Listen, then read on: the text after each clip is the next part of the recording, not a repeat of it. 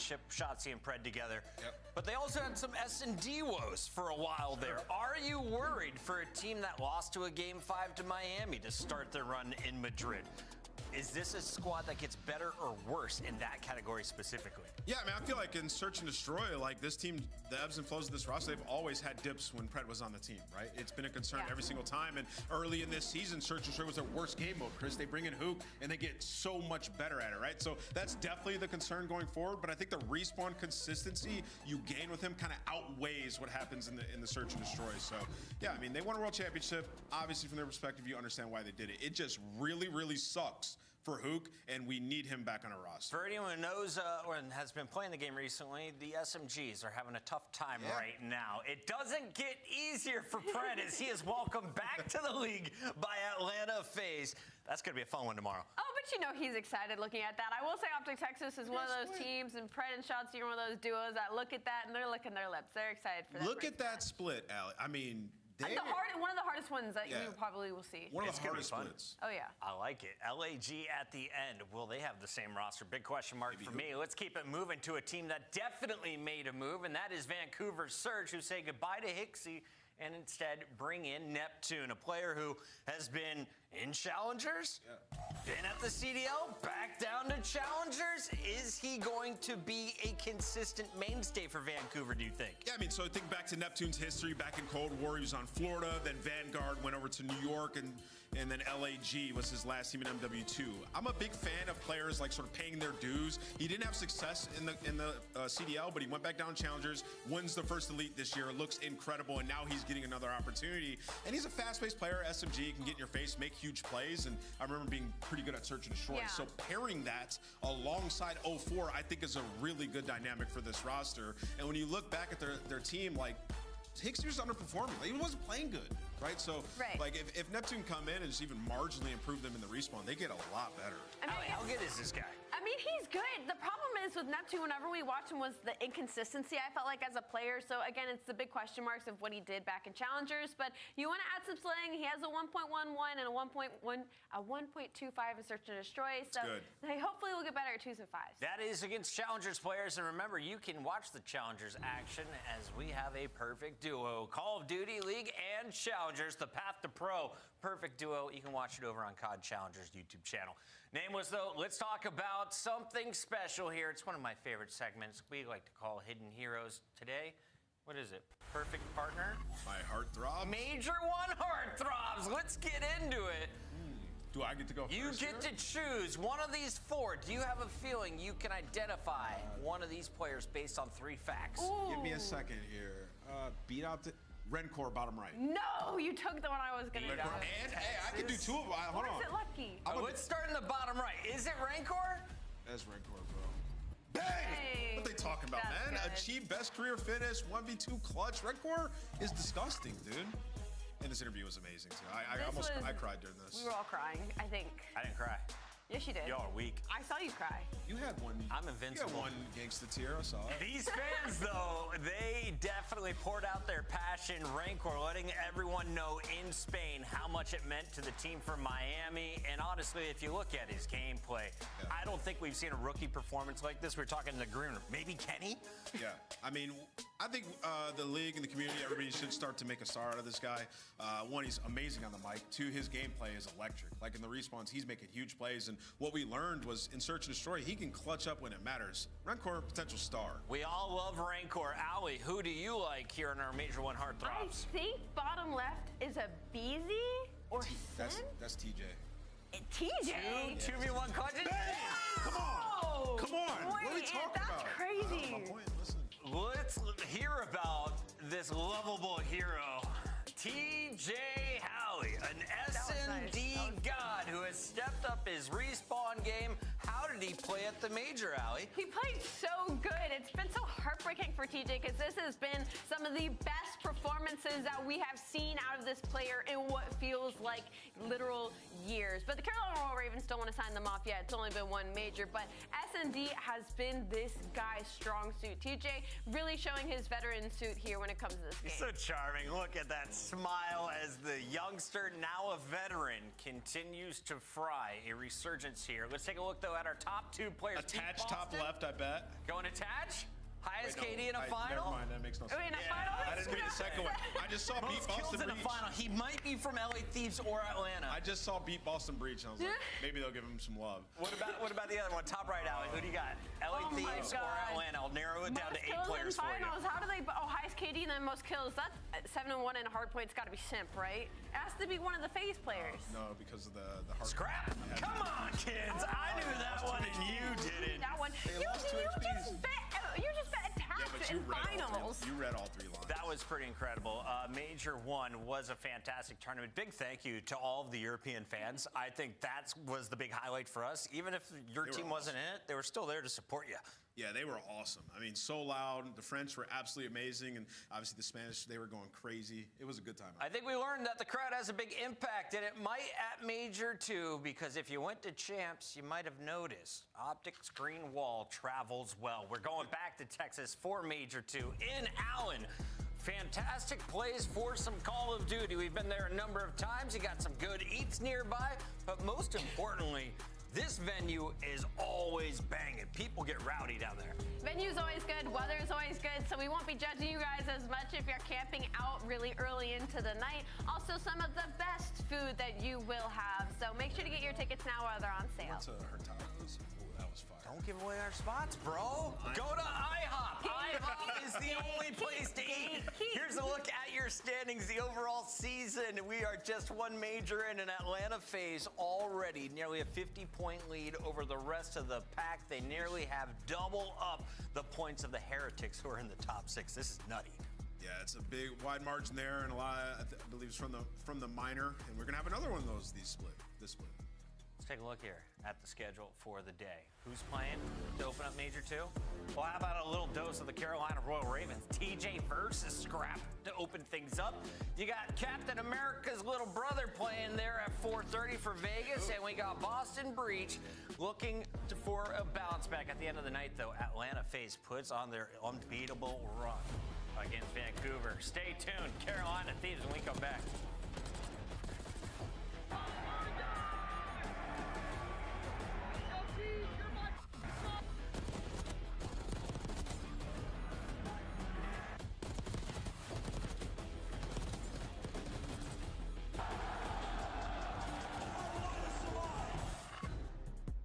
Upgrade your game with the Scuff, the official controller of the Call of Duty League.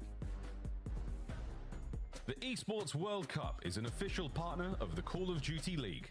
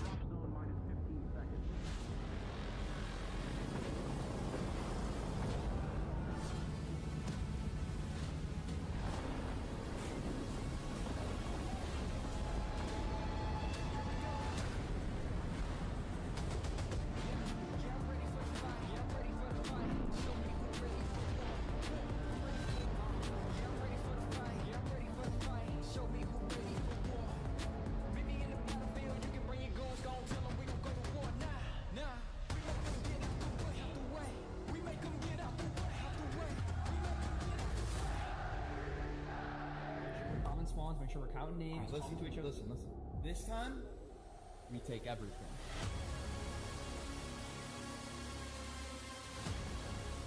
Our Major 2 qualifiers kick off right now with a big matchup. This is a battle between two top 4 teams, Carolina Royal Ravens taking on LA Thieves. And we should start with the Thieves squad that went to a round 11. The distance, a Game 7 against Atlanta. We were 1 round away from calling them our champs. And it's so heartbreaking because Scrap says that he'll have to let you win once because Search and Destroy just could not pull them through for the major, and that's going to be their biggest focus throughout the entirety of this I love the play. music that comes along with these heart wipes. Thank you, production. Let's talk a little bit about the Thieves, though. Why is this such a lovable lineup, Nameless? Yeah, I mean, well, one, their response is absolutely incredible. When you think back to the match that they had early on in the major, it was versus Carolina. Beat them 250 to 60 something, then 250 to 40. So they dominated them in the hard points. We'll say the Search and Destroy, it's worrisome. 3 and 7 in their last 10. You see in highlights from Red Card Search, basically the only map that they really like in Search and Destroy as it stands right now, right? So that is their sole focus. It's the reason they lost finals. And in any series where they struggle, it's typically through that game mode. They're going to be focusing on that throughout this entire split. LA Thieves looking to continue their winning ways. Will they be able to start with a 3-0? They've been dominant in the respawns recently. Does Carolina give them a run in the hard points today, though? I don't know about giving them a run in the hard points today, not from recency bias, but they kind of need to on the side of Carolina because you went from one of the best hard point teams in the game to coming up to the major and getting a 100-point club by this team. So this is not only a revenge map. Whoa. It's not only, I'm trying to build them up here. Yeah, I mean, he had a blasted eye. Like, something was going. He couldn't see straight, man. And he was still shooting straighter than everybody I still else on feel the like roster. 3v4, you might be able to put up 100 points. I mean, in 2 games? That's a tough one. I mean, they bounced back. Like, look at the rest of their tournament. Absolutely incredible. And even in the hard points that they were losing, I mean, their last 4 hard point losses are like sub 50 points, so they're getting down to the wire. And they don't need to be the greatest hard point team because they're so good at S&D, right? I look at this team, and I'll say it with my chest, TJ is a top 10 player in this game right now. He's been unbelievable. You had to say it before you could set him up, Chris. TJ I don't know if we have time. is a top 10 player. Defend yourself right now because I know the chat is eating you up. I mean, yo, listen, watch the VOD. Listen, the guy's got a 1.2 in Search and Destroy. You look at these top 10 opening duels, objective work in the respawns, top 10 in both game modes. He's been unbelievable statistically and then just by the eye test, like willing his team to victories, clutching 1v1s in the most intense moments, and performing on land. I'm putting TJ in that top 10. TJ in Black Ops 6 has been an unreal beast. Here's his maps, though, for the best of 5. And what are we getting for hardpoint game number 1? We are going to Vault for game 1, Hacienda for game 4 hardpoint. If we get to that second Search and Destroy, this is where the Royal Ravens may have an edge. What does it come down to with the numbers, though, Allie? Who has the edge? I have to go with LA Thieves a little bit in this just because their Hacienda hardpoint has been looking a lot better. It doesn't look like we're testing a whole lot on either side of these, which I'm shocked because I feel like this is the perfect time to do it, especially coming off of that loss. I mean, you look at the Search and Destroys, Carolina are loving it. I mean, they love every search map. They've done a good job expanding their map pool. They have a good chance if they can get it to 5. At the end of the tournament, I chose a team that went by the name of Atlanta Faze to win, and that tied up my record amongst my friends. I don't think that was true at all. Let's take a look though, at our numbers. You guys 43 and 28 across the board. Rosalie, happy Valentine's Day. You get to go first. LA Thieves, 100%. My bad, Carolina. Nameless? Dang, man. You ain't gonna slash it. You ain't gonna TJ Halley. Top 10? I just got baited into it. It's Valentine's Day. Show me some love, Carolina. I got you guys winning this one in a game 5. TJ top 10. Scrap's got the numbers to actually back up that argument. I'm going with Scrap and LA Thieves, and the fans will as well. Let's send it over to Maven and Merc for the first match of Major 2.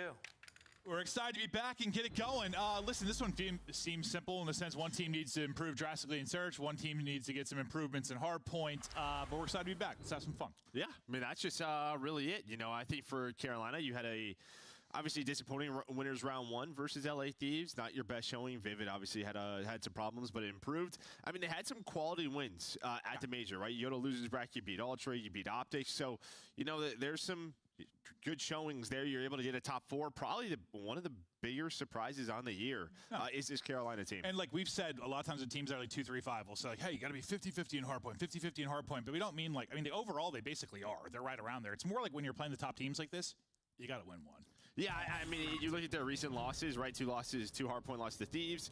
Even versus Miami, they lose 2 there, and they get beat 3-1. So it's just like, if you're going to want to win a tournament, yeah, it's just tough to do it. Like, you may be able to win a series versus a top team in a 2-3-5, but to do it consistently, it's just not good enough. It's just going to be tough, right? It's the consistency of it. Like, I mean, Faze just proved in a best-of-7 final, like, you don't have to win a hardpoint. Like, there are ways to win, but consistently, it's very difficult to do. So against the top teams, we're going to see if they can fight. 'Cause it's still a question for me. Like, yes, after getting beat up by Thieves, I don't know how much we can put into the Vivid Eye situation, but they got absolutely crushed. I mean, we were sort of like, uh-oh, because we were starting to becoming like doubters a little bit before, like leading into the major, right? Yeah. Their bounce back, did that do enough for you to like, hey, they're going to flirt with the top 4 most of the year? Like, do you think that, okay, let me simplify this. Is this a team that you think has a chance to win a major? I mean, maybe not yet. Not from what I've seen. I don't think so, not yet. But. Because honestly, I think while their showing was impressive at the major, I also think Ultras and Optics was not great. I think what those the major, are 2 teams they beat. Yeah, I think what the major showed is that right now it is sort of a Thieves Faze world. But I think with Pred back on the lineup, we're back into that 3-horse race we've kind of talked about all year last year. We hope so. Yeah, so we'll see. Yeah. No, we'll definitely see. But we're waiting for this one to get started. We're going to take a look at some of the stats just historically between these teams. Obviously, they just had the matchup at the major. But this is just versus what? Oh, versus the Royal Ravens. Like, we're talking the entirety of it. Wow. Listen, it's a bounce back for Carolina because the London Royal Ravens didn't find a whole lot of success. They had like a top 4 at some point, but like, they didn't have a lot of great finishes. Yeah, not versus this team, I guess. 12-2. Or in general, but yeah. Not much. But yeah, you can see there. Yeah, I mean, LA Thieves, they own this. No, they certainly have. But, you make some changes for the Thieves. It's been an interesting run for the past few years. You think back to that, some of the, not dynasty, but like dominant teams like you had back in BO4 and over the past couple of years, when you have Octane the Crew and all those great players, they had this rebuild year, which ends up still being a great year. And then you're like, all right, let's get back to it. Let's get back to the superstars. And you bring in 2 of the best in Scrap and Hydra. And Scrap has been, I mean, he's been terrific. Yes, listen, we'll laugh, we'll meme it up with some of the performances he's had on Hacienda, but otherwise, I mean, he's been a beast. Did you see the clip, by the way? The recent one? No, I don't think so. So someone's like talking about PC. You're going to love this because you're a huge setting PC guy. Yeah, I'm a freak, yeah. Yeah, you're a weirdo. Someone's talking to him about like PC performance and talking about bottlenecks. Yeah. And he thinks it's a roast about his neck. It starts just like freaking out on the guy. Stop it. And his chat's like, Stop dude, it. They're talking about Stop it. They're talking about the No way. I swear. But they were saying he had like a GPU, a RAM CPU bottleneck. I mean, that's a conversation I have every year, right? I have my guy Kev, tell me what the bottleneck is this year. What do I need to upgrade? Yeah.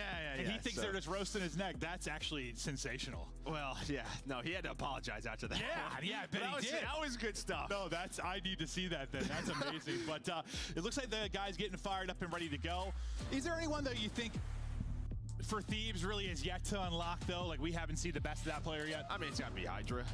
That's the easy answer, right? I think it's an easy one. I think, like, we saw, like, Scrap had a great major. Envoy had some great stats. Ghosty was fantastic, but like if this team wants to win, I think everybody's looking at Hydra really in the search of Destroy to step up. Well, I was looking just the past couple of years. Like Hydra had like the #2 overall KD like 2 years ago in Search, like a 1.25. Like you're talking the whole year. Last year was like a 1.2. The whole year. Like he is a guy that's a lock for like a 1.2 in Search. What does he have right now? Like a 0.83 or something in that ballpark. Yes, I think that I tweeted him after the loss. I'm like, brother, we have not seen the best of you. You guys are going to be fine. Yeah, I mean, that's sort of the goal. We'll see if it happens. I mean, again, and this is a very different title than the last couple of years when it comes to Search and Destroy. There's just not a lot of room for him to work on some of these maps. There just isn't. Yeah. I think you kind of see a lot of sort of our island-esque players that we saw last year really have good stats kind of struggle this year because there's just not a lot of room for that. Well, it feels like we usually have a couple maps like that are Search maps only, not played in hardpoint, that wouldn't really work in hardpoint because of those types of positions on the map. We don't really have that this year. Like these just Search only maps, like it only works in Search type thing. So yeah, usually if it's a map that plays straight up well in hardpoint, it's kind of hit or miss for me whether it's going to work well in Search. And to your point, it becomes very one-dimensional. There's not a lot of openings where you can make plays. It sort of takes the playmaking away. I mean, you just take it like Vault. Like we were kind of having a laugh about it. Yeah, I mean, Vault, Skyline, I mean, Protocol. Those three, at least you have Hacienda and Red Card, which there is some room, but still, like, it's not what we had last year. Yeah, true. Where you know, you can have these guys just sort of take a route, hit a good timing, and they can literally win you the round. Yeah, no, certainly. And if you're wondering why we popped back after this and Joe and I are still BSing, I think it was just sides were wrong as we hopped in. So they're fixing that real quick and we should be ready to go. But I mean, lots to chat about as we get excited. I mean, not that many changes overall with the scope of the league. I mean, the big news, a change for Falcons. What the Hicksy change as well with Neptune coming in. We're excited to see what Neptune's going to be able to do. But just in this particular one, like, it's crazy because that, you think about the final for Thieves, like that's one of the better, I mean, we cast the winners bracket final, one of the better winners finals we've had, one of the better grand finals, the best grand finals we've had. Like that was godlike. Only thing I'd say would be better is back when we had like maybe 2 best of 5s. We had some insane ones back in. Yeah, the sort of Minnesota, like, yeah, I don't even know if that's like considered the best final, but like in terms of just a back and forth like brawl, just a war, battle. Yeah. No, it was truly sensational. But like I just tweeted like most of the guys, just like, listen, chin up, man. I think for like Envoy, you had a lot of like haters, people saying he like sucked now. You reminded people you can be a lord. Like he played so well. Yeah, we saw that stat card just coming into that map. I mean, he led the way at the major in hardpoint. He had a 1.25. Like, yeah, no, I think it's just you have an off year, off title, off tournament. Just people, you know, you get held to a higher standard when you're players like this. You do, but you know, just kind of reminding people what the deal is and how good he can be. And it seems he's really comfortable on this team. Granted, I mean, when you're playing alongside guys like this, there probably is a little more freedom for you if you're Envoy. Yeah, I would think so. At the same time, I mean, you know, he's going to have to be sort of the entry guy. But yeah, just looking at the KD leaders from Major 1, and yeah, you're going to have 2 of the LA Thieves right there. 1.18, 1.14 for Envoy. You know, and then leading the way is Gio. But nobody on the other side for Carolina. No, nobody from Carolina. And you see even like Faze just sell, which, well, we've seen that before, I guess.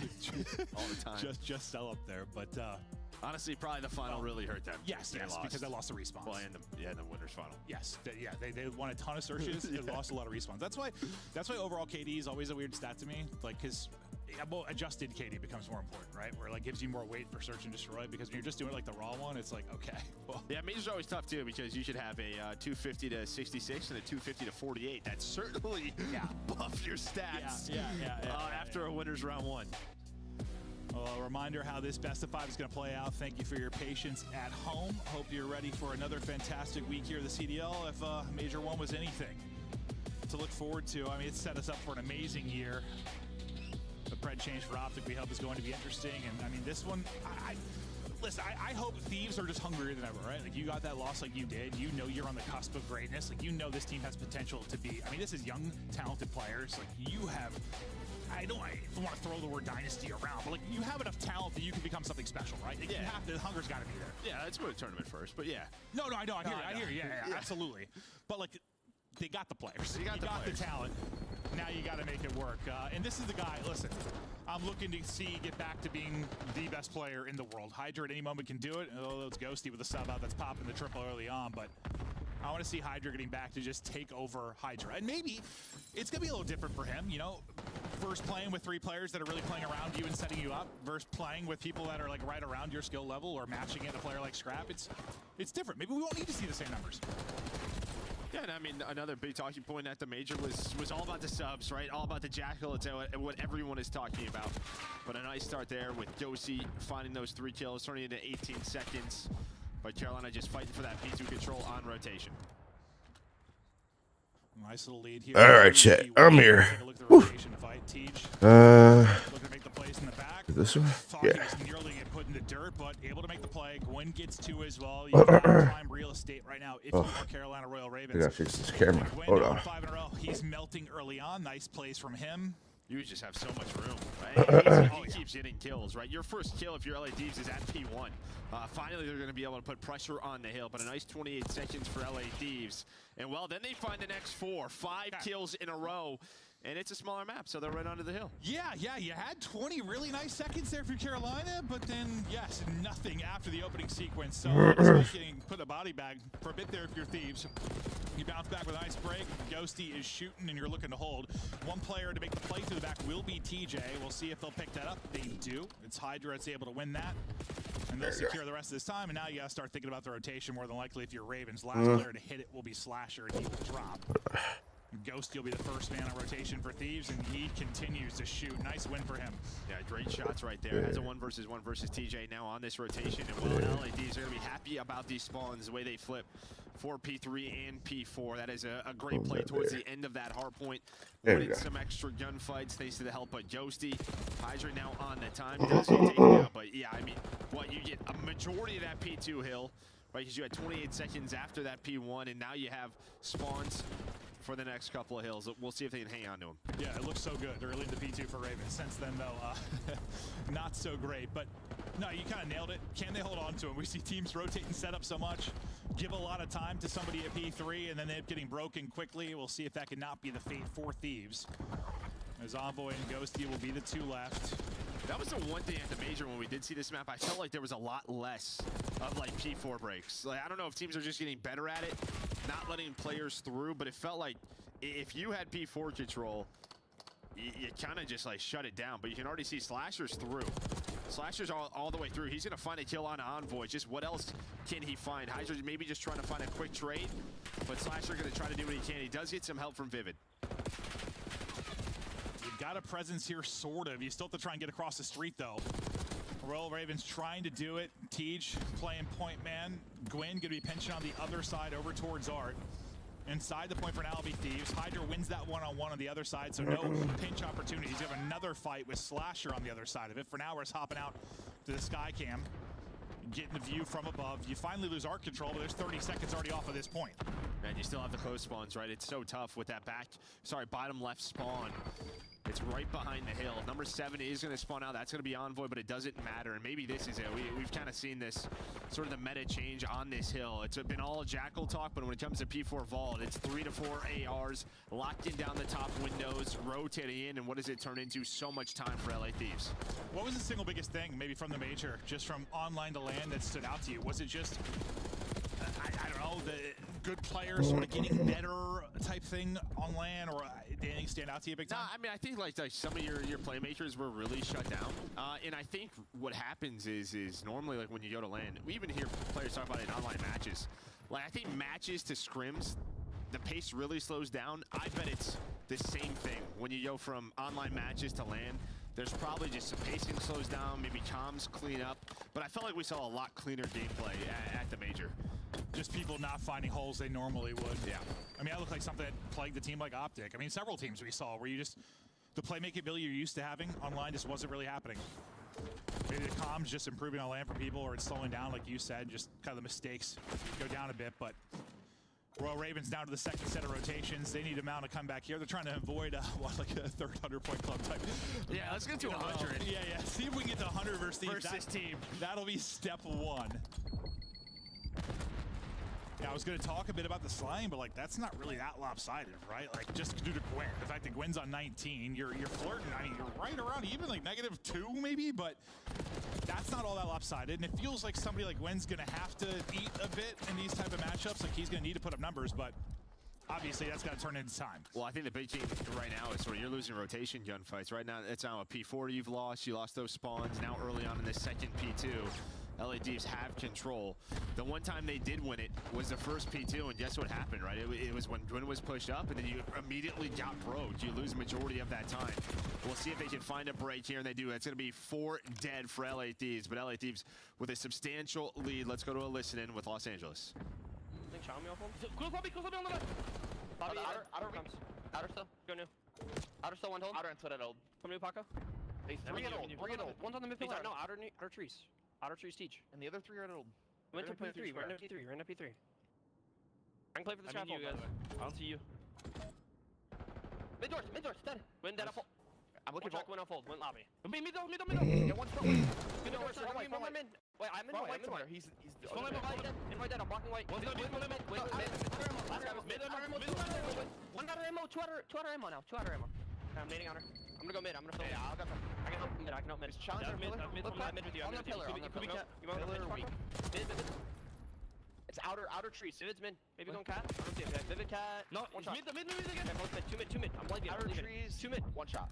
I take off. I'm gonna go to our tree. Still our tree. Hey, still our tree. Just camping. I spawned behind him. Give me a second. Mid doors. One side in you. In you dead. Nice. Mid doors weak. I'm blocking. Ran out mid. He's in the vault. Go right. Yeah, get right. Oh, then one more behind me vault. In the vault again. Jumping on mid. Yeah, and one stop ammo. Yo, Ren B control. He did not jump on mid. He's gonna be low white. I'm watching you. Yeah, already low white. Alright, at the back. He came to the back. Just low white, boys. Win dead in the back. Nice. Going up top here. Dead. Nice. Block. One low white right now. Low white right Your front door. Your front door. Out of the back. They spawned in the back. Yeah, someone on the back. I have all your front door. I needed one on the back. Got your back door still. I still have your back door. Yo, one coming back. One more back. Slasher. Back left. Towards you. Back left. Yo, one front door too. Front door. Back and left, statue. guys. Slash your back. To the back door. Just holding statue. Back door. Side now. Side door. One shot back door. Slasher. Side door. Still challenged. Side door. Yeah, on the left car. You should pressure this. Everyone row off death though. Left car dead. I got nade to you. One shot. Time is one. Absolute left side. Left side time. And push out B control. Teach. Where'd he go? B control. He's literally probably going to a fight, I guess. Yeah, no. We cold. Never mind. Too old. That's Gwen. I'm staying left. I'm pushing on too old. Yep. I'm gonna get closed. Right on me, dead. I've closed. Hold it. Got it. I'm gonna get initial. Yeah. Can you Look your open. Just look your open. Open. Well, out of the listening and still up 70, there were a couple things I like. When they were kind of set up for 4, and everyone kind of called what they had, like at front door, back door, and then they were just shut up for like 10 seconds because they didn't like have anything to calm. Well, they were waiting. No, they were. I know. But like, I feel like sometimes people just, like, feel like they need to talk and just like keep calming. They sort of chilled out, and then I don't know, little stuff like Ghosty when he said, "Let's hit it one more time on death, though everybody row." Stuff like that, I think is great. Yeah, I think Dan always has some gems in the listen-ins. Just very calm. Hey guys, I have this. You know, even then, like, yo. Scrap, make sure you have right pillars. Don't give that up. Just little reminders, and this is why this is the best hardpoint team in the game right now. And that's a very hard thing to do, right? Like, it's hard enough to worry about your POV and where everyone is in position to you. It's less when you're like playing chess for your teammate than too, and what his view is like. Like, it's a lot more. It is. Yeah. I mean, there's some players deal with it better. You're playing. Yeah, you're paying attention to a lot of things. What's on the mini map, and you're just making sure your guys are in the right positions. Well, I know you play with some teammates that are good at that and probably not so good at that in your career, yeah? Definitely have my favorites. Yeah, I'm sure. Well, you get over the 100-point mark, at least if you're Royal Raven. Still a ton to do if you're going to somehow take this map, but maybe it starts with the P2. Unfortunately, if you've lost your 2 players in the front, Vivid, trying to hold from inside, is getting kills on his back. Ghosty now looking to push. His nade combined with Scrap, able to take somebody out, and Hydra gets another. I thought maybe a clean sweep of P2 again, but you're still fighting and holding if you're Ravens. You're just not really in the hard point to actually get time right now. So, I mean, Thieves, I guess, is good work on keeping them out of the point at times. No, I mean, P2 can get messy, right? Nades are starting to hit. You're trying to cross to the hard point. There's some good positions from the front side if you get top cat, if you get trees, where you have angles on the hill, but it can get messy, and Thieves do that, but finally you fight on back. You win the P2 rotation, you earn it into a good amount of time if you are Ravens, and now you're within striking distance. You can see the map now. They finally have control of Art. They have P3 and P4 spawns. Can they turn into time? And if you're Thieves, I think you're probably just trying to pressure P3 as much as possible. Get as close to that 250 mark as you can. And Gwen's like thinking, I'm going to drop 50 for the L. I mean, the pace he's on right now is 37. Got to pay more attention to what's going on with him in the mini-map, but right now he's trying to make plays through mid. Not going to happen, though, as his number gets called. He'll get shut down. TJ, some tags in, but it's Scrap that's able to pick up 2, and that play is going to submit some more time now for Thieves, and they can close it out on this particular hardpoint. So this becomes a tough situation, right, for Carolina. Yeah, you can already see what happens, right? An opening comes up for Hydra. So you see number 6 on the map. You slow it down on the hill. What does that allow? Carolina know they have to pressure the hill. So as soon as they start to, you win those gunfights. You flip the map, I assume they do trade on to Vivid, but yeah, that's how you play sort of the game when you are close to winning this map. So much pressure on Carolina to contest and also hold. They're not really able to do either. Yes, they'll get in for the scrap time, but still in a tough position. The only person, really Gwen, you can see he's kind of tucked away towards P4. Hello. The troops are rallying over. Finally, Ghost again to drop. He wasn't prepared to get shot as he's tucked away in the corner, but you got to fight around the point. 7 points needed for the victory now for Thieves. They're inside. They're fighting all the kills. One player left is Slasher, and he will drop. That will seal it there. Thieves continue their dominance in hardpoint over this Carolina team. And Carolina, I mean, you got some numbers there out of Gwen, but you know, I'd have to go back and watch just his arrow to see how he's able to put up nearly 40. Yeah, honestly, just a lot of time when it just felt like the game was like slowed down. There wasn't like too much chaos on the map. and they didn't have control. Like, there were not a lot of areas of the map where they were winning those rotation gunfights, being in the power positions, but somehow he was still putting up 38 kills. Yeah, there were like a couple situations where he was just like last in. There was that guy that would, then clean up like 2 or 3, which happens. I didn't watch it enough that I felt like he was like, baiting his team or anything, but there were a couple where he'd go in and get a couple of cleanup kills and it wouldn't really turn into much, but still 38 with 4,100 damage. He wasn't just picking kills, like he was shooting as he led the lobby in damage. Yeah, I mean, poor Vivid, he's got 68 29. It looks bad, but I mean, 12 assists and 3,300 damage. He has second amount of damage, so he's putting shots in, maybe allowing Gwyn to maybe clean up and turn that into some multi-kills, but 24 non-traded for Gwyn doesn't matter. It's all about LA Thieves and just a well-controlled map. No, and I think you feel really good about wins like that for your Thieves. Like, nobody's going crazy. Yes, no, you don't have to rely on anyone to go nuts. I mean, you got a couple of people negative, everyone's around even, like nothing really wild, but you win by 100. You've got to enjoy those victories, which typically means what? You're either playing the game the right way or you're getting your kills at times that actually matter. Yeah, that's it. There are kills that matter and kills that don't.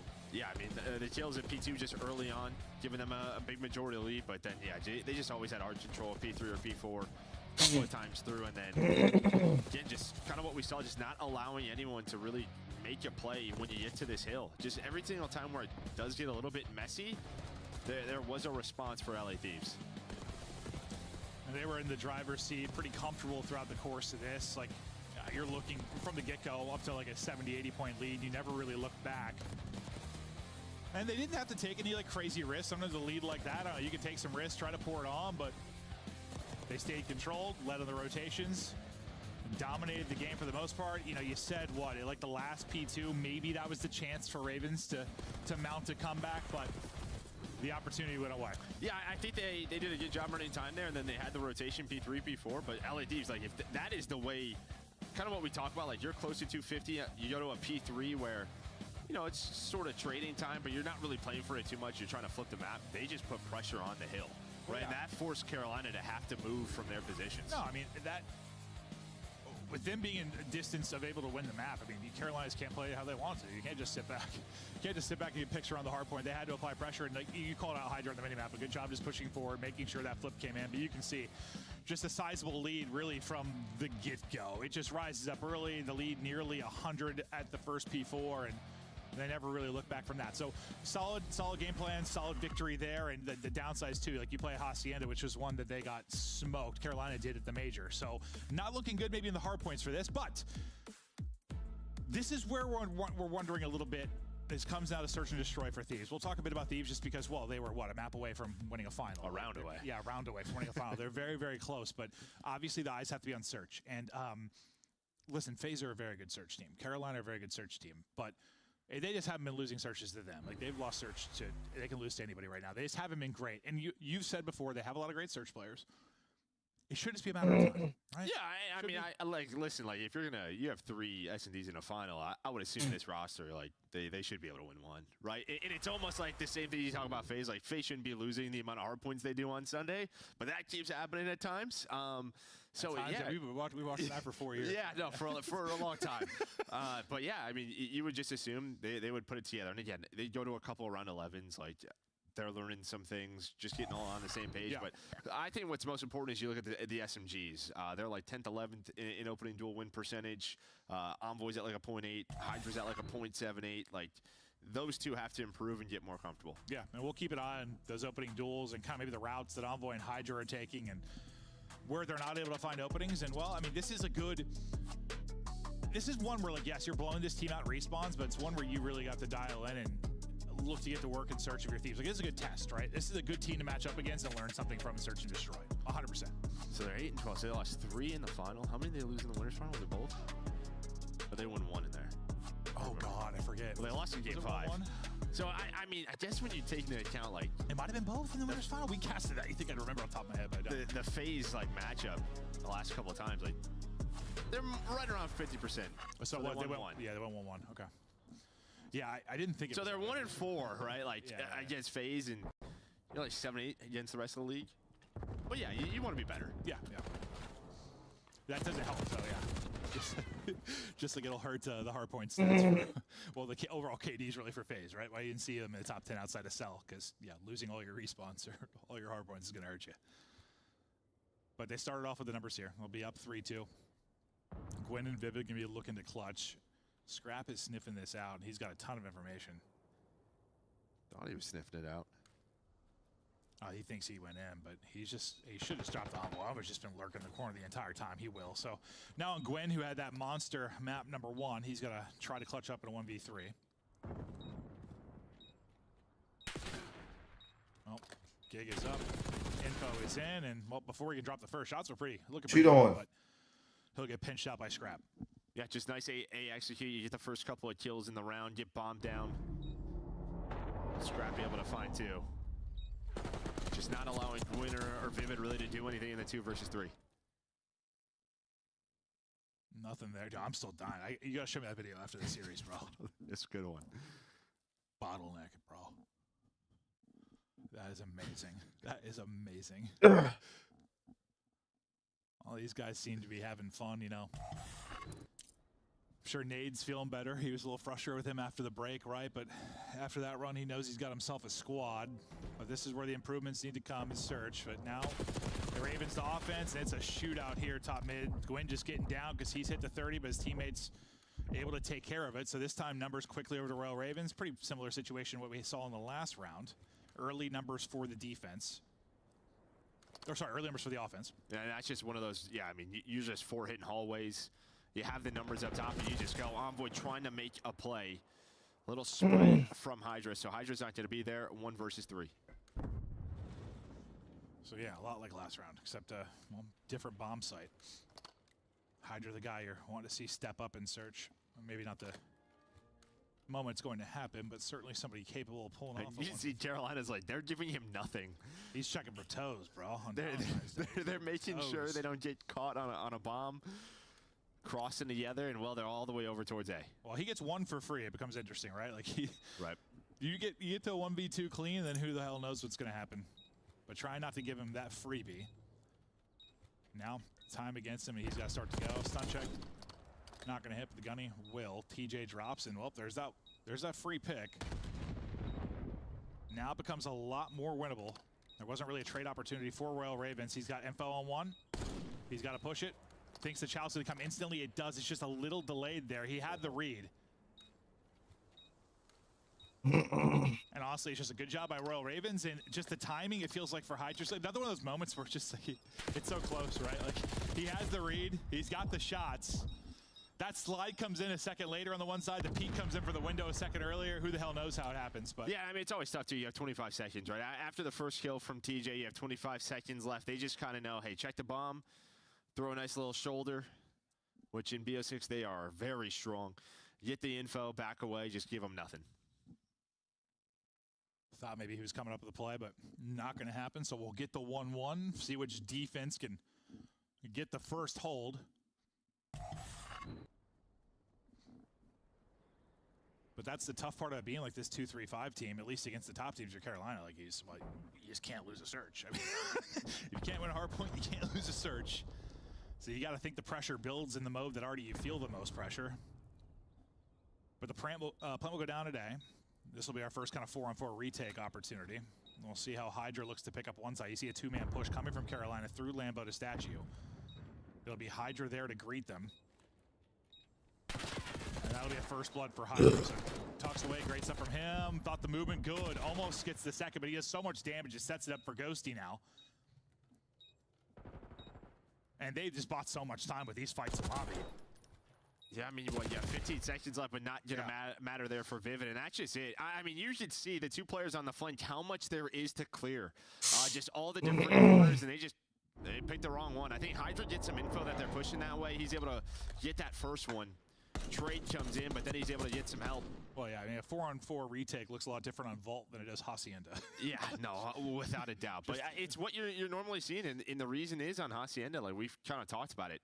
You've seen it in this game. Like, if you get picked apart like top halls, like more likely you're going to lose the round on defense, right? It's just so tough to win these rounds when you're down in numbers. And, you know, even back to BO4, this was a giant retake map.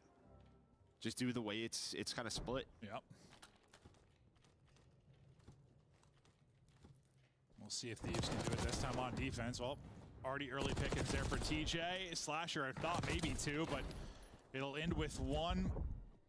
And this is what that is a perfect example of it. You're in a 2-2 split. You have 2B, 2 top halls, and they find an opening on the opposite side of the map. So it's just like this question of, hold on a second. Okay, someone's going to check. I love that. On a Hydra, at least to go for it. Why not? Why not? Exactly. But I mean, you can just see if there's one opening, you get picked apart on defense. Other bomb sites open. Carolina takes it. You know, I would have done that. Oh, yeah, he had the read. He's jump spotted already. Someone checked it. I like it. Because that's how I'd be getting into the only way defuses. they're losing that round. But no, I mean, I broke down basically exactly what you're talking about, right? As I see them plants and they're just leaving the bomb, then perfect timing to get fucking defused. So far. And I get it off every time. See if somebody finds an early answer or if it's going to be that kind of 4-on-4 retake. Envoy with eyes out bottom mid. They're working up for that early A plant again. But there's a presence here and they don't like what they see. So they get some info, they back out of that. This pushing up aggressively. Yeah, this is setting him up. Slasher's gotten up real aggressive. He's got multiple here to deal with. Gets one. He's happy to get one, though. Honestly, I think he gets caught sprinting there. And yeah, I thought he was going to post up a little bit earlier, honestly, but he kept going. Yeah, it's a bit of a disaster. Well, they have no info, so he's just, he's hoping to catch a flank Tommy instead. At least finds one. Goes 1 for 1, and then Gwyn through the ladder. Ooh, get another trade. So 2 versus 2. Best chance for our defense so far to get a round win. TJ has had the ice. Not gonna happen here. As he's holding one thing and Scrap's getting shots into his side. Now Vivid with a clutch opportunity. He'll be up against Scrap and Envoy. Plant is through on Vivid to get the first defensive round victory. There's eyes on one, and whoa, okay. He's thinking, oh, the child's gonna come in from the left, but no, Rock player just sends it at him, and you can see the Thieves guys loving it. And this is what I mean. I mean, yeah, just so many parts of this map. You just throw in some mean shoulders with the Omni movement, and yeah, Scrap's like, I got a Jackal, this is easy. Yeah, I think Vivid's thinking he didn't see him. Maybe on that shoulder, maybe he got eyes on him, I don't know. Or he's not getting shelled that quickly. Yeah, he's like, this guy's not gonna solo chow me. No, he did. He sure is. He sure is.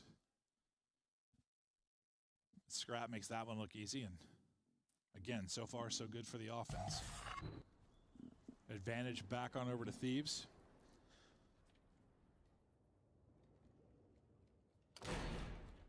Lone man will be Gwen. He's been finding some success through the halls in mid-map, but some of the utility being exhausted out towards A, and I want it to be a similar thing where you back this up if you're Carolina, because the presence is here, the rotation is in from Thieves. You've got numbers, and Gwen's out of the play for now. Yeah, I mean, this is exactly what you want for Thieves, where you have the right read and you don't lose anyone. So bomb's not planted yet. You're in a good position to defend A, and while they might go for this, you see they drop down towards connector, but TJ's been so good in search, and there's a double. I thought he was dead to rights. How he gets 2 there is absurd. Ridiculous play from Tej. He has been eaten, whether it's crumble or on the map. He is disgusting. But we're not done yet. Down to 2v2 now. Bomb plant in. Tej off the map. Slasher in trouble. There's one above him as well. He's going to fall. So that play from Tej that you think maybe ices it, maybe not the case. Now it's on Vivid to clutch up again. Scenario a bit different. Spot onto 1. Oh, I think he gets spotted as well. So yeah, they're going to group up and just chow this connector. Maybe just wait for the rotation. Scrap gets some shots in. Waiting for Envoy. Stop shooting. Doesn't matter. We got enough time. But, I mean, that is a 2 versus 4 around you did not throw away, and they do. Yeah, no, Tej probably a little bit frustrated in that. He had no right hitting 2 from that spot. I think I just saw the sigh and frustration out of him. Thinks he won the round for the team. But now the rhythms are broken. No offensive win there. Yeah, in the 3 versus 2, like Gwyn is he's by himself top stairs. He's kind of looking out through halls, trying to find another pick and kind of secure the round. Instead, he gets caught. You see this sword out in Challen via the new window. I mean, it happens, you know. We all stop shooting every now and then. Yep. Honestly, like, I wasn't looking at the menu map at the time, and I was like, where's he getting shot from? And I was like, oh, yeah, he just stopped shooting, because it felt so weird, like, from Vivid's POV. Like, I thought he got a shot, like, he shot out, like, mid. Like, I was confused at first. 4 straight for Scrap, though. As he's taking over. Nearly able to swing and isolate one, but here comes the pinch. Wow, Gwyn doesn't get one there. Ghosty picks that up. Wait, I thought Gwyn had a freebie. Yeah, or two. I thought he was about to get a multi since he worked through bottom middle, but TJ had to bring it back to the 3 versus 3. Yeah, he's been doing that and finding a kill. That time not going to happen. Big one from Ghosty. Envoy gives him numbers now. Vivid brings the numbers back. 2v2 we go. Ghosty a chance to take the favor. Gunfight gets away from him for a second. Vivid nearly able to snap, but can't take him down. Now it's on to TJ to clutch up. The problem is the time. You got 15 seconds to go. Best of luck with this. He's had some insane clutches. Not going to have one here. Thieves start to string together some rounds. Now in control. I'm going to assume Ghosty knew that Gwyn was doing that. Because well, he's done it a couple. He's done that several rounds. Yeah, where he's climbing up that ladder. I mean, they just kind of baited it out, right? You hit top open, throw some shots in. That player office has to back away, and Gwyn's like, all right, I'm going to activate, but instead he gets caught. Yeah, he's found that good timing a few times in halls where he shot somebody in the back. I've been watching Ghosty's arrow. Even around before when Gwyn was like dude, he was literally like just head on a swivel, bro. Like he was just waiting, snapping to try and pick up Gwyn. And that play might decide the round, honestly. Who the hell knows how that plays out if he doesn't? Because that could turn into 2, like you said. No, I think it would have, yeah. One more round for Thieves, and well, it's the problem for Carolina. You can't win your searches, then you are going to be in huge holes in series against the top teams.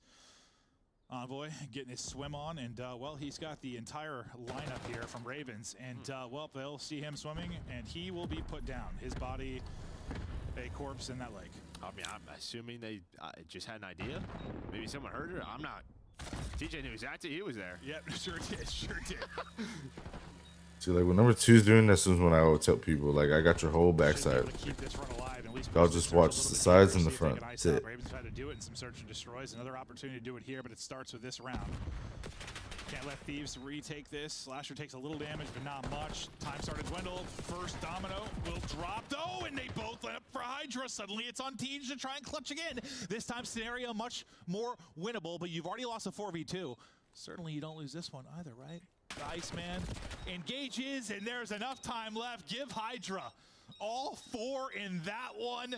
He will seal the deal and wanting to step it up and search and destroy. And that's his GG's. And then he gets 4 to close it out. But you see some of the playmaking ability from him and Scrap over the course of that. And you look to continue to see improvements in search and destroy, and this Thieves team becomes very, very scary. Yeah, I mean, Hydra's just basically saying, I'm not letting what happened. Might be a 3-0. The winners final happen to us again. I'm going to control this rock, because that was a Beezy's at the major, but he's able to find 3 in the same position on a Carolina. And yeah, it was 2-2. You win 4 in a row. It's definitely a couple of rounds thrown away there by Carolina when they had some numbers. But wasn't it Simple to play at the? Oh, no, that was the hard point they had to play at the rock, wasn't it? Yeah. He had all 4. Yeah, it was hard point. That's Simple or Bees, I don't know. It was both of them. I might have. That series is insane, bro. Everybody's making plays on both sides of it. One of the best we've ever had. But yeah, breakdown of here it went, or how it went. You know, we're talking a lot about who was going to do that first defense. It felt like once you finally got one of your Thieves, they never really looked back. They took control, and maybe frustration started to build a little bit for Ravens, because that's after you had the 4v2, you threw that away, and no, I think the wheels kind of come off. Yeah.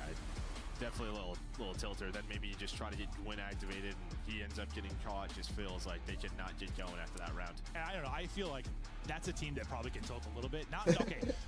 I bet they tilt more. Like I just feel like a Slasher team. Like if they get blown out in a hard point, like they just get like pooed on by a good team. It's sort of whatever. But if they like make like brain dead plays or make bad plays, no, he hates that round. That I could see tilting them 100%. But yeah.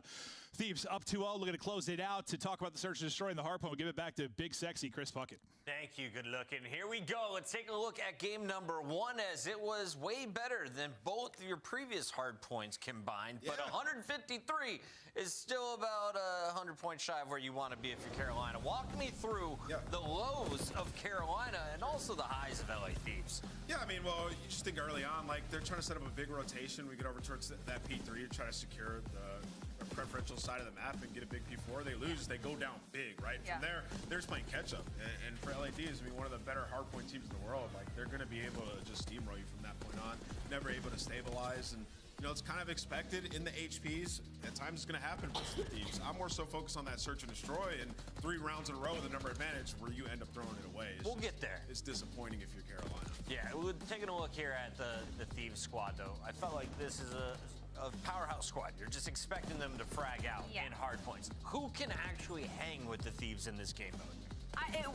Carolina Royal Ravens could. I'd say now the only teams that kind of hang when it comes to the respawns in LA Thieves is probably going to be looking at Atlanta Faze, maybe Optic Texas if they go back to the ways they were with Fred on this roster. But Carolina Royal Ravens used to hang. Again, their hardpoint has been very wonky. I don't know if it's just the matchup versus LA Thieves, but they cannot break that battle of that first set of rotations. LA Thieves just always getting that step ahead of them, and then like Ant said, playing catch up, and it was just a little bit too late. Unfortunately, Vivid still having some struggle in that slaying category here when it comes to that I mean, the slaying was like pretty close in that majority of it. Well, yeah, one of them had to drop almost 40. It was just the rotation fights. They just kept losing, right? It's just unfortunate. We talk about this map too. This is what hurts. Yeah, this is what really hurts. I mean, you look back at what round 5, 6, and 7, where it's like you have a numbers advantage, and for Thieves, like they just know where Gwyn's playing. He's playing down low by that staircase. You think back to the round where it's like TJ pops 2, and Gwyn doesn't go for the instant trade. If you have that moment of hesitation, you allow them to reposition. They know the general area you're going to be in. Yeah. They're going to kill you. They kill him. There's another round. It was right after that where like Gwyn gets them the numbers advantage. Right, you're in a 3v2 situation. Can we pause? And then he challenges again. So like. These are rounds you should win. Like, we look at this round, you should win this round, you get together, you trade, except Gwyn gets caught up top by himself, right? So he had a rough 3-round stretch that, like, you're just losing rounds you shouldn't. And what's even worse is like they were trading attacks at this point, right? So now you sold what was supposed to be another trade to go 3-3. LA comes back in their attack. They're able to take another round and go up. And suddenly what was a 1 to 2 round deficit is a complete 6-2 blowout by the side of LA Thieves. But I do want to sing the praises of LA Thieves because they have been a terrible attack team. 9th overall in the league. Search and destroy was not their strong suit heading into this.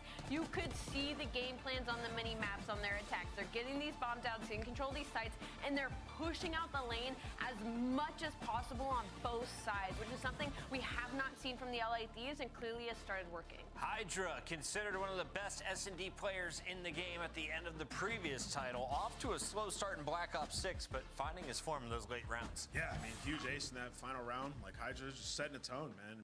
Think back to the round 11, where they sent him out on a solo mission like a missile. That cannot be the way you play Search. You gotta give him some support, and he'll make some big plays. Before we get into this game number 3, we gotta show some more love to these players. Let's take a look at our Valentines. Oh my goodness, this one's so fantastic. It broke the monitor until here it is. I would never goes to you. I saw. Yeah, that's worried, Dan. I saw a picture today. Dan tweeted out, and he had a T-shirt on it that said, "I like older women." So hopefully he finds himself an older woman at some point. And here we go. That's just playing the odds. That's a smart kid right there. He's a smart guy. Oh my He's a God. smart guy, man. We got Hydra, my favorite 1v1. Oh, that's cute. How was he able to carry Tim Merck's favorite I would love to person? know. When was that taken? Joe Strong, man. Oh my goodness. Going on 40 and beautiful as always. It's Maven with Merck. I still have. What time is it? 12 hours. 3:45.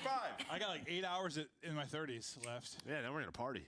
I'm not gonna do it. I'm gonna play this new Avowed game and you're having a probably great time. slobber on myself playing an RPG. Honestly, that's what I'm gonna do. But let's continue on with the series. It's Favorite Valentine's person, Day. by the way, is also just that's. Yeah, I mean, you looked really happy to be holding me there. That's a good point. You definitely were grabbing some ass in that as well. You can't see it in the shop, but you had hand on cheek. Allie, don't talk to me about love. I'm setting you up with Tej. I'm going to keep on working on it. But we're going to continue on now in this series. Carolina Royal Ravens, LA Thieves.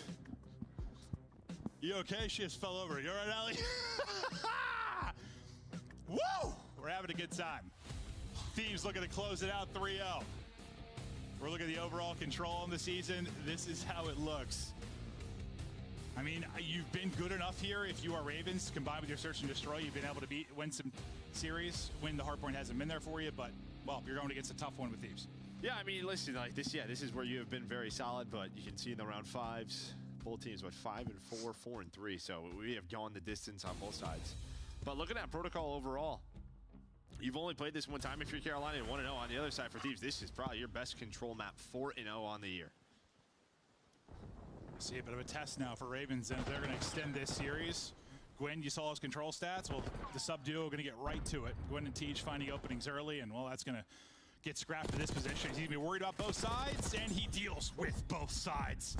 Nice little snap there from Scrap, and, well, plays like that, I don't want to call it a bailout exactly, but okay, well, he's just shutting down the entire Carolina roster right now, but that stops it from being, you know, that domino where you're kind of getting spawn killed, right? Yeah, it stops it from being a horrible situation, and now setting up this situation. Oh, Hello there. Headshots, back shots. It's Valentine's Day, baby. Oh, Hydra getting saucy with it as he's taking a victim. We'll get a shot of it there. Oh, well, Vivid, we'll see you later. I mean, it wasn't enough for his eye to be injured. Now he's got a sore butt.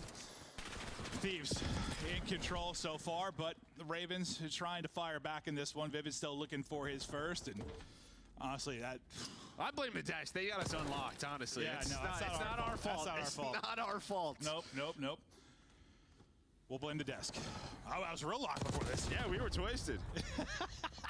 Nice little double there from Tej as we'll try to relock on Valentine's Day. Hope you guys are having as much fun as we are. Might be impossible, though, because I have a blast with Joe and our casting together. But Scrap right back to work. He's 8-1, by the way. Absolute dominant stuff out of him so far. Puckett just walked into the casting room just giggling. We're having fun, Chris. We're having a good time. I forgot about this. This is the big change obviously on Protocol. That B point is moved over towards P2. We had this update right before the major, so we're seeing it for the first time. We'll see how it looks. And if they're able to control this, well, trying to is Thieves, but TJ and Slasher looking to clear him out. Envoy then will be the next up the bat, but yeah, I'm excited to see how this will work out. You know, a lot of times it's come down to kills, lives. It's been so difficult to capture that B point. We'll see what kind of change it makes. Just more, more position to work with once you actually get into the point. Well, I think the big thing was, what was so tough about B when it was lower is that the defense kind of had a balance. You should just play bottom middle, right? If you control the computer headies, you can defend the point. You can't have that. It really just kind of, I wouldn't say negates bottom middle, but for a defense, if you lose like top mid control here, I mean, you are very much in trouble. Well, you can actually get to some power positions on the offense where it felt like, I don't know, when you were on B, like you were in a losing position always. Always, yeah. You had a bad chance for spot of mid. The rest of the map was the high ground when you were in that position. Like, you didn't have a lot of great gunfights when you were trying to capture B. Yeah, I mean, I played some COD and some race since we got back from the major. And I haven't played this map because I just kept getting bounty and dealership and ranked. And let me tell you, they are awful. Oh, we'll see it one more time. This Hydra's taking hostages and they're dominating Carolina Royal Ravens. But Hydra, you know, just showing a little extra love here on Valentine's Day. I don't know if Vivid likes that type of love, but Hydra doesn't care. Yeah, you know, luckily he kept it very PG. Yeah, for the broadcast. I think he was yelling in his ear in French or something. Maybe that would be. You know, some people they're not ASMR stuff. That's true. The tingles get yelling. That's true. Relaxation. That's true. I don't know if you're relaxed in that situation. What, the hair's like jumping the back of Vivid's neck. It's very romantic when you put it like that, Joe. But Thieves on the board first is their first look at the offense on Protocol. Looks good. We'll see how this change affects teams because we've had some very good Protocol teams, some very bad. Well, Hydra is having fun. I mean, whether it's popping triples, getting aces in the search, grabbing people from behind, Hydra can do it all. And now they've got to worry about him in a very threatening position. A team kill comes in on one side. He doesn't spot him on the left, tries to go right, will get shut down, and you get out of a tough spot. For the most part now, after you deal with Scrap. Yeah, it's kind of like for the most part, but yeah, they get re-control of this building. That's the most important part. And yeah, Hydra just gets some bad timings, but Envoy is going to win that first gunfight down low computers. Gwyn working top middle. He's on 5 in a row. And well, Envoy going to get caught. So now it's kind of up to Scrap. Can he reset the map? Not going to. So a good job from Carolina getting out of that trap. I mean, a lot of time we see it just come down to it's either an individual play or like Hydra doesn't see the guy left. He gets that kill, finesses a bit, who the hell knows how it goes. But Ghosty in a tough position will fall. Progress moving slow. He's got one person with a trophy on. It'll be Slasher, letting his boys go out and fry. The SMGs are getting kills. Slasher soaking up with the objective, kind of how he likes things to rock and roll, I'm sure. And I swapped to the sub, I thought, for TJ, but can't quite win the fights. He was tagged up a bit, I think, from the first engagement. 5 life advantage for Carolina, despite the fact they're still working on that extension. You've had somebody on the point for so long, you've still got 48 seconds to work with, and there's the minute extension. Nearly to single-digit lives as Thieves. Yeah, now you have the 6 life advantage if you are Carolina. Oof. Starting to get some players going as well. Yeah, you can play a little TDM if you want to, but you may not need to. TJ's able to win that one, maybe just immediate pressure near the point, but Gwyn going on a pinch, maybe trying to find a player off spawn. Envoy just kind of playing for it. So maybe on the defensive side, you can play this a little bit differently. Just really, you're just trying to defend that ladder drop down, but will be 3 dead, and guess who? Hydra in your base. Yeah, that's kind of what you need to avoid, was just the 3-4 down. I mean, up 6 lives, you could probably just put this one away, but a sequence like that, and suddenly becomes very interesting. Thankfully, Vivid gets 2, puts you still up 3. Fortunate you had a good amount of time to go, so you still have about a minute. Vivid again, like the only one that's able to walk away with a kill. Everyone else is just getting tucked. Vivid then going to drop. Hydra with that double to seal it. 5v5, and this might be one that got away from you in the round you're going to look at if you're Royal Ravens and you lose this map 3. You had a big advantage. Now you've got no advantage. What does Envoy find here as well? Yeah, like I think a couple of players went right by him. Scrap's gonna find one in their base, and Envoy's just kind of lurking near P1, and there we go. Able to find Vivid, give them that man advantage. Pretty much gonna be a search round, and they have just controlled their building ever since they lost it. Wow. That's it. And yeah, it was 6 life advantage, and it just went away. Yeah, up 6 lives. You'd like, what, a minute? Minute 30. Minute or so to work with. Well, because when they, yeah, it was a 16-10 with a minute 40, something like that, 16-10? And then you had a stretch where, like, I think Vivid got 2. Yeah, right here. And Thieves got, like, 7 or 8. And that was the swing. And these are the rounds, like, you know, we talked about it in Hacienda Search and Destroy. You just cannot give. If this Carolina team wants to improve on Major 1, get to a Sunday again, beat some of these top teams and compete for a title, these are the rounds they have to clean up. Well, and that's just so tough. I mean, it's like, when you don't have the talent that's on the other team, yeah, it's just so much more pressure on the, well, what is the searches, the little moments, like everything. Yeah, your fundamentals have got to be spot on. You don't have the bailouts that sometimes you do when you've got a roster full of superstars. And well, Carolina on the receiving end right now. Thieves can put it away with an offensive win here, and this would be a very dominant 3-0 across all modes. Look good in that round 1 offense. Really from the start of the round. Envoy will be stunned up. Nade hits, doesn't do too much damage to him, but TJ's Gunny does. Ghosty, though, has been soaking inside for now. We'll see if he can stay up with 33 HP. Needs some help from his teammates, or does he? Was using cover pretty well there for a while, but finally gonna fall. Scrap not in position to help yet. Yeah, Slasher top middle. He's just kind of lurking, waiting. Well, he's all the way up top in the windows. Scrap just waiting for his teammates off spawn. Maybe a little help from the SMGs to deal with TJ, but does not get there in time. Bottom middle, wow, his aim assist just went crazy. Yeah, aim assist just got him fried. Just drag that straight. That's like when you chest bump someone, it pulls into the ground almost. Like, I thought with this title didn't happen really as much because that changed to like closer range aim assist, but yeah, there you saw it. There you just over there. Yeah, he's probably pulling up a little bit too, but that looked awkward. Nice shots from Slasher. He's on 3 straight. They're trying to hold it down defensively. They got a nice life advantage again, but we'll see what Slasher can do from this position. Timing looks to be on point. He's just going to keep chasing. Hello. Surprise. I thought maybe Envoy was going to catch him, but now if you're LA Thieves, you're going to have to try to work your points. Scrap's been up. He hasn't died in a little bit now. Is that number 5? It's just like he's got to get to an objective, right? So they're kind of waiting on him. They're going to try to clear this and deal with Slash, and then maybe he can get on the 8 point. Well, instead he's going to die. You're hoping Yossi gets there, but TJ and Gwen going to shut that down. Hydra, the last player up for LA Thieves. Yeah, depending on how long he lives, they might get to another point. Yeah, they should be able to get out or have an opportunity to get out towards A. We'll see how this next sequence of fights goes. Envoy gives them a chance in this with 3 seconds remaining. You're still within 4 lives. You get them in the extension here, it is still doable. Wow. You've got everybody out. I think Hydra lived all that long, but you live long enough, they get a pretty close spawn, they're able to send it out. You win that next sequence. You've got a minute now to work with, and, well, you're in pausing the clock. I mean, just think about the multi-kills that have just helped out LA Thieves. Round 1, it was Scrap. This round, it's Hydra in an Envoy multi-kill. Gets them the 8 point. Now a chance to win 3-0 here.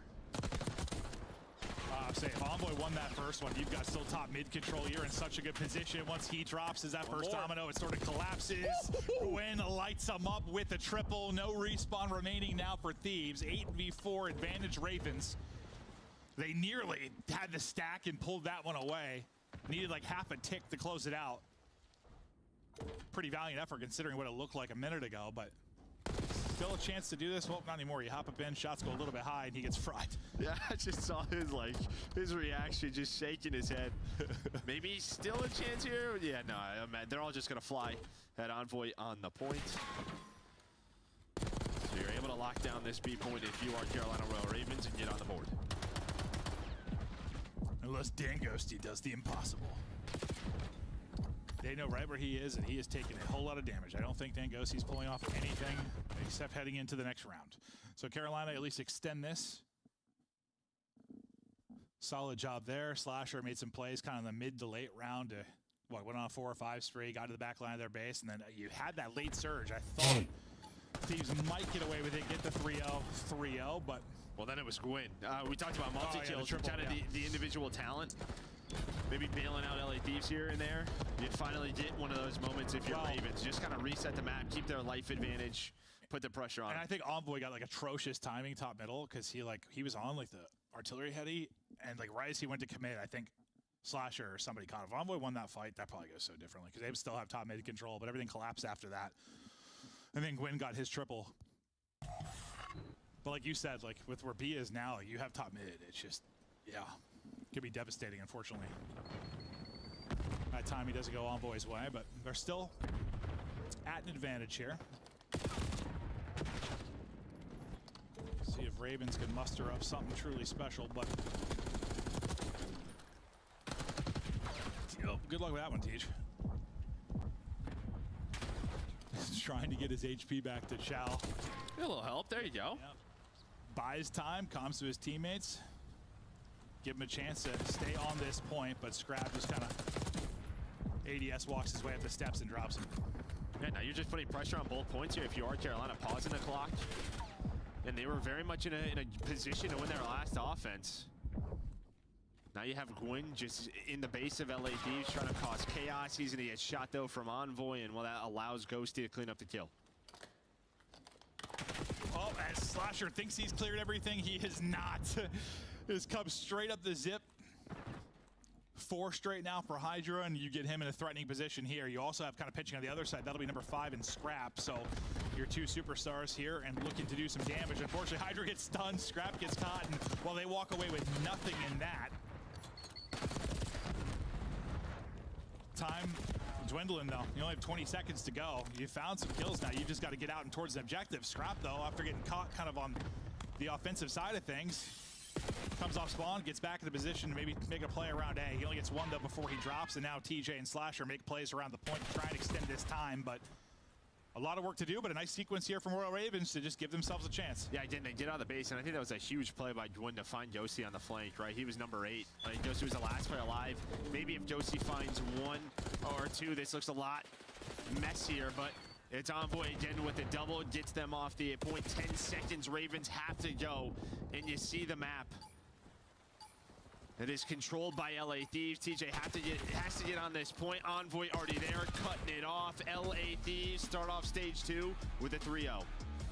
Looking good, looking good. I think we kind of expected them to. I don't know. I just think I'd be very hungry after a final like that, after a tournament like that, to just continue to improve. We know how close we are. Didn't really expect them to come in after the break. I don't know. It just seemed a little bit rusty. They came in hot, and Carolina. So easy 3-0 from the Thieves stage. Yeah, I think LA Thieves maybe if you start off with a different match, but the fact is Carolina's been top 4 all year. So it's sort of let's stay locked, let's stay focused. And it's a good just test for you and search and destroy too, which you need to work on. Yeah, 100%. Well, they had a big win there, but again, respawn wise, it's just a team effort. And while Gwyn had a series. Yeah, he's talking about damage and kills. Yeah, I mean, he seems to be going toe-to-toe with them talent-wise, but it's I don't know. It's one of those things of what do you take from those numbers when you're getting blown out? You lose by 100 in the hard point. You could have got 3-0'd here. He looks pretty good. I'd say that. That's about it. Yeah. Good numbers and a loss, unfortunately, though. This is how it broke down, though, if you maybe joined late. 3-0 for Thieves. Dominant across all modes. The search looked great. Scrap was great. Nice little ace there from Hydra as well.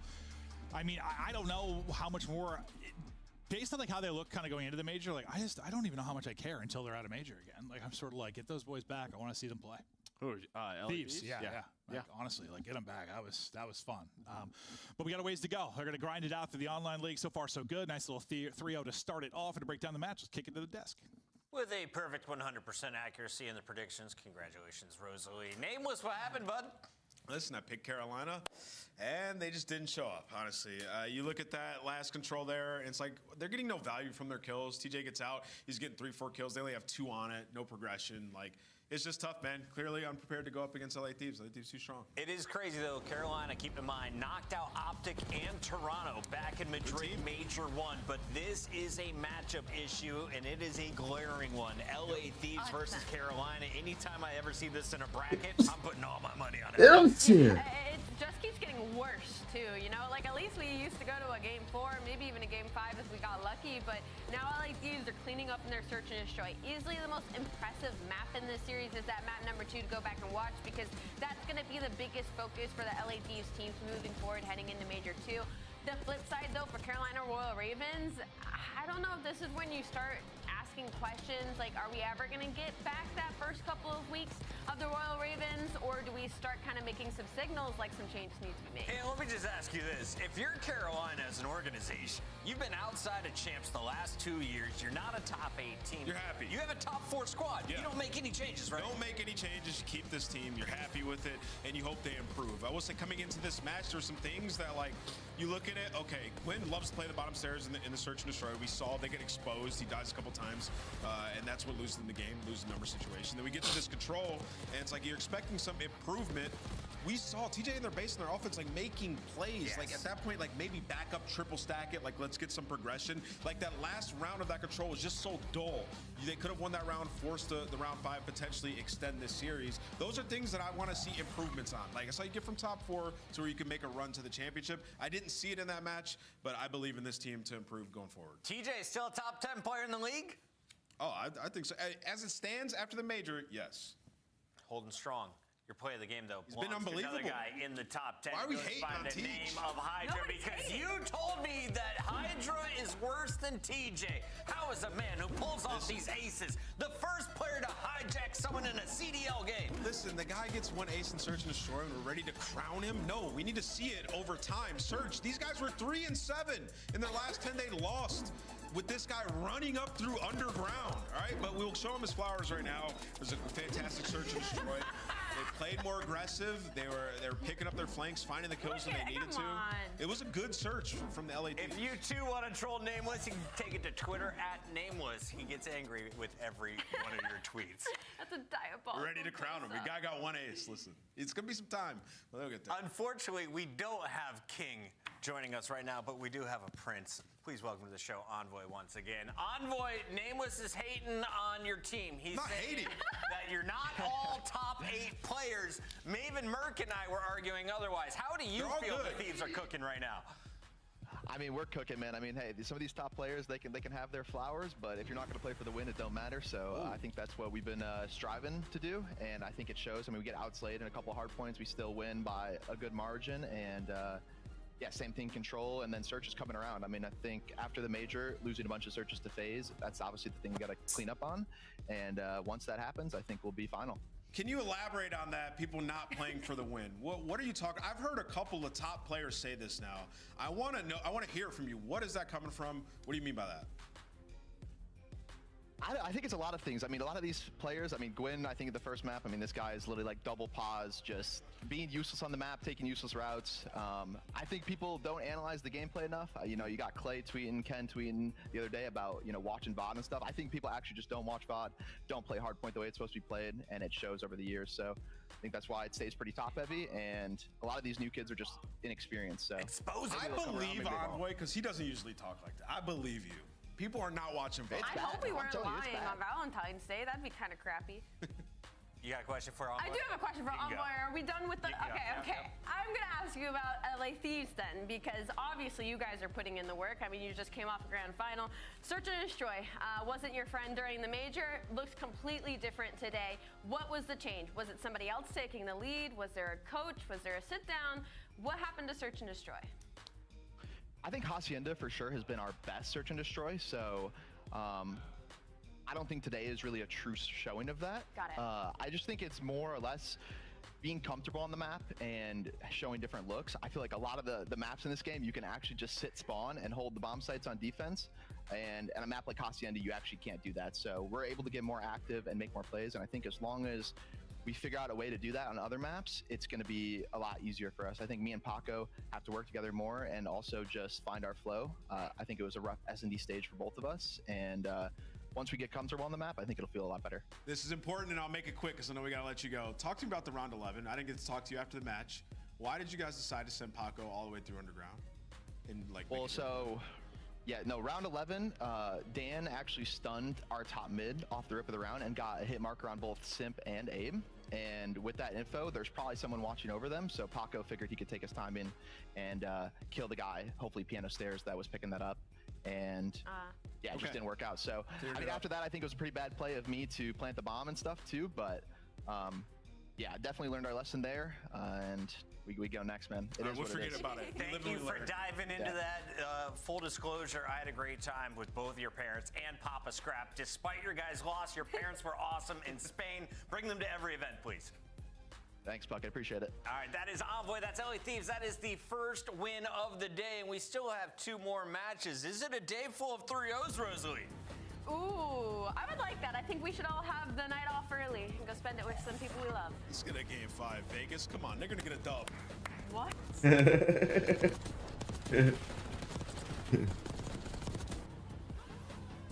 I mean, it'd be crazy if the Falcons could pull a win today.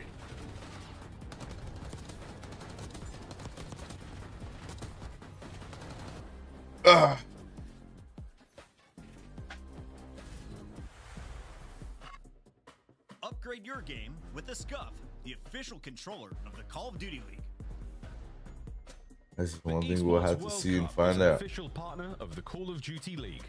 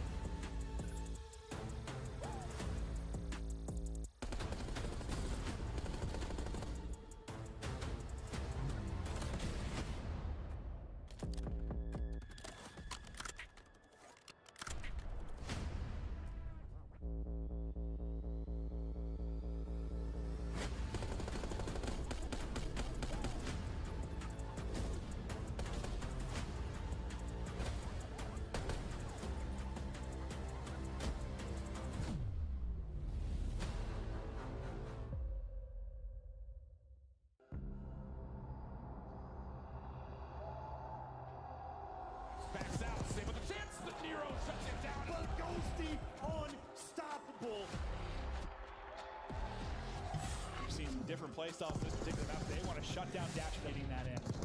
Try to get him after time on the side of Miami. Heritage and William Pickle waiting for him to slide out. The nade hits. He's got the defuse. He's got the ace. What a round 1 for Metal. His teammates all fall down. And now, here Ghosted. LA Thieves are steamrolling map number 1. Scrap is absolutely ripping and roaring. Another 3 in the feed. The Thieves are lighting up. You got to contest the final seconds. You're there for it. Quinn finds a couple in the feed, but he's done down, out, folks. Wow, that's a big scoreline. Good angle, finds the first. Trying to get the player off the bomb. Backs out, save with a chance. The Nero shuts it down. Minnesota, they always got fight in them. 3 rounds in a row into round 10. Trade inside the point. First shot's good from Trent. Can he find a follow-up? No, Paul in the corner is good. Oh, 5-3.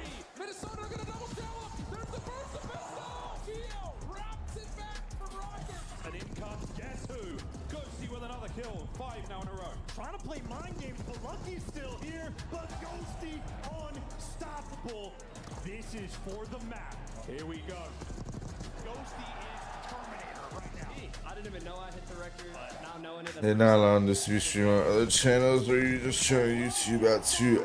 They don't allow it for Twitch.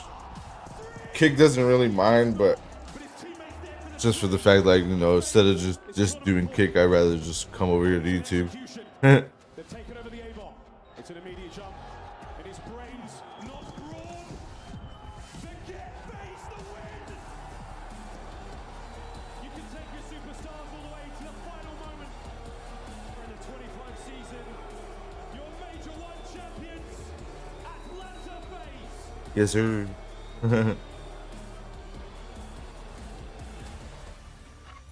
Valentine's Day, everybody. We have a special Friday showcase with 3 matches. This is match number 2 with 2 green teams. One of them, Yeah, that too. very bottom of our qualifier standings. So Vegas Falcons are going to I be said, fuck it, why the not? underdogs today. Before we get to that, let's celebrate some Valentine's Day, shall we? Let's do it. Let's do it. What is it now? Oh, we got Caesar. Sky's the limit with you. That one's cute. Yeah, we missed an opportunity here, production.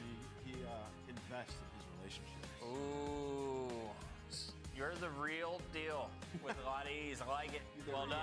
DL. And of course, your king of my heart. That guy, born the same year I graduated high school.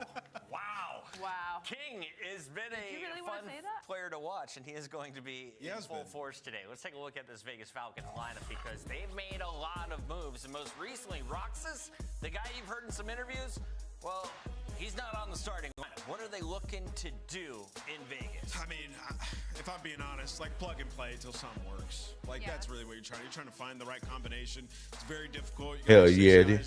just trying to see who What works we like to hear. best together and find success. And you look back at their major performance, play Carolina. You go to a round 11 in the search, you lose. King has a great performance, drops 10.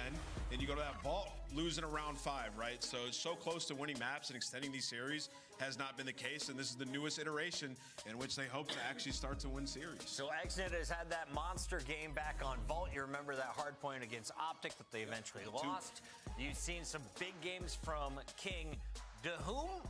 What are we expecting from him, though? I feel like he's kind of made himself a mainstay since coming into the lineup. Yeah, I mean, for a lot of it's just been slaying for this team, and that hasn't really been an issue. So for Dahum, I guess there's a lot of pressure of just kind of keeping people's heads on straight through the ends of these games. Because these hard points, these controls, they're getting to these round 5s. They're getting to these within 50 points, but that's when they start scrambling. So maybe a little bit of leadership, maybe somebody with their head screwed on right. On the other side of this Can't wait to matchup, go we have home and Boston sleep. team Hell, I bet, players dude. that are quite familiar with the Challenger Shuffle. They've been on a number of squads and currently find themselves with a winning record. But Boston did not find success in Madrid. Yeah. What have you seen from the Breach as of late? Yeah, I mean, the hardpoint's good. Kind of expected that. They were a solid hardpoint team in the qualifier. Then we get there, and it's like, all right, their search and destroy was passable, right? Like 50-50 Yeah, in about S&D. 50-50. You win a search and series, you're probably winning it if you're the Boston Breach. But they get there, they lose the majority of their searches. And what I saw the difference was I not slept like a decisive. good 8 hours. You think about the game 5 that they had against C9. So you go back, you watch that series, you'll see playing so scared. Like a stun was deterring them from hitting bottom computers on protocol. I will not forget it because I was looking at Boston thinking they were going to make a run in that bracket. Just doesn't happen. So they got to be more decisive, and Cammy needs to step it up. Had a very bad major. He has to be a pillar on this round. Shout out to the players. They're ready to go, so we'll speed this up. We got a double dose of Hacienda and Vault, and if we get to the game 5, we're going to Protocol. Allie, give me the numbers. Vegas only has a few map wins, so I'm guessing it's all Boston. It is all Boston, but I don't hate this opening Vault for Falcons. They've got so many reps on it, they could steal a map 1 early here. Namus, do you want to see the number 44? Yeah, I mean, I got Boston. Yeah, all right, let's do the pick'ems here. He's going Boston. I don't want to. I'm not looking at the numbers here. Allie's going Boston. I'm picking with my heart. It's Valentine's Day. I'm going Boston. The fans are going Vegas. Just kidding. We're all going Boston. Can Vegas pull off the improbable? They're getting closer. Chance, take it away. Look, Bucket, we all have dreams, and I know King might have been born the same year, graduated high school, but he still has a lot to learn. He does indeed. We all have a lot to learn, don't we, Chris? I'm very excited, though, folks. Ready to rock and roll with another series on the day. I had really good memories from Madrid. A weird memory I just hit my brain was I was walking around the venue and I saw the Falcons players wave hi to them. And as they walked away from me, at least 2 of them, I don't know exactly who it was, spoke perfect Spanish and were just reciting with no accent, no problem whatsoever. Hola, ¿cómo está? ¿Dónde está? ¿Dónde está Prima Victoria? Like, where's our first win? Is it this series? It well could be. Boston Breach had a bad time in Spain, folks. All right, see if Falcon can pull one out of their ass, man, or win the series. Oh, well, Because 0-13, sheesh. shockwave by the 13 loss streak. The record, 15 hardpoint losses in a row, is the worst we've ever seen. So maybe we get that in this series, but if you're looking for Falcons' first win, this would be the map to do it on, but not a map number 1's average plus minus of -70.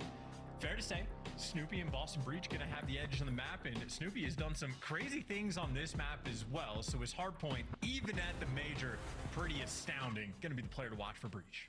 Eyes on, folks, so we go straight into our Vault Hardpoint map number 1 in series number 2 of the day out of 3. No more numbers to be found in this intro, but King, the first man on the board there for the Falcons. Exnid sadly catches his head on the roof there. And it's an explosive opening here for our boys in green chance. Of course, Boston Breach with the white arrows on the minimap.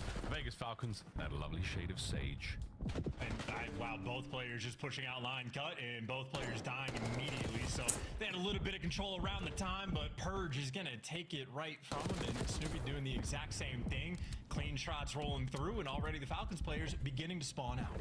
Yeah, that's the left-hand side of the minimap for now, folks. Don't want to be there, Falcons. They're going to flock their way back over towards the middle and hopefully make a mess of the setup the Boston have got going on right now. I say setup, it's more of a mosh pit, and right now, it's the boys of the Falcons who are swinging the windmill. Yeah, hit him with the old little runaround. Now they got the spawns back, so a little bit of chaos in the middle of P1, but you come out on top and attempt to get the rotation. Nice moves out of Purge, though. I tell you, that is certainly not easy to do. Purge has calculated it. Walks all the way up to the hill for free, but King heads up play inside the pool, wins the gunny, and his team gunning every single player down. Falcons, they are setting themselves up, Miles, for a very strong hold. This is a great look. P2, fantastic hold so far. Exnid is getting very frisky on the other side of the map, trying to keep that front line pushed forward. Dohoom down and out, Cammy and Awakening on the way forward. Over to King, keeping himself very cool in the hot sun. And cool as a cucumber as he gets his 4th kill in a row. That what could be the break. Over to Exnid, back alive on the hard point, trying to stay in this one. 20 seconds to go on P2. Great looks out of the Falcons. Yeah, okay, maybe not the strongest hold that I've ever seen, but still able to get a decent chunk of time. Exnid looking to make a late play, but Snoopy here's the one-shot call out, cleans him up, no problems there. And for speaking of problems, on the rotation, Wixel might have himself a gunfight to win against Cammy. Huge one potentially for these spawns, and Cammy at least gets traded out. So the fight's going to continue, but the next man in line to whom loses it. So long-term, Boston in a good spot. They're not bad. We'll see if they can keep it going. Exnid is only getting 1 out of that life now, an open hard point for everyone. So no one in a position to get themselves on a pause P3. We'll see who can make their foot racing towards this very, very open and difficult hard point to really find time on. Cameron McGilligan getting himself a couple of kills. Snoopy joins him alongside it. Down to the middle of the map as Purge finally gets himself out of the neutral and into the positive. Snoopy doing just that as well. 10 and 4, typical looks there out of the young man. Yeah, and finally, Boston have actually been able to take the lead. So a little bit of a battle on P2, brought the battle to P3, and now Boston might firmly be in control of this game. And we heard Merc touch on it in the first series about when it came to land, locking down P4 became so much easier. We get to test Boston's chances here. It'll be about a 10-point difference as the new time pops, and Boston have all 4 players set up exactly where they want them. Vegas Falcons 1 to 2, good. 2 to 3, not so solid. 3 to 4, let's find out. All the doors are covered right now for Boston Breach. 1 player now making their way through. Our Exnid's going to be the man of the moment. Snoopy has let him slip through. Will he catch out another hit? No, it's an unfortunate bit of timing. Here we go, Falcons. Your opportunity for the break. Purge, next man in. Lovely coverage there. They line up. Oh, big work out of King, but it's not enough. Boston Breach hold it together. Cammy at the helm, and now the time once again. Yeah, nice big two as well from Cam towards the end, and I think Snoopy, maybe just the fastest player in this lobby, saw the timing and was like, hey, they had to have gotten past, right? Like, let me roll through, but ends up getting baited. Doesn't really matter, and it was a 10-point lead for Boston as the hill pops, and by the way things are shaping up, they're walking away with a massive, nearly 60-point lead. So incredibly solid hold on P4. Cammy gets a couple errant kills as well. Absolutely nowhere near the cruise missile, but it's fun to see a 6-spree. It's a hellstorm, mate. Sorry about that. Back to P1. And Boston Breach are back in control. Oh, nice 3-spree there. Make it 4 in a row right now for the boys of the Falcons. That's all dead. That's P1. Get your hands around it, boys. This time is yours. And get Wixel and Exnid flowing in the kills column as well. Both players sitting around double or triple negative, but the kill feed certainly lining up their way. Maybe ththose boys don't need to shoot if King and Dohoom are going to do everything, but unfortunately for them, one thing they lost an eye on was the mini-map. The spawns get open on the right side. That allows Purge to pierce through and at least get you off of P1. And Another mini-map that's looking a little bit chaotic. Falcons, they'll have some spawns for new, but still 15 seconds on old, and Boston just maintaining their lead. Good work though. Wixel managed to catch that kill. He's 6 and 14. Got all these kills towards the backside of the hardpoint workout, so he's going to keep the spawns there for his lads. Vegas Falcon 1-2 last time was good. Can you do it again now? This is an opportunity to get right back in this one. Wixel flushed out with a good nade. Omni movement stays alive. Cammy shot in the back, and here comes the next hit over to Dr. Dahoom, and he's doing a lovely job of holding this down. What a slide in from Purge though. Big wins. Purge with 2. Exited there on the pump right in towards the new point. Is he drowning? Yes, he's done. The break is in, and superb workout, Boston. And I think he's a gentleman too, unless I missed something right before, but unfortunately a dead gentleman, and the P2 spawns get lost. So another P2 with potential there for the Vegas Falcons, but unfortunately not quite able to deliver. And well, now this is prime Snoopy territory where he falls. His teammates right there to pick him up, and one gunfight to win for the time, but the child didn't even come through quick enough. So Awakening, he's got all the reinforcements he ever needed. Cammy cleans house for him. 15 and 9 for Demon Joe, 16 and 10 for Cammy. It's a massive bit of work here from Boston Breach. Tremendous production across the board. Trying to make his way over towards the backside of what Arse. He's looking to get himself at least spawns for that dreaded P4. But for now, it's good looks out of the Falcons. They're keeping that side of the map all safe. And Boston now with a tremendous lead in the kills and in the time. Let's go for a listen in. And low right. Control Wixel down. Close one bullet. He's gonna be doublers. He's their side pillar, bro. Top part doing one shot. Exit, no time, boys. Their pillar. Money, one shot. Exit on the time, boys. Yo, one more front. Take my time. There's no time. Weasel. We need soak this, boys, remember? There's no time to 100% soak. Lay down. Okay, I got I got time. One Okay. kid that came out behind me, bro. Yeah, could be. I'm not sure, to be honest. I don't see anything, Pat, bro. No, nothing playing. One shot. We can go. Lower. King's one shot, bro. Line. He's going Lower, King. He's gonna hit you on middle, probably. He's using top part. Mid exit hit twice. Pretty weak exit. He went back to close. Top part, King weak. Exit was close, right? Yeah, here. Main lower. Locked in from camera. Close line or something. Yeah, okay. I'm pre-aiming top part. King is not We break this one. On something in there. I don't see him. Try and play Could be line, could be line. Yeah, I don't see him statue. I don't see him top part. I don't see him close short, boys. Close. One shot. And one statue. Statue.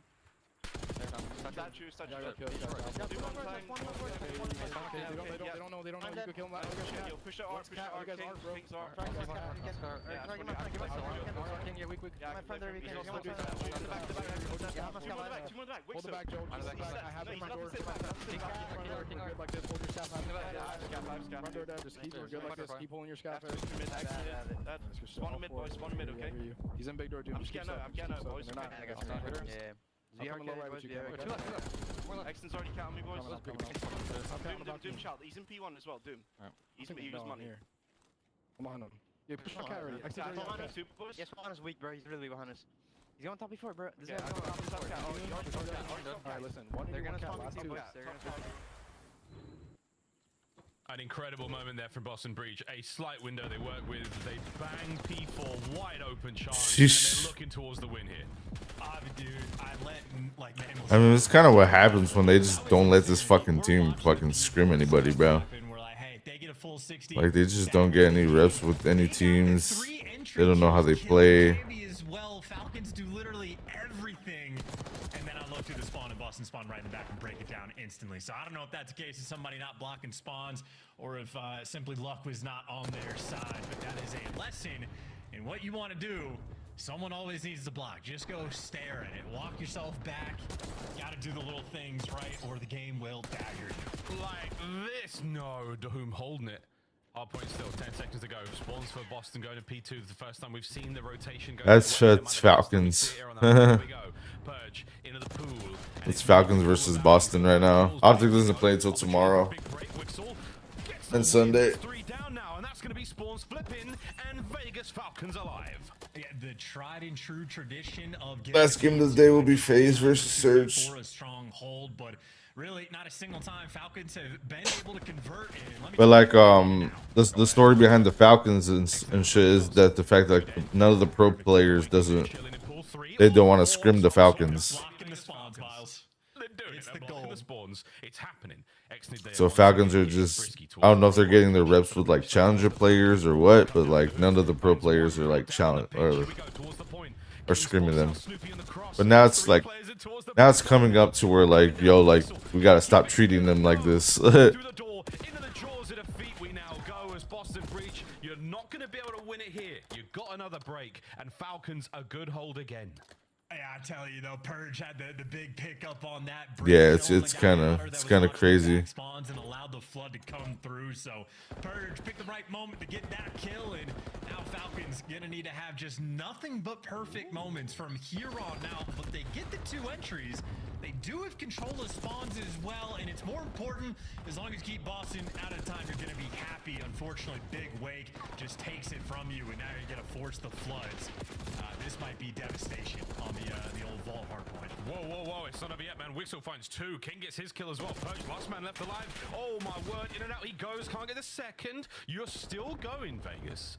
You are not out of the woods yet, my friends. Good tags from Cammy. Lovely coverage, though, as the Falcons players... Oh, dear, I take it back. It's falling to pieces, baby. Boston are in. Final few moments. Vegas did what they could.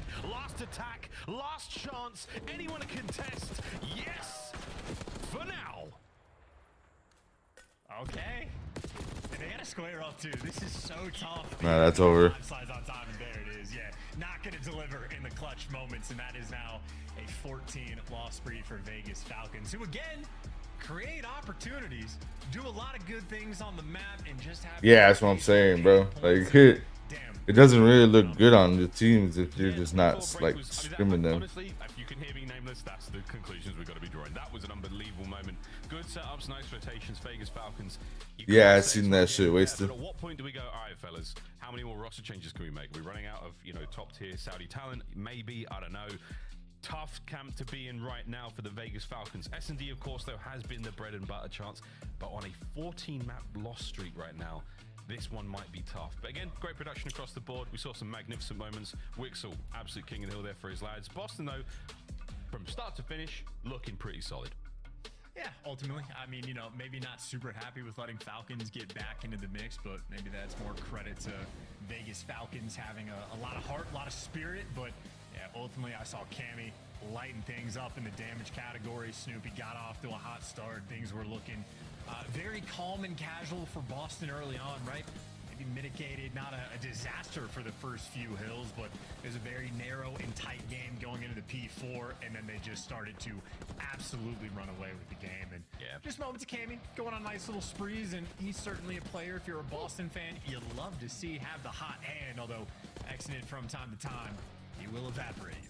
Oh, he's really, again, no one's actually doubting the skill level of Vegas Falcons. It's just the sort of teamwork, and it's those moments of game sense that week in, week out seem to cost them those little moments that turn into big, massive collapses. Crazy stuff, though. Well, good stuff out of Boston Breach. You take the first map, you roll forward. Well, you say goodbye to Vault for now. We'll come back later when it comes to playing control. Again, shout out to Turtle. That's going to be our 300th map of the season so far. Appreciate the subscription line, dude. I've got nothing else, Chance. Or you? I never would have heard a shout-out Turtle followed by shout-out King Leonidas in back-to-back sentences. So only in the CDL are you going to hear something like that, and only in the CDL are you going to watch a very interesting search and destroy matchup between these two teams. Boston Breach looking for the bounce back in the game mode specifically post-major performance, but obviously we have very high expectations for this squad.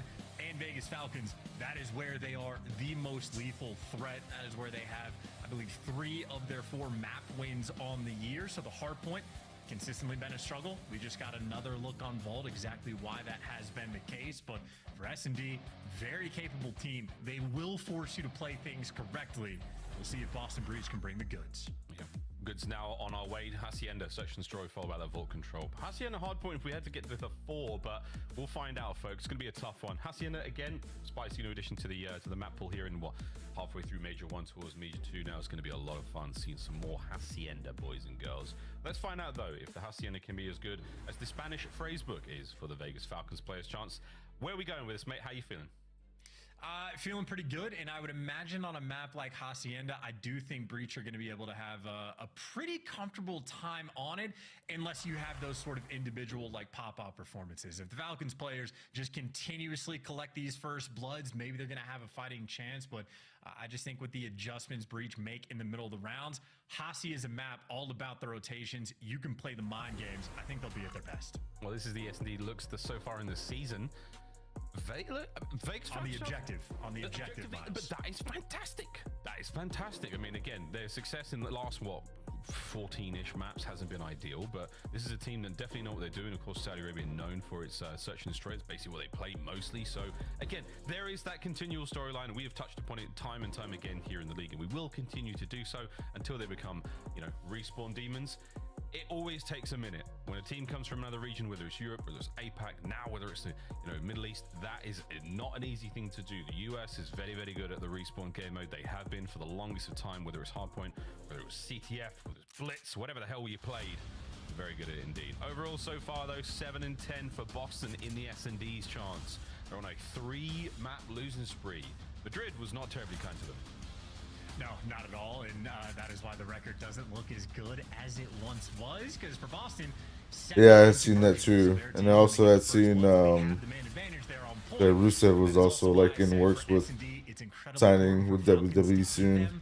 Because even when they get the first bloods, the worst team in the league, it's still managing to convert the round. So you're playing with fire against Boston if you don't get those bloods, and we'll see the opening salvo. Purge already, cheeky corner. He's got all of the flank completely under cover there. And on the A side, it's a square up. It's a bang out. Falcons had less men, and now they're going to be 2 fewer down. Already a beautiful little sequence here for Boston. Oh, yeah. Vegas Falcons got drop kicked by Boston there. A lovely start. Fast moves now with the bomb. Wixel's got a lot of work to do there. Cammy's going to cut him down. And a perfect opener there from Boston Breach. The bang out works. You fan the map and you catch those players, the Vegas Falcons sprinting. Miles, would you say hit him with the drop kick, Marty Jannetty? I don't know what you've just said. Listen, it's an Action Bronson lyric. Yep. I want to say it's a WWE reference. I'm not super familiar with wrestling, but technically the perfect line, I believe. I think you may have nailed it. We'll fix that in the edit. Nice job, Boston Breach in round 1. That was their attacking run as well. Hitting fences real hard. See what they've got there on defense. Again, expect Vegas Falcons to bounce back in a big way. To whom will be our bomb carrier this time round, and it looks like he's going solo towards A. The school of slasher for this round of S&D. Spread the map, play for picks. Cornered up on the top side of the map. Cornered up bottom secret. See if anybody overcommits, and waiting towards well. Boston, though, giving them nothing to chew on. They have tossed all their stuns. They have gotten no intel, and they know they have plenty of space taken on the map. I mean, Boston have eyes on literally everything, so they're comfortable right now. But as A does get given up, maybe the opportunity for Dahum to go for the plant. Falcons are snapping into position, but will they read the pressure coming through mid? Well, King has said a lot, and he's seen a lot now, and so Snoopy, the double back. King trying to eliminate the angles he has to worry about. Cammy, yeah, play that one slow and steady. They've yet to give the Vegas Falcons anything. Awakening, though. Oh, a team that was already hungry for it. They went hunting, and now Snoopy, the hunter.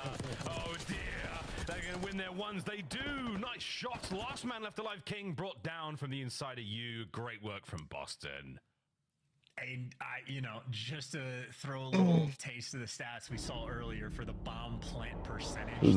The blueprint for this fucking they play a lot of vault. major is pretty dope. Very confident about, hey, the only thing we're doing is running towards A and planting this bomb. It's very simple. Hacienda, again, you can play mind games. Yeah, I saw the same thing from Malachi too, dude. So I'm excited. Open. Maybe just with the lack of hallway control, not comfortable getting the bomb down, not able to figure out what to do. And Boston Breach there to pick them apart. Hacienda is a tough one. It will force you to think. Overthinking a problem as well. We've seen many players do with that. But we shall see what happens tonight, man. We shall see. 9.99% of dirt. Yeah, I'm thinking of wanting to check out the Vengeance Day and shit too. Now with full coverage, opportunity to plant the bomb. So have to worry about the player from top dark. That's a very dangerous position to be in. But for now, get that bad boy down, set up, and let's party. And I'm just seeing Purge do the same thing on the minimap. That's going to be, he can use that spot for like this game S&D at this game only, because any team that watches VOD going to be checking it. But either way, times it perfectly. Another first blood, 3 in a row there for Boston. And again, one of the best teams in the game at converting. And it's because Purge makes plays like that. 3v2, 3v1, 2v1 with little time on the clock there for Xnid. Boston Breach about to go up 3-0. It could be. Xnid himself first.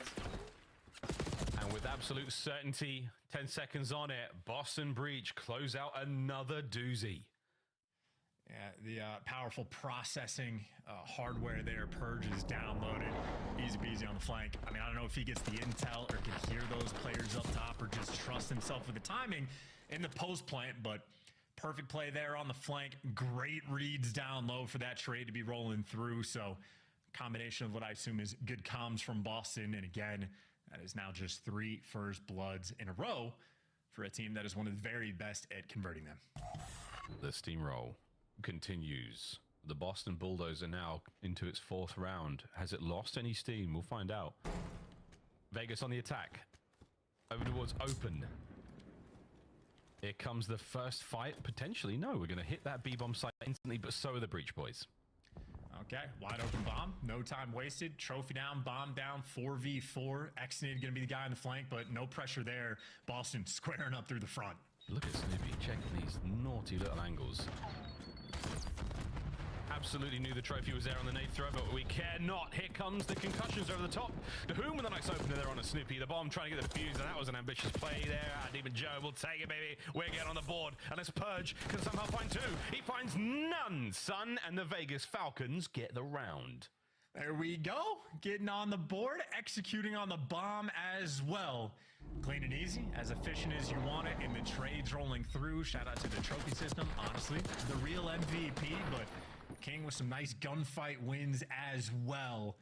I think maybe the only opportunity is if Cammy's able to deliver a 2-piece, but yeah, I think anytime I think it is. Slide in through I'm those not wrong. doors, it can be a bit of a nightmare. So first bloods roll through, bomb goes down, the execution you love to see. That's the Falcons of old, baby. 3-1, a very, very doable comeback right now. Boston taking the bomb over towards Dark. Snoopy will be the man with the carry. Cammy. Oh, that's a lovely opener. The wallbang kill there on the Dahoom. The King, I believe, has been spotted. No, Snoopy didn't see him. Doesn't matter. Snoopy with a kill there. Confirmation from the stun hit markers. And that is going to be a 4-1. Not only in the lives so far in the round, but soon to be the round count.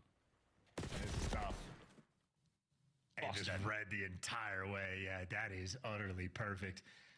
Cammy got the first blood for the wall bang, so I think that strat was a handful of players going up top, Awakening probably there to join them.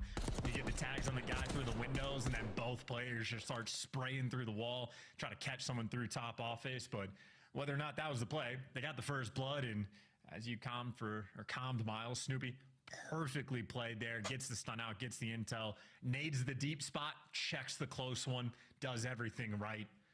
And again, for Boston, as good as a round can really get. Yeah. Posing them down right now.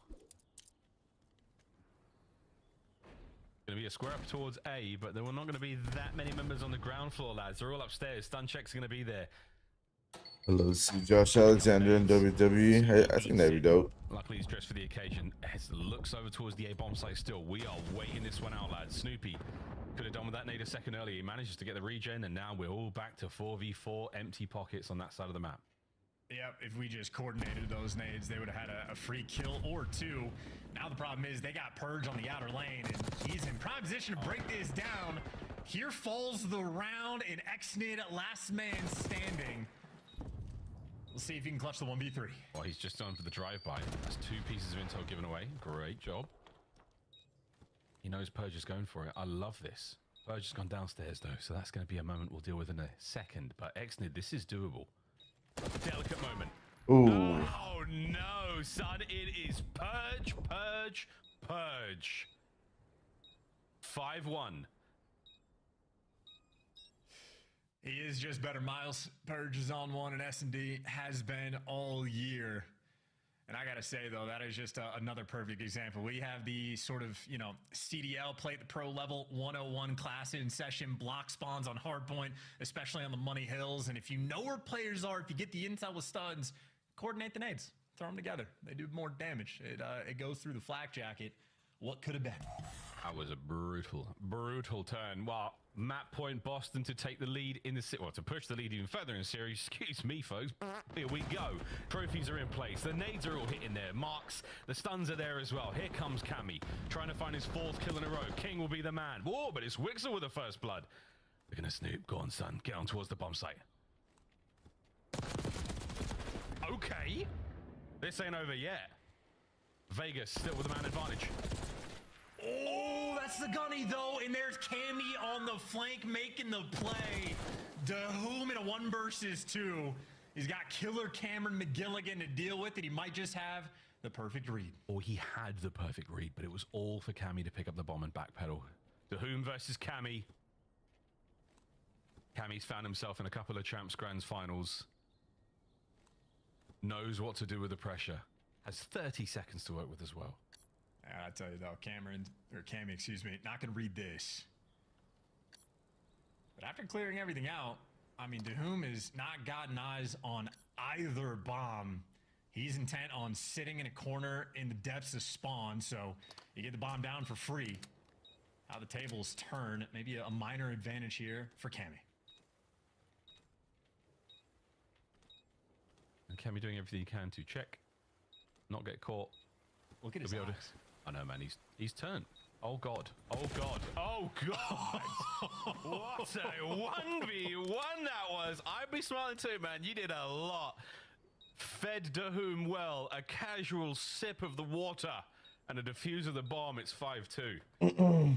That's insanity. I mean, I know how I would play the 1v1 in the future situation. I would run towards well, lay down, go take a sip of water, and check bomb at 10. But Cameron, unfortunately, just gets a little bit too antsy. Yeah, because you've been seeing a lot of NXT stars like going over there as well. You just get nervous. Like you imagine the possibilities. Also, I gotta fix this chat. He could be above me. I don't know what's going on. How come I haven't seen anything? And yeah, you tweak. So it goes.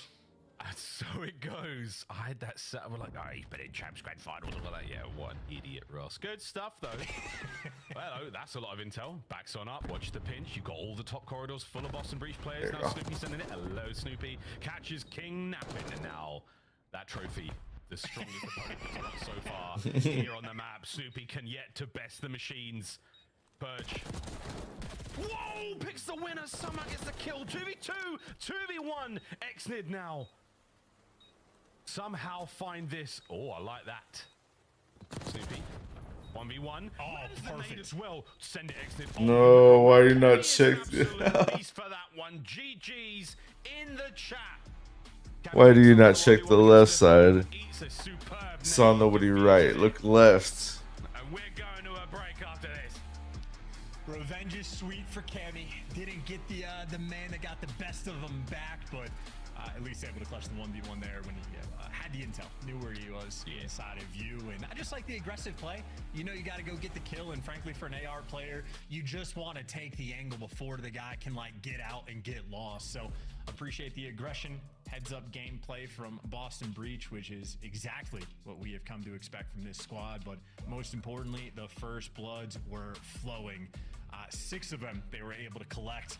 I think they converted every single one. Every single one. Near enough. I'm not gonna claim that. That's not a stat I know, but 6-2, a very happy scoreline to see on Hacienda there for the Boston Breach boys. It's a couple of B's so far. We're looking for a 3B performance if they can get it, but there we go, folks. Vault Control coming up in a mo. Miles and Chance are beside ourselves with how much fun this series has been. Can we see a big turnaround? I'm looking forward to some drawing conclusions of Bucket. Thanks, guys. We're having a great time. That's a big finger you got right there. 2-0. This could be a fast night. So if you're thinking about asking that girl out, give her a call right now. Make a dinner reservation for 8. You'll probably make it with no problem. Allie, what is going on in the chat? I don't know about a res, but you might be able to pick up something to cook for the night. What's going on right now? Well, Boston Breach is also cooking this Valentine's Day. Their Search and Destroy looks so good. Yeah, I like what we saw in that game, too. Game 1, you were behind. Hills 1 and 2. After that, dominance. Yeah, I mean, some good P2s out of Vegas Falcons. And we were joking in the green room, like, how good they are on that hill. Can we just apply that everywhere else? And maybe we'll win a hard point. But yeah, Boston starts to run away with a little bit. Great P4 on that first rotation. End up going up a lot. And then Vegas Falcons at the very end start to actually rotate, communicate, pick up things, and win a couple rotations to bring it back. It's just not enough when you're in such a big hole early on. We're just waiting on them to win a hard point, man. It feels like every time they get close, they reset the roster, and then they're far away once again. So just got to commit to this team and hopefully get there at some point.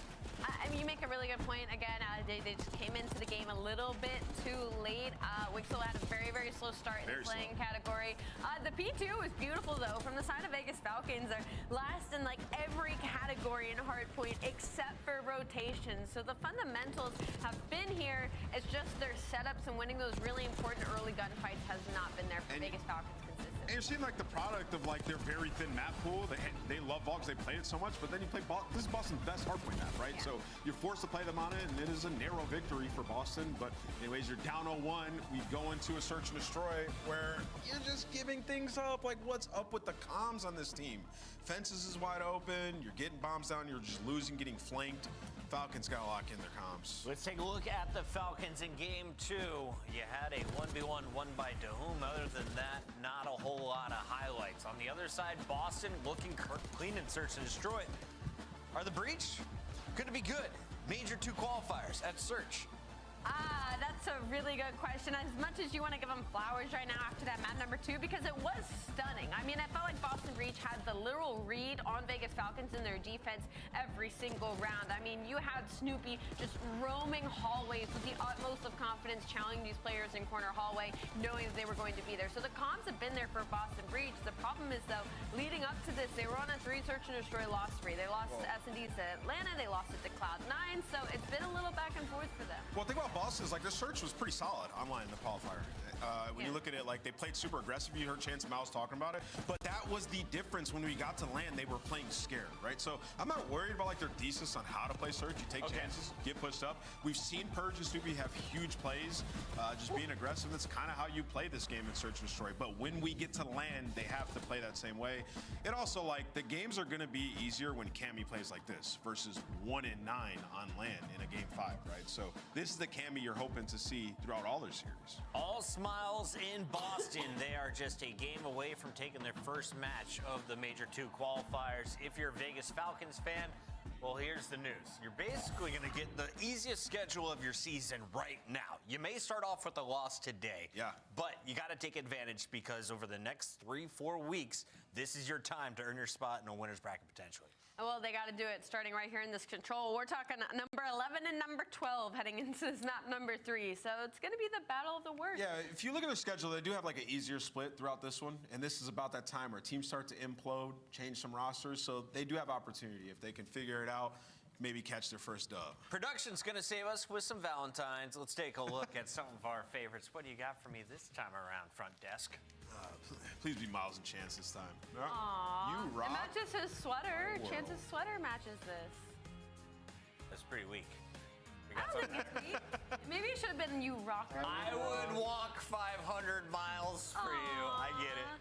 I would Aw, walk my guy Ross. Aw, wait, how did you get this pickup Chance? It's from the last event. What a beautiful. Is that Photoshop? No, that's Chance. I need that as a cardboard cutout right here. Chance is an underrated glow up, low key. Let's send it to a live version of the man with the beautiful sweater on day 1 of the Major 2 qualifier. Chance. He's handsome. Is that a compliment? I don't know. Yes, it is. What do you mean? What does that mean for me 10 years ago? What are you trying to Your say? beard is crisp. Like, you're just glowing now, man. Like, the confidence is there. Like, Chance, dude. Great glow. All the way from blue shirt guy, I'll tell you that. I just want to say that those weren't even the spiciest photos from that shoot. Like, there's a lot in the camera roll. There's a lot. Well, it's going to be a great year, folks. That's all we got to say. Take a chance on him, and I would walk 500 miles for you. Maybe. Wherever you are in the world, your Valentine's Day is going great. You know whose Valentine's Day ain't going great? It's the Vegas Falcons. And bad news, Chance, we do go to a Vault Control.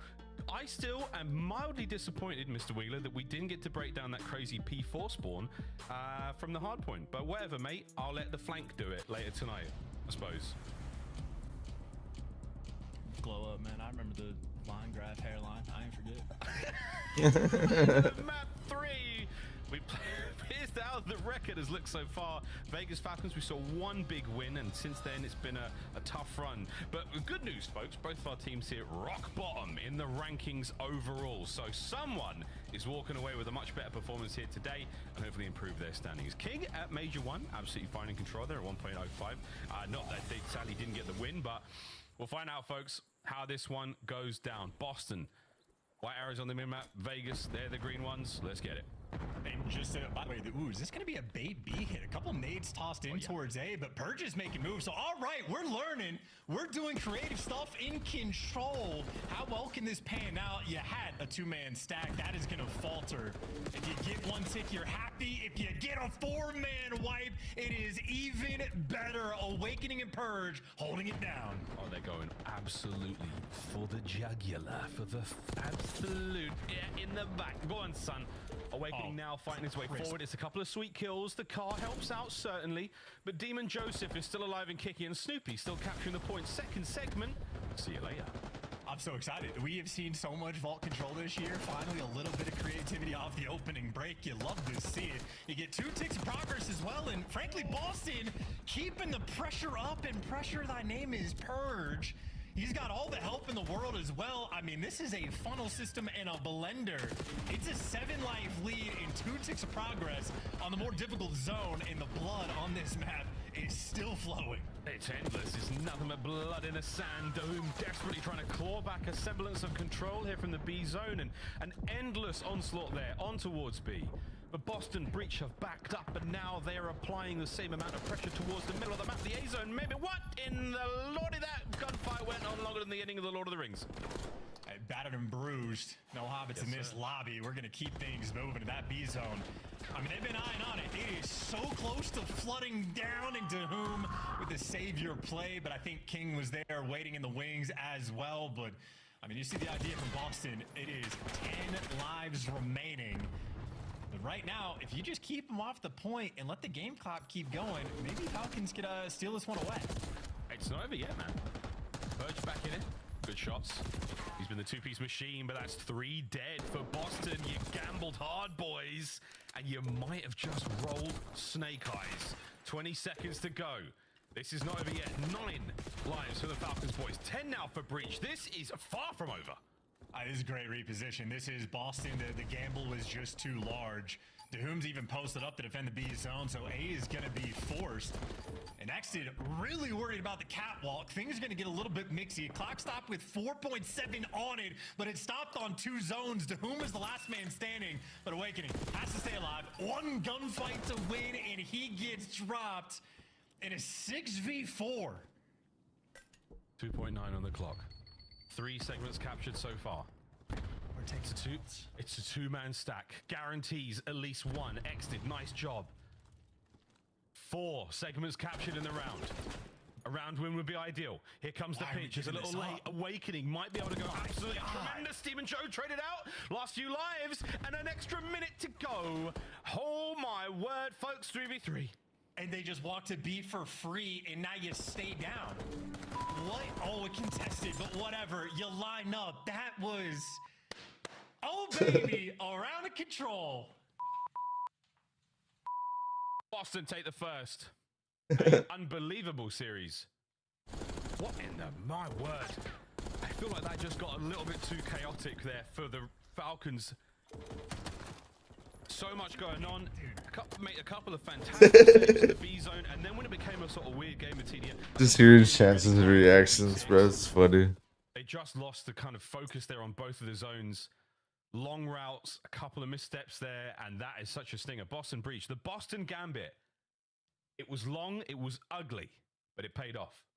I mean, yeah, well, for Boston, you know, they're just keeping the pressure up on B. You probably cut your losses maybe 30 seconds before they actually did to attack the A zone, but the fact that you just allowed all 3 ticks to go for the A zone and not a single player even really, like, sent it for the chow is, I mean, that's insanity. And that is 4 men off the board there for Boston. They get a little bit of map pressure, and they got Cammy on a 5. 12 and 7 for Cammy so far in this control. This is absolutely ideal. There's another 6. Oh, the turn there. Xnid too hot for it. But the trades, again, absolutely fantastic right now for Boston. Not letting the Falcons get away with any shenanigans in the round so far. Keep this going. Over to Snoopy. Still trying to get that pressure through mid. But right now, Vegas, it's a slow, steady approach to the middle of the map. No one there for the trades. Snoop pounces late. 3 dead. Snoop's over here just like min-maxing his movement around the map, prepared for every single spawn, and he's just waiting for somebody to finally show up in his crosshairs. Cammy's killing everybody before they fall. Cammy killed everything before they fell, and last man down low, Snoopy. It really just flexing the movement. Covered so much of the map, but the map now a little bit open up for Falcons. Got 2 down in the feed. They got a couple of lives down as well at 15 to 23, but good timing from Cammy. Shoots his shot, as you should do here on Valentine's Day, folks, but that's because he's got the backup of Snoopy. Tracer there. And Cammy.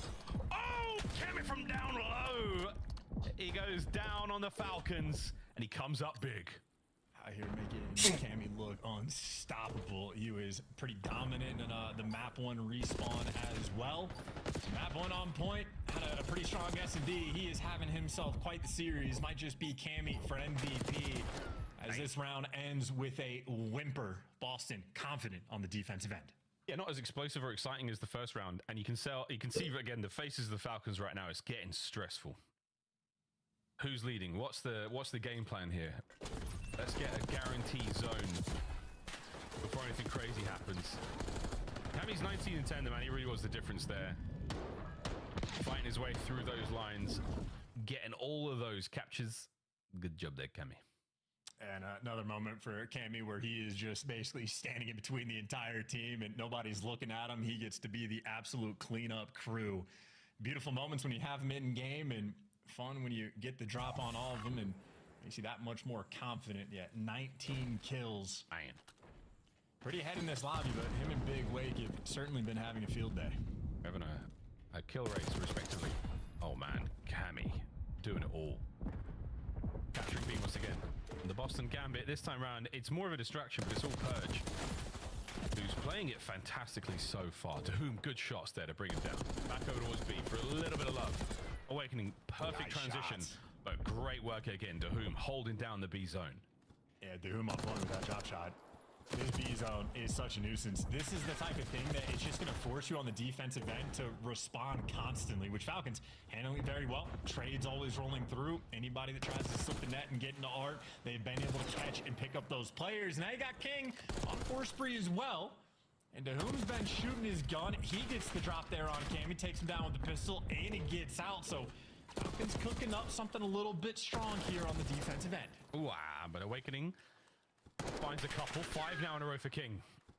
30 seconds to go. And it looks like it was pressure on both zones for a second. You clean up the players on B. Now you're right towards A, but it's a big old stack right now. Boston. Kills all over the place. Nice work there. Taking care of the player through hole. First segment long gone. Purge and Cammy, they're dancing around. Second segment gone. We're looking at a minute on the game clock if they don't get this stuff. Cheeky. Nice shots from Cammy. Not easy to get a player off those stairs, but again, gentlemen on one side, not pulling a Paco there in that moment. Now you got plenty of time. Minute 24 on the clock, even on the life count. These are the moments that can make or break you in control. And Xnid with that pick, Falcons certainly have the advantage right now in this round. We've got to call it pulling a Paco from now on. That is criminal. Oh, yeah, man. All right. Over towards the B zone. 16 lives to get it done, Boston. Now you got Xnid in your backline. Cammy's on the hunt. Was going for it with a knife, but his teammates are there as well. Still, less than a minute to play. And still, even on the life count, and plenty of pressure for the Falcons. So they are in control of this defensive round. Nice shots from Snoopy, but it's got a long way to go before you can really get this pressure on B. You see Falcons have the middle of the map stacked up and great nades to take down Snoop. Now they just have to read the flank pressure, but I see they got players eyes on it. King heads up about the potential flank. Wixel on a 4 in good position over towards ammo as well. I mean, the mini-map is perfectly coordinated right now for the Vegas Falcons. Oh, we've said that before, though, in the past. It hasn't always worked out. Back to Old Faithful. Good stuff out of Xnid. Not as explosive or dynamic in the kills department as we've seen him statistically, but now trying to get the job done. The Whom, oh, lovely stuff by the B Street. A couple of tags in there from Purge. Wrong gun for the fight, son. That's bad news for the PDW users. Final 3 lives from Boston, and Vegas have absolutely brought this back. That's a super solid round on defense. Credit where credit is due. And I got to say, Doom has been winning some wicked gunfights. So his Valentine might just be the aims in hand. Drop shot earlier on. Nice little 180 on the guy, top ammo. And he's in the movies as well. And got the best play. Just like the movies. This was actually very early on in the round. This is the drop shot. Yeah, it's Awakening of the transition. And they're nice shots. Good work to Whom. Pressure still on there for the Vegas Falcons. It is match point. Good luck, boys. 2 rounds in a row is what they need for Boston. Feeling tremendously comfortable, or at least they should be. Gotta see if they can pull anything out and deliver. Not going to be any B hits here. Going to go for standard, or maybe this will be a B hit. We're taking routes to go down low, and Wixel's working out our palm. So yeah, here we go. Falcons getting a little bit creative too, but look at this setup there. Coming in from Boston Breach. 2 players posted back and look for it. Doesn't matter. They got picked apart. And that's how you kill a trophy too. Good stuff, Avex did. Holding it together, son. Counter-attack now on. Cammy's trying to make his way through secret, and it's not going to be there. Excellent up close here. I love it. It's an awkward angle. It's King there on the flank. 6-3. 7. Nice work. He's got no bullets in his aims. He's managing to pick up one off the floor there, but it's not going to be enough. The capture continuing there on the B zone. Halfway through it. Here comes a trophy. Oh, shots in from Snoopy. He got that one that time, and now the coverage. You're in on the zone. You're safe for now. Immediate transition from the Falcons over towards A, and a segment's gone there as well. These lads are absolutely clocking. Hey, you know, I gotta say, not as good or more pressure as the Boston Breach was on the B zone for round 1, but they cut their losses and go over towards A instantly. That's the type of swing you love to see in the game mode, and Whom continues to collect heads. Great shots once again on Cammy, and the B pressure is here. I mean, this is an absolutely beautiful round so far. Vegas, keep this going. Onto the zone. Whistle brought down. Nice shots there from Cammy. Oh, King get it done there with a PDW at a little bit of range. It's a swaggy weapon still in the hands of the best of them. Back over now. We slow things down for Boston. Maintaining quite a deep defense, though. If anything goes wrong, they're still stuck in spawn. Vegas, what have you got? I got a player in secret. Boston right now had 2 players in P4. That's diabolical. But on the actual zone, Snoopy shooting toes, and at least you get them off. But that is a lot of progress on B. If you don't win those gunfights, things could get a little problematic, but they deliver, and the teamwork and coordination is there. But you absolutely want to decap this. Snoopy doing just that. That's so tremendous, man. It was incredibly close to the second segment being secured. Single life lead, though, for the Falcons right now. And this is, again, a very, very good spot to be in still. Snoopy. Oh, nice shots there from King. Backs him up. Pressure now through the front. Under the zone. Once again, just a sneaky player runs on through. The Whom now at range. Wixel finding kills as well. Can you keep the capture going? You sure can. Here comes Snoopy. Trying to stop it. Can't get it done. Anyone there for alive for the Falcons? Yes. The second segment in the bag. Here we go. They got the pressure as well. Whom, another gunfight win, gets the trades. Cammy's gone. Taking progress nearly through. Snoopy Awakening. Gotta go all up to Snoopy. Last ditch effort. How quick is his movement underneath? Can't survive, and Falcons forced the round 5. And this is interesting, man. On the map win hardpoint, they had the P4 to get themselves back in the game. They got the entry kills, just didn't absolutely block those back spawns. Map gets broken down, you lose by 50 points. Here we are, down 2-0. You lose the Mixie situation in the round 1, one that you had great chances to deliver on. So they have failed and faltered in these clutch moments. But they've done enough to force the round 5, Miles. The potential is absolutely here. Wahali, round 5. Falcons, you've done so much. And for what it's worth, just throwing this out there, didn't keep track of the tick difference, but just round 1, Cammy being able to capture the B zone before the lives fell might have been the difference maker. Yeah, that might be. Oh, King just saw a concussion shoot right past his head. Good news. Awakening gets gained. Wixel keeping the capture alive at 8. All right, lads, stack this one up. Say goodbye to the first segment. It's going to flood, too. Snoopy maybe wants to work the pinch, but with this much pressure, you're just trying to hope you get some of these exit kills, but Snoopy doesn't deliver. Xnid gives you 2. So now you got a 4 life advantage. You got every kill you wanted on the mini-map, and the A-zone falls. Plenty of time in a perfect situation for Falcons. They're flowing. They're flowing towards the B-zone. Last man in there. The Whom getting the capture. Trophy's now in place. He's still doing it alone. Has to wait for the reinforcements as well. Boston Breacher to be first in of the fight. Here we go. Nice work there with the nades as well. Xnid sends it forward. Can't get a kill on Awakening. This zone stays safe. Still though, 6 life lead. You get pressure on the map. Looks a lot of palms. Everybody else roaming towards mid, and King even down towards Secret. You're not in any type of hurry. You're looking for good execution, and you're just looking for the trades on Snoopy. But unfortunately for the Falcons, Snoopy took 2 to the grave before he fell, and now Dahum, the only player with any degree of space on the map, all of his teammates lost in spawn. Good news though, Dahum. He got a gunny. He stayed strapped now on this side of the map. Boston, you've got to deal with him. Go for a little bit of a dance around, maybe catch him out. Mid-map presence there being felt on the other side of the board though. Cammy, oh, he's a problem right now. The shots are fantastic, and this is going to make capturing the B-zone exceptionally difficult. Covers Snoopy, allows him to get in a position. And there it is, top art has been cleared out. Purge finds Dahum. This is a huge turn for Boston. Yeah, and Cammy's positioning, all what he's saying to his teammates is they are spawning P2. They're going to be flooding through the right side of the map, Awakening on it towards line. Ready for the mid-map pressure. Dahum drops him, but the funnel system is going to continue. You had 2 minutes and 14 seconds on the game clock. Falcons now down to less than a minute. Oh, King has managed to snip on through, as has Xnid, so that P2 side of the map is now bust wide open. Exit finds 2. You've got a man down low. It's on Snoopy to stop these players getting towards the zone. Over to the spawners. King can't get anything done towards the zone. Xnid trying to stay alive in bottom art, and I think Boston, they might be able to pick this play apart. Onto the capture, here we go. 50% the way through B. Dahum with the kills from down low gets another one, and that's the second segment gone. Eyes on the next wave of players, and you're holding it together. What the Falcons! What the Falcons! Get those kills! Holy shit, they actually won this. What a reverse sweeping control. They are on the board, Miles, on the board.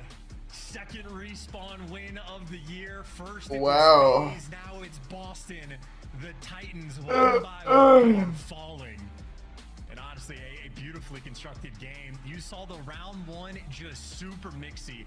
Yeah, I see fucking reverse swept that. That's crazy. To get hammered out like that. When things became stock and standard, Falcons. Oh, let's see if they can clutch out this hard point. They delivered time and time again. Those are not easy moments, and that is a super solid win. They were able to collect Dahum, shooting his gun, 12 assists, 29 kills, and 4,100 damage. Cammy might have one-upped them on the kills overall, but that was a first half of the game, second half of the game kind of situation. And Xnid as well, 21 kills on the offensive end. Not too shabby. Impressive stuff coming out of Ace. And look at that game time, 1-3-3-7. You kids probably don't even know what that means. Well, it was a good looking vault from both teams at times. Boston started things off fantastically, and then you just let slip. You left the window open, and what happened? The Falcons flew right in. They took care of business. That was 3 straight rounds for the dub. Good for those boys. We'll see if they can keep it all going. We go back to Hacienda for another hard point now, and I'm sure Boston are licking their chops at the prospect of a bit of tasty bird for lunch over there. But yeah, great stuff, man. I mean, Vegas, we saw some really good rounds. Chance where that A to B transition was always very fast. It was super decisive on that, despite the efforts of Cammy. Massive work in the kills department. Vegas looking good. I would say like the B zone to A zone capture you mentioned for the Falcons, that's sort of like the stock and standard, excuse me, like high level play. You cut your losses at B, you're happy that you get the tick, you force the action over towards the A zone to do like this sort of normal things first. And I would say that was sort of the game plan for the Falcons. Every single time something was normal, handling the route super well. I think one of the weirder things maybe we saw was them just sending so many players into the back spawn and back hard, and like really as a full team going for the spawners, letting it make mixy. And that was to deliver moments like this where Boston just aren't expecting another player to be behind them, letting Xnid pick up the pieces, and you keep that pressure going. But all the hype in the world, a lot of credit there for King. Again, Get map win at this level, not an easy feat. And they're just cleaning up some of these moments, man. We'll see. Hacienda Hardpoint, though, I will say, it's going to be a tough one. Yeah, Hacienda, a very structured map. Especially a lot of the players in the league have had an entire year of reps on it, essentially, back in Black Ops 4. Very different back then, 5v5, very different specialist stim shots, you name it. A different world, some might say.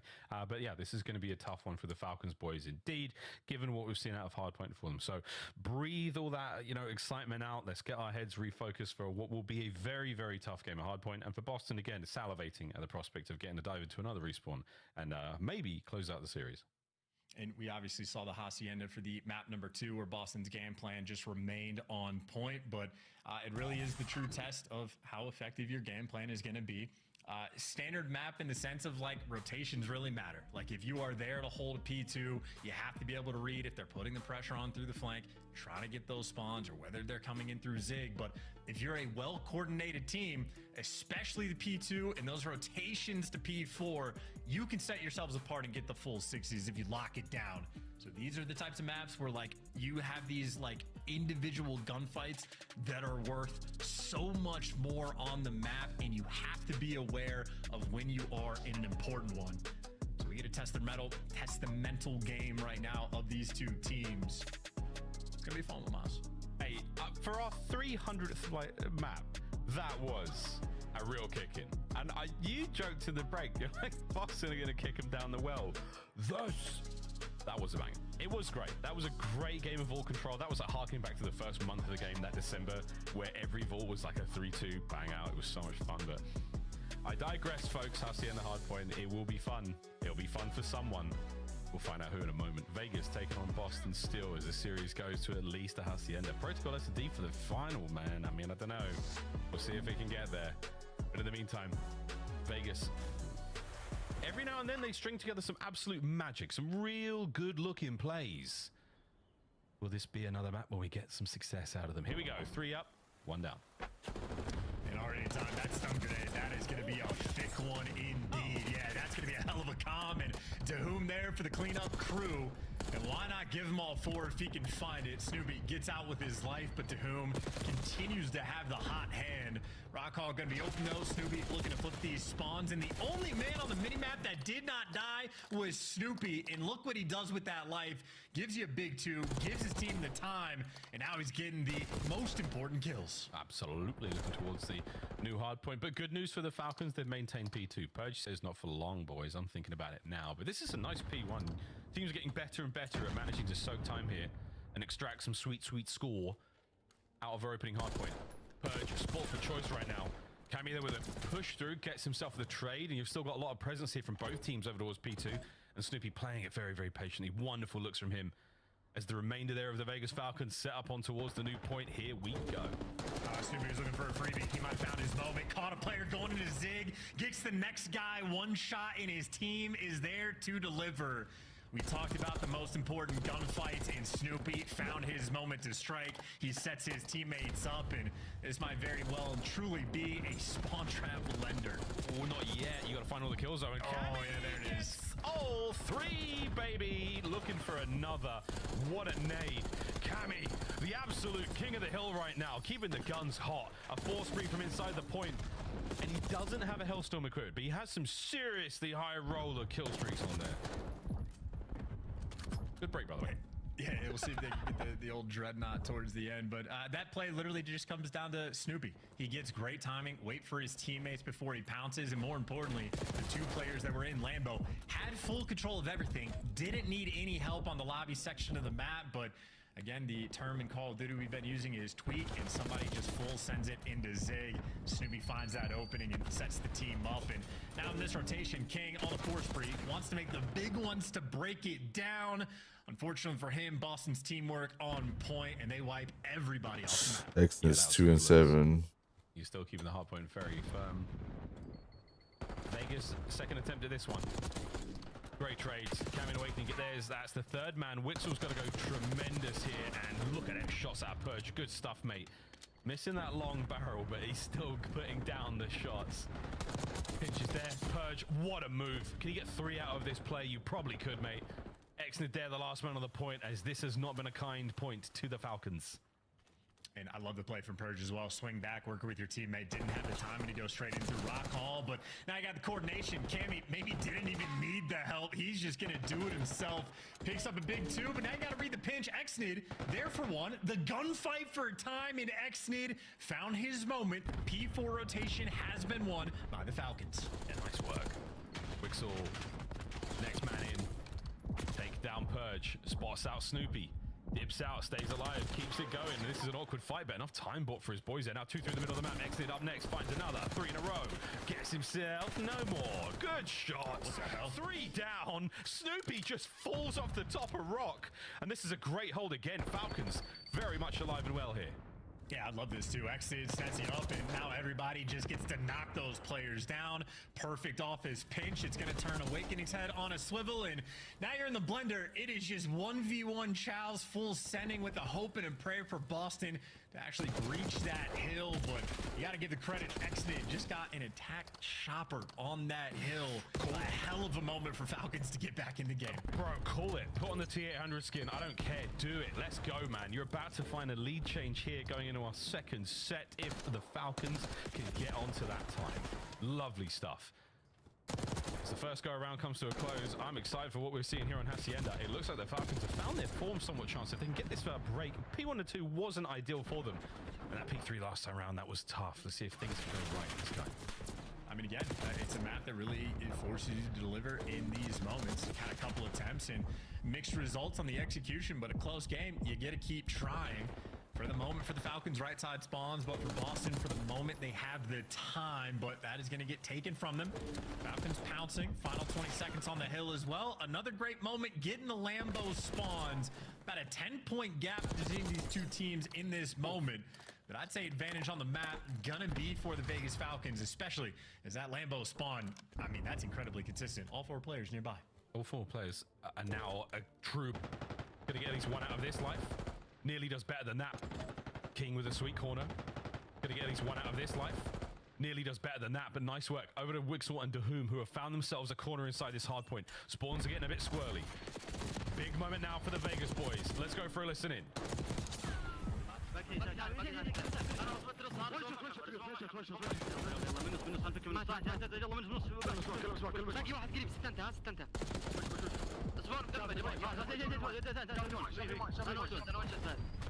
يلا يلا يلا اسامه اسامه شوف باك سبون مين يلا يا انا ما سنجل سنجل ما تسنجل يلا يلا يلا يلا بيرس وان شوت العب نيو العب نيو يلا يلا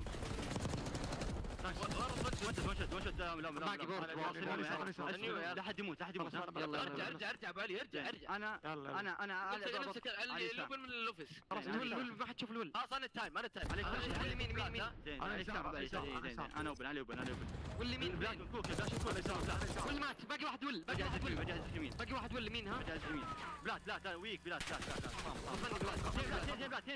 كابسيني بلات ويمين نيد استني اوفر اسمع لا حضيره وين شوت حضيره خلينا بالي خلينا يلا حضيره وين شوت معك دحوم يلا يلا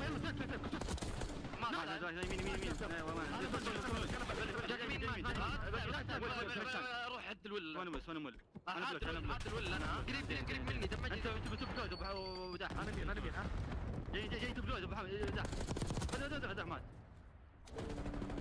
ايوه يمين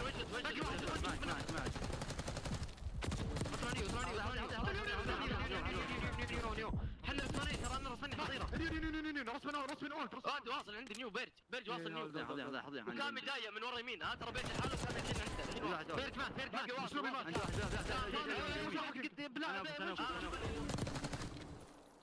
Back over to World of Faithful, back over to Rock we go. And that was an awkward lineup, but Awakening managed to stay alive for how long, though? Here comes Dahum. Another potential break here for the Falcons. They got it. Awakening bought you a little bit of time for Snoopy to get the trades, but they come out on top. Holding on to P4, the pressure through the front. It is a square on Nixie battle, but they're winning them all. They're trading everything in sight, and you're still in control. A 30-point game between these two. And keep in mind for the Falcons, this would be the game for the 15th hardpoint loss in a row, tying the record. They are hungry for this win. And King does not want to let it happen. He's went on a nice spree. A big one. Cammy catches the nade in between his teeth, but he finds 2, 3 down. 50 seconds to go on the point. And this is tremendous out of Boston. A late break. King right back at it. The shots are decent. Not enough to break it once again. The rotation back to P1. And I'll tell you what, folks, Boston Breach, they've done a great job in the early holds on P1. Their P2s have been ideal. 3's been sweet. This could be it. Falcons are still fighting. Can they get the early P1 time? They got it for the moment. Snoopy wants to take it from him, but right now I'm just watching Awakening.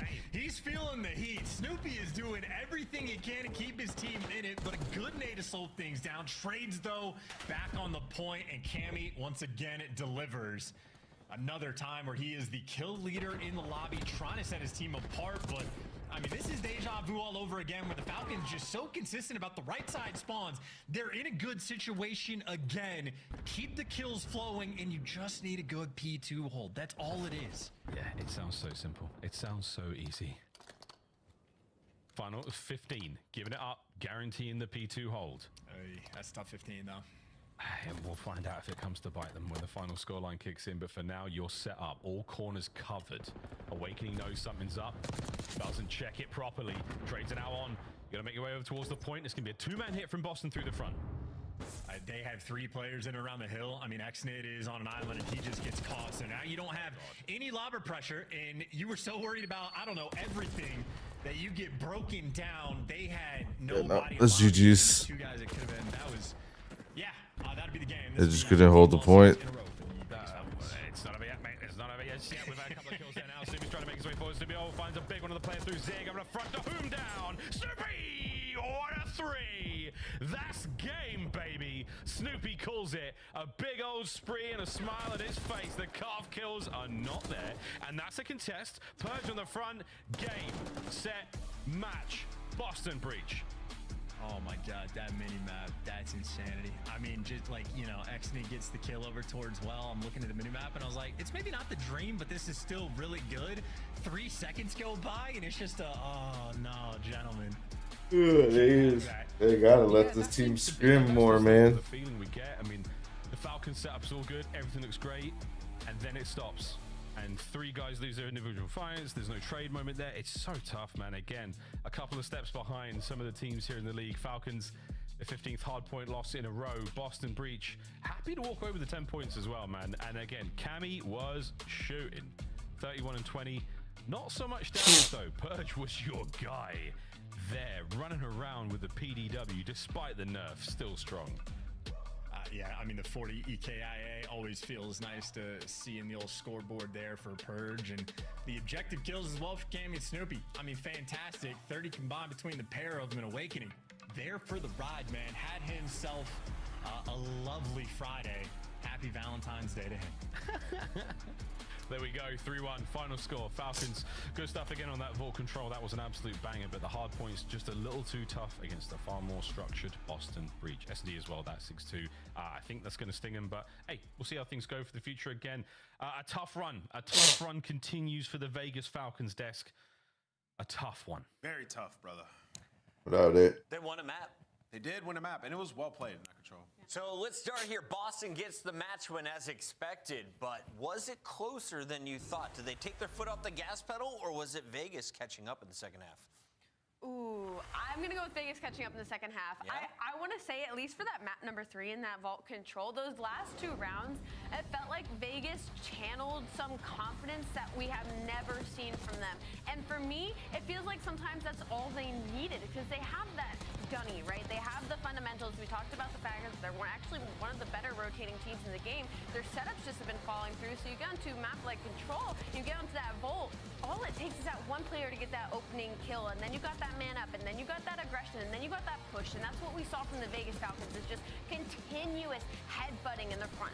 And of course, Nameless, we got to call out. This is the longest hardpoint losing streak since 2 goats and an up-and-coming goat in Hydra. I'm not worried right now if I'm a Falcons fan, because the rest of those guys had decent careers. Yeah, they had decent careers, and we're seeing some progression. You know, when Ali was talking about that control, think about it. The offensive rounds were beautiful from the side of Falcons. I mean, awesome strat off the rip, gonna double go underground and just get a bunch of beat progression. Like, the control was great.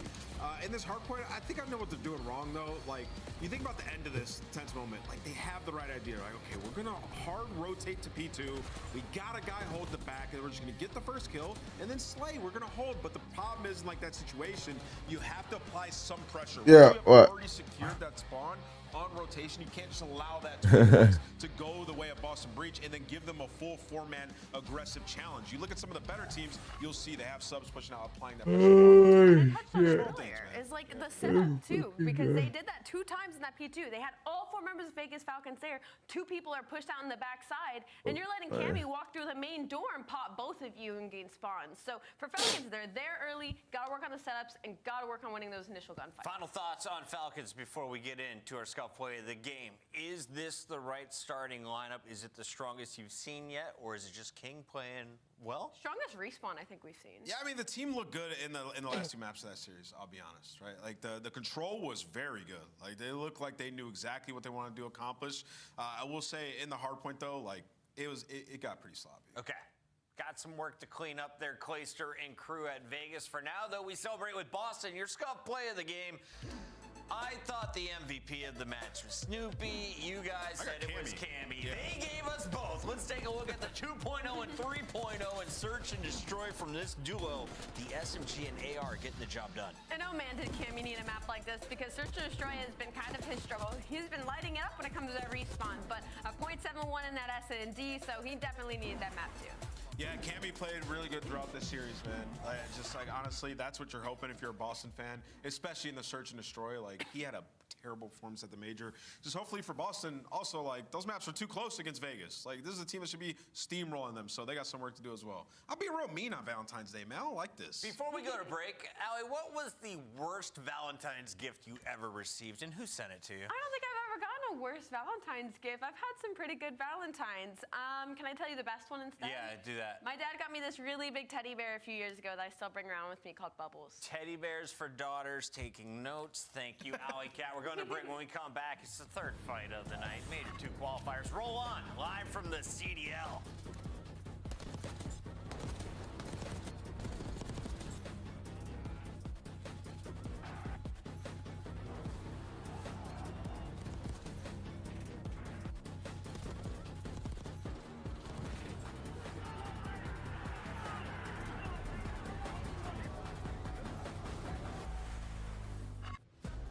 Upgrade your game with the Scuff, the official controller of the Call of Duty League. The Esports World Cup is an official partner of the Call of Duty League.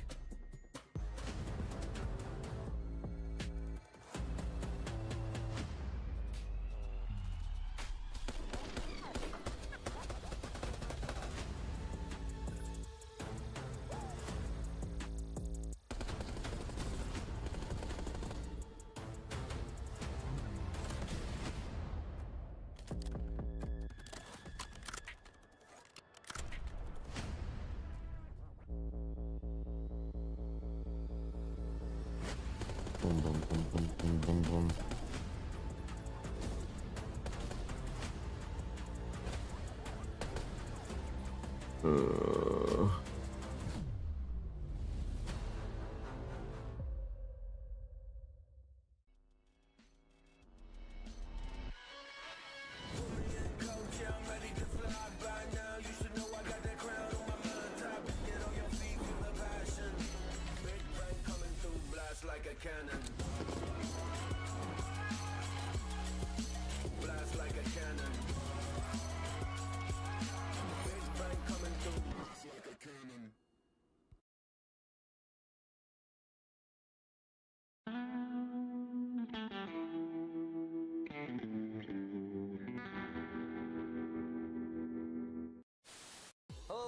Welcome to this week's show. This weekend we saw the top Call of Duty teams compete at the U.S. Championship held at Full Sail University. In a surprising turn of events, Strictly Business, the 9 seed, came out of nowhere to dominate the bracket, defeating 9-time champions Complexity twice to secure the #1 seed at the Call of Duty World Championship. Oh, coming right. And backward. Oh my god. Oh my god! The paternity test is in. I am the father. Oh, we got Fame here. Fame, how you feeling, man? I'm feeling good. Happy to be here. Fantastic interview as always from Fan. Wonderful lad. Marnie or top guy? Wait, I think they're probably working, eh? Yeah, they have Daddy, by the way. Sheesh. Sheesh, bro. Good Hold that. Sheesh. Bro, my POV that. Yeah, leave stall out time for your teammates to work this pitch because you know what Hydra is capable of. Finds that kill onto Insight. Skies across the map, finds the second. Now Sid left in the 1v2 on this side of the map. He finds the first 1v3. Off the reload! Oh my goodness! One was fine. Two was a goddamn miracle.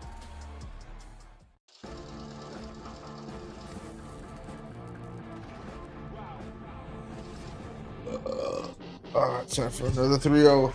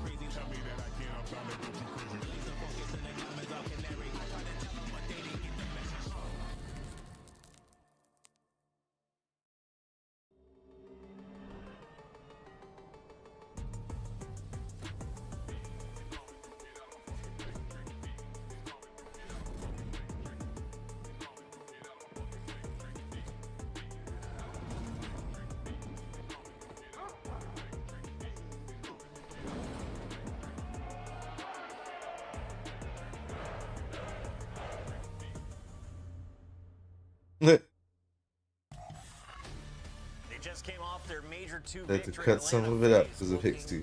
to dominate against a struggling Vancouver Surge squad that just made some roster changes. Allie Cat and Name was joining me here at the desk. Rosalie, let's start with you. What are you excited about in this matchup? I'm excited that we're actually getting to an interview before this matchup, I heard. Before we get to that game, you're right. Let's hear Awakening from Boston Breach. He's with us live. Big Wake, how do you feel about that matchup against Vegas? Game 3 got a little bit mixy there. Yeah, feeling good. I got the W, but obviously we still need to work on control because we haven't been able to win one recently, but have to keep grinding and getting better at it. Of course, Wayne, congratulations on your win. Obviously, Madrid didn't exactly go as Boston Breach would have hoped to. What did you guys kind of take away from that event to focus on moving forward since it was our first LAN of the season? Kind of took away like S&D and control. We needed to just lock down and get way better at. But I think our hard point's pretty solid, but if we lock down S&D and control, then we're gonna be a top team. For sure. Wake, what's going on, man? Listen, been a big fan of your gameplay over the years, and you turned up in that match versus C9 online. I want to ask you a little bit about it. You guys search and destroy. You're so decisive online. We watched in that match. You guys are making aggressive plays. Purge Snoopy running everywhere on the map. But you guys played so scared on land. What's the deal there? And did you guys talk about it? I think like at the time, I think we just weren't comfortable on those 2 maps that we played. Like, I think it comes down to us not being too decisive and not as grinding enough. Like, we get comfortable in S&D, to be honest. All right, well, Wake, listen, I'm gonna need you to lock in because I keep picking you guys, and you've been making my pick count go down. So, rooting for you guys to find some success going forward. Good luck. Final question: are you pumped about the SMG nerfs? Yeah, I mean, even still with it being nerfed, it's still the best guy in the game. So I don't know. All right, ARs are still saying it's a fair fight. That's we'll take it to Reddit after this one. Big Wake, thanks for joining us live. Thank you.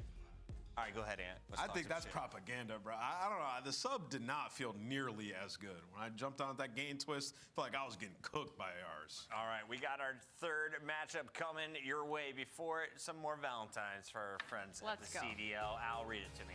Loving you is a beezy. That is so freaking cute. I hope these guys are stealing them and sending them to their girlfriends. That's so cute. Oh, yeah, so wonderful. The vibes are high here in Columbus, Ohio. Nameless, will you read this one?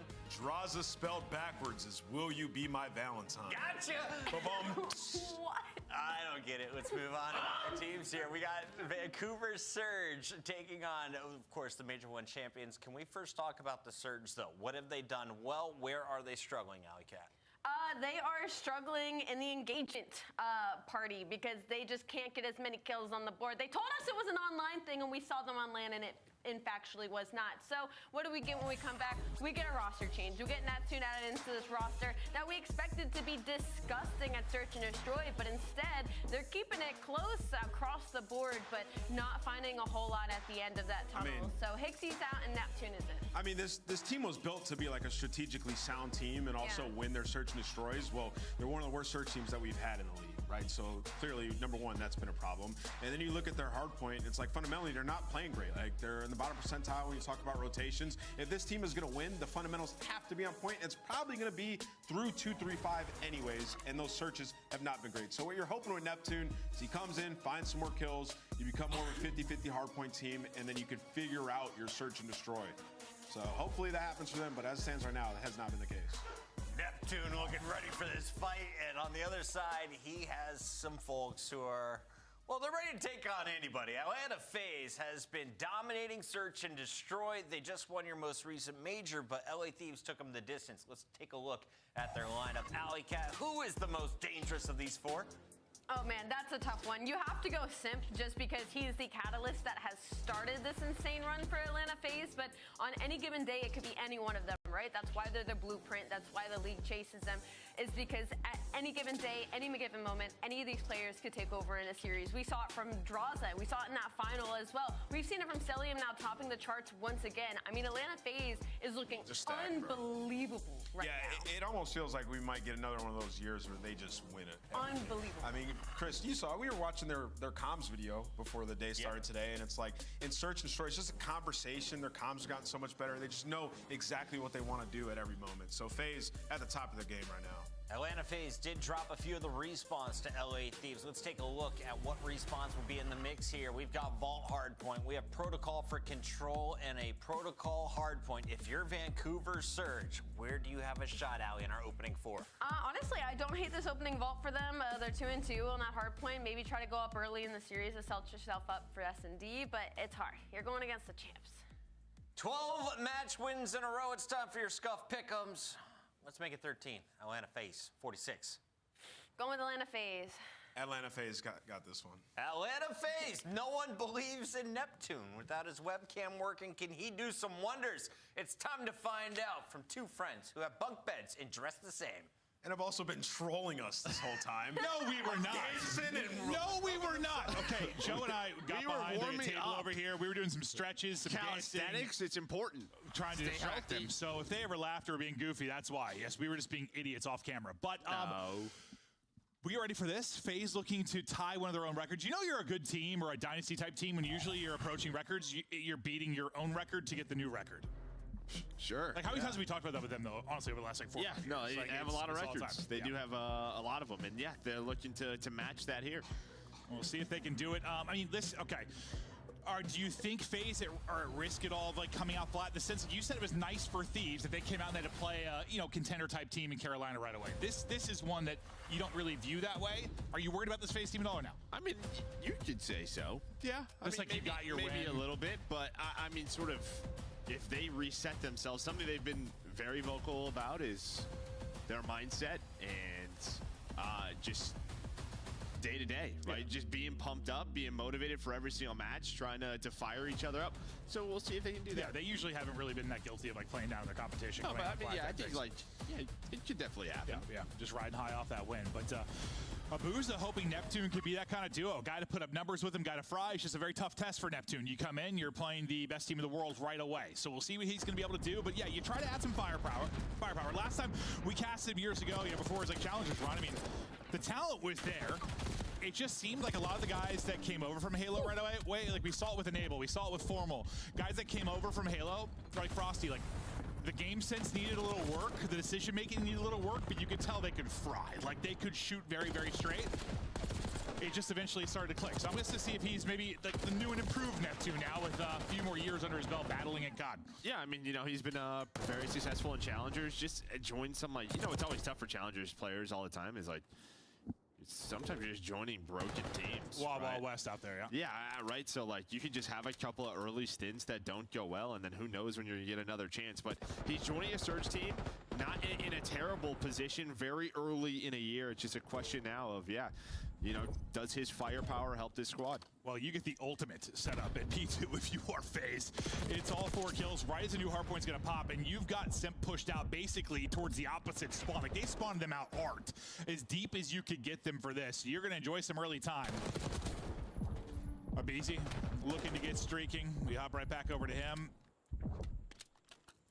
We'll see if he can keep holding down poolside. He's able to do just that as he gets to his third. Draws is looking for more. Abizi's still making plays, and you haven't snipped this yet if you were Well, yeah, the only person who did was 04, who took around bottom pool, was able to win a one-on-one, but then got traded out. Like, there was a chance he makes a play, and maybe they're able to get on through. You see Neptune win, but this has been such a clean P2. And at the major, this was a hill they kind of struggled on at times, right? Was this P2 where it just got crazy.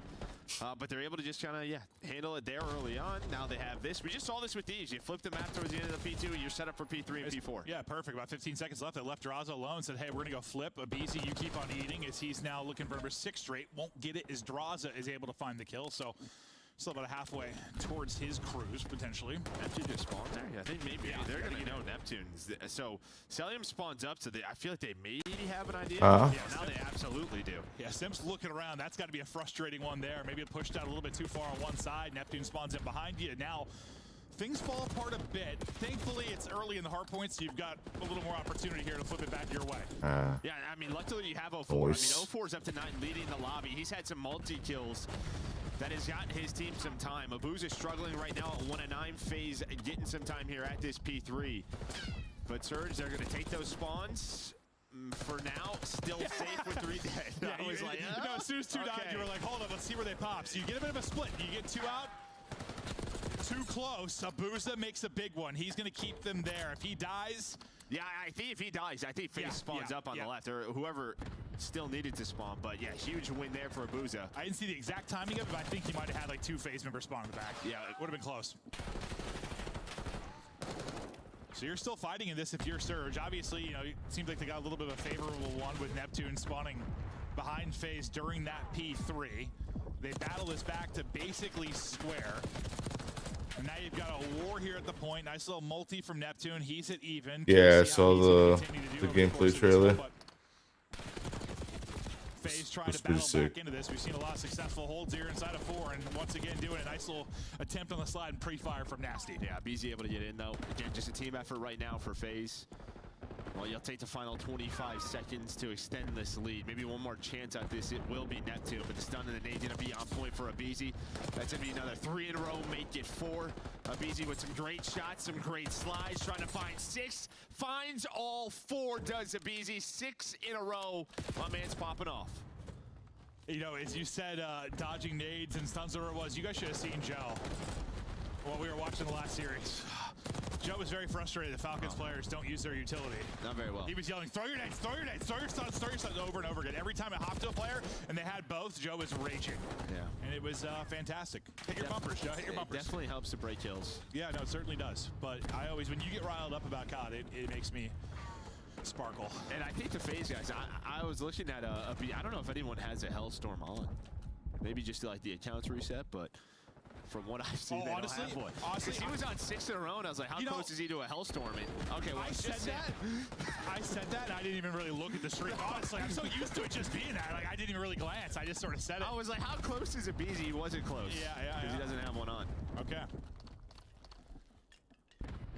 Well, nice job at the tail end of this. P1 for Surge. P2, though, is where you blew the game open if you were Atlanta Faze. You got all 60 of it. Well, sorry, first 45 of it until you opted to flip out. We'll see how it goes this time. 2R spawning out very deep again for Surge as they try to break on through. You got much better opportunity here to do it, though. Let's see if they can go ahead and collapse. Nice pick from 04. Double swing inside. Nice little snap there under the person at the head, but draws his double. Keeps you alive and well for now if you're Faze, or does it? Because Nasty answers back with 2 of his own. You still have the back spawns if you're Atlanta Faze, but the pressure here for Surge much better as they're looking to take the lead. Yeah, and I love that play from 04. He just finds the first kill, and now he's getting lost. Draza, mistakes were made, and they're trying to find 04, so he wastes a lot of time, even with those those good spawns. And now Surge able to take the lead as they continue to fight.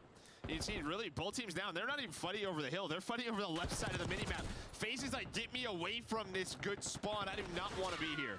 That's exactly what they're doing. And that was what number 3 in Simp that was able to win that final fight. Spawns his 2 teammates onto him. Draza takes out the other 2. And now you've got kind of what you want for the next hard point. But you get a lot of time there if you're Surge. So great play. A nice little lead. Draza frying, though, in that sequence. Now just can you do a better job holding the spawn here? Yeah, I didn't see exactly what the situation was when Neptune popped, if that was like a mistake from Faze or just a wonky spawn, but yeah, I don't know if they were fully blocking, but it just felt like everybody else was on the other side of the map. It just happened to be that's one of those ones when the old school COD guy in me, when I still think of like old school spawns, it drives me insane, but that's just things that happen nowadays. No, I honestly, like the way this map plays, like you do have to be in certain areas to block. Maybe they weren't. Yeah. I didn't notice it until he popped. Well, looking to retake the lead right now is Atlanta Faze. This time, get the time. Also holding the spawns. Neptune, another multi-kill, is his first map. Looking to be a nice one so far. He actually turns that into 3, so great stuff from him to get them into the point. Now they can try to apply early pressure in a 4. 4 was pretty chaotic last time around. You went out a little bit if you were Surge, but can they do it this time? You've got numbers for a second. 1 spawning out deep. Nasty gets a pick onto the point as well. You've got a 4v2 here. Faze in trouble. I want to hear the comms as they try to make the hold.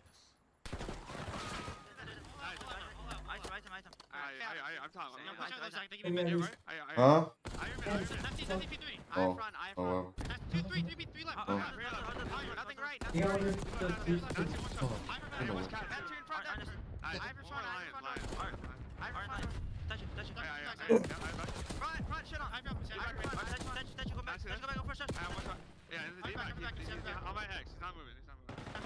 Neptune shit on. I step back and take it third. I know you're in front of me. I hear her. I'm front door. I have her front door. Where this guy is, bro. I'm fine now. Before back door. I touched her. Third. I heard her. Front door. I'm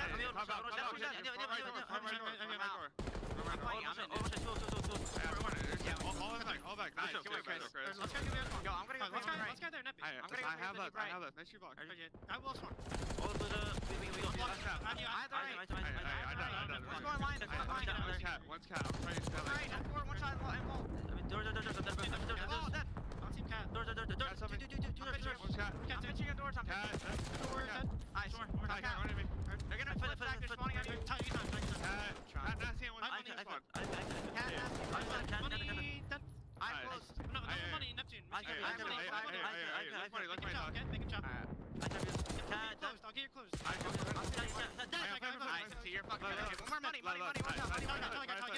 I'm pushing there. Good time. Yeah, I think one's gonna be here, maybe. Look, get my close.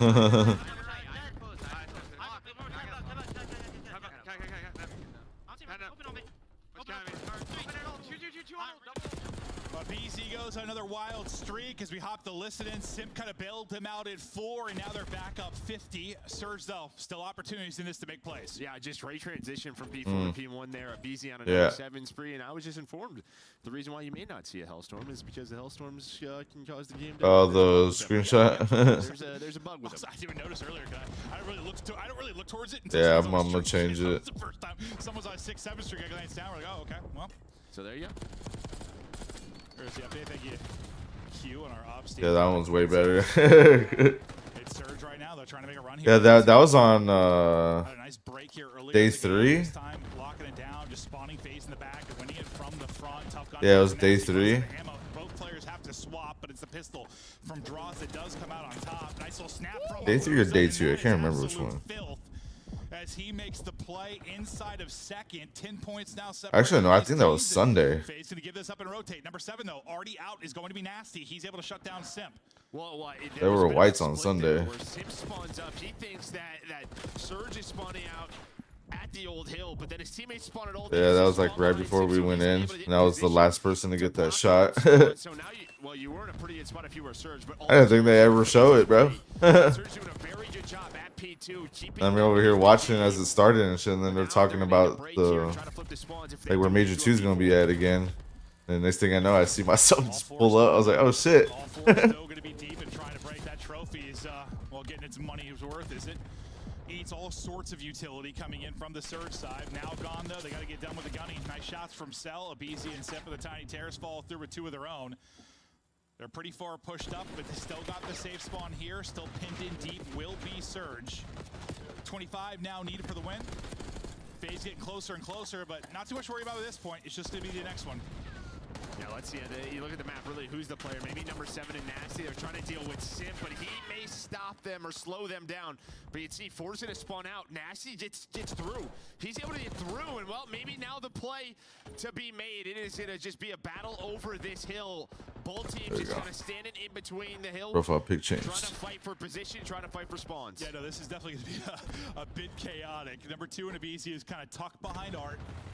Then you got 2 collapsing around the point, but the team accruing the time will be Surge, at least for now. Simp able to win that one. Abizi does so as well. A clearance for a moment, but a pretty close spawn for Surge will allow them to get right back into this pretty quickly.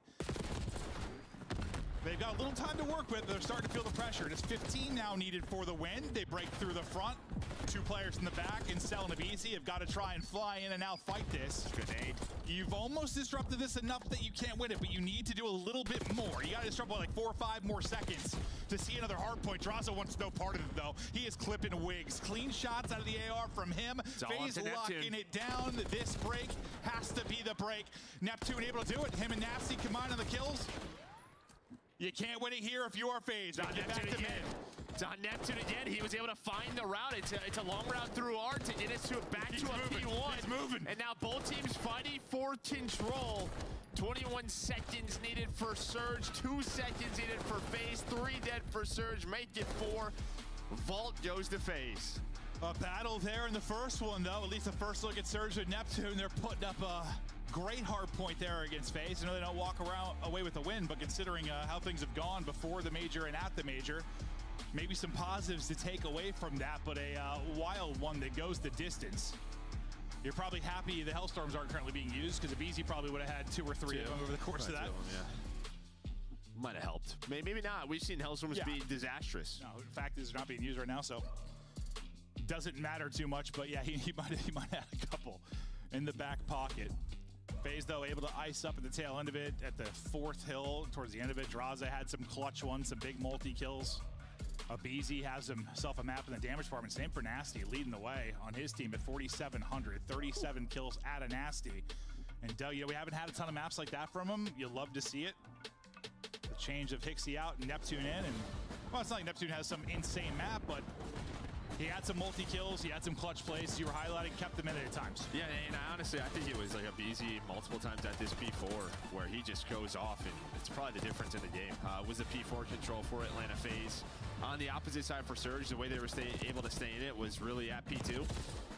And again, that's sort of been the thorn in the side of Atlanta Faze on this map. Again, this is a map Faze they don't normally play. This is normally like one of their vetoes. They played it 4 times on the year. But this is what Faze do. It's what they've always done in online qualifiers. They just play their weakest maps so that they have a very, very wide map pool. It is one of their strengths when it comes to majors. Yeah, and this one might be one that they're going to try to play, but if they find themselves in a situation they need to, they want to be good enough at it. So, yes, as close as that was, it's a good highlight out of you that this is not one of their go-tos, that's for sure. But yeah, no, whether it was the Abizi play or what, even right before we went to listen in, like, Simp, I swear, yeah, there it was. He's in like a 1v3. I believe that was it. Oh, no, it was before that. Was it? Okay. He was like all the way back, Art. Yes, that's the one. He just, 2 players just run through. He just plays a corner. He was the last player alive on his side of the map. Then his teammate spawns up, gets to him. Well, I threw to the listen in, and I looked away for a second, and I looked at you, I'm like, what just happened? Yeah.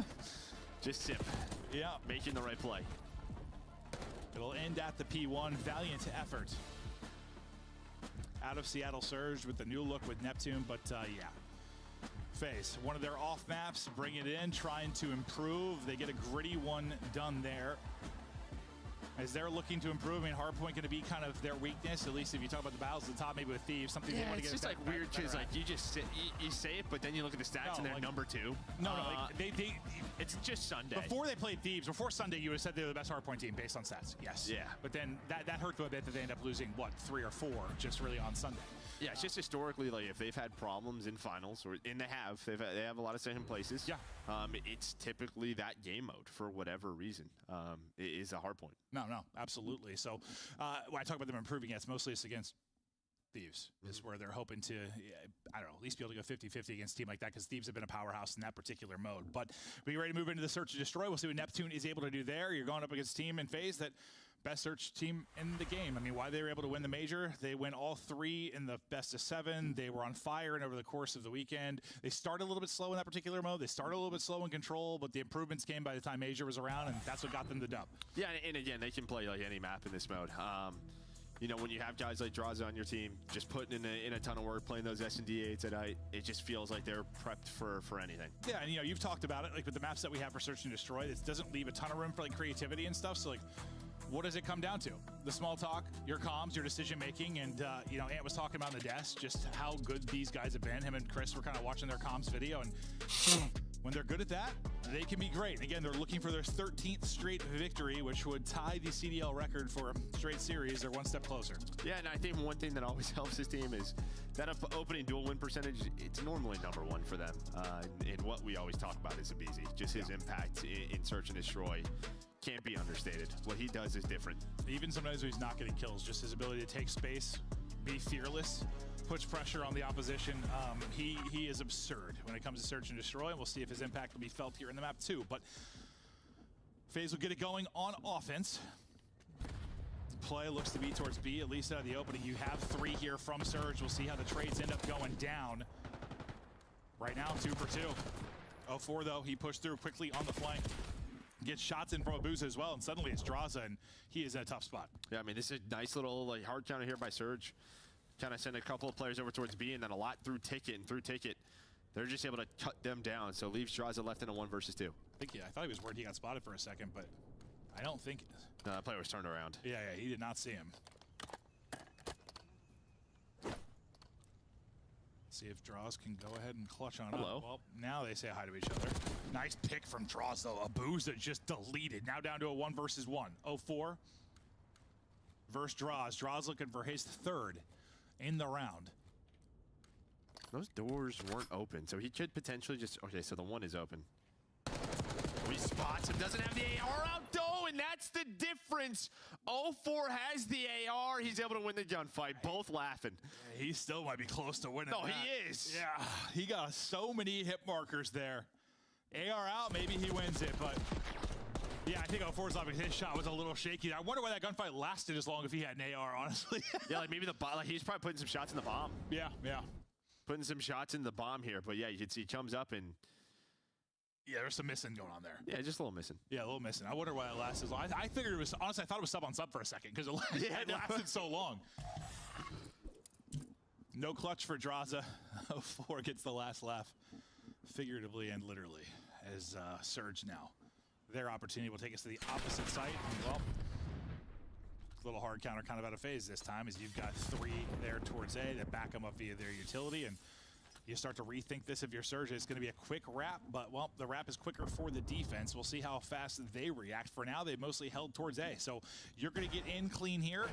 Faze going to be playing for the 4-on-4 retake, or are they? Abizi gets a little pick in, does a little tickling, and he'll back out. Yeah, I mean, we saw a lot of red card at the major, so a lot was on this B bomb site, but normally I feel like it was like just sort of Abizi in here on an island. This time, it's kind of 4-stack through A, so he's not inside, and well, instead he's going to get taken down. Nice trade by Sim. Draza, though, they're waiting on him. He is on the long flank, but Abuza's watching it. Yep, he has got that locked down. I feel like it's so rare we see that flank actually work out. It is so tough to do. Sim now looking to clutch, gets 1. That is it so far. So good for Surge. Yeah, I mean, Faze is normally a team. They usually leave presence inside that B bomb site, so that's just a great read by Surge early in the round. Maybe they see a couple of players getting aggressive over towards A and just say, go right to B. I just feel like it's every time we say that, like, we're waiting for him to work the flank. Yeah, no, the work the flank is awful. It feels like.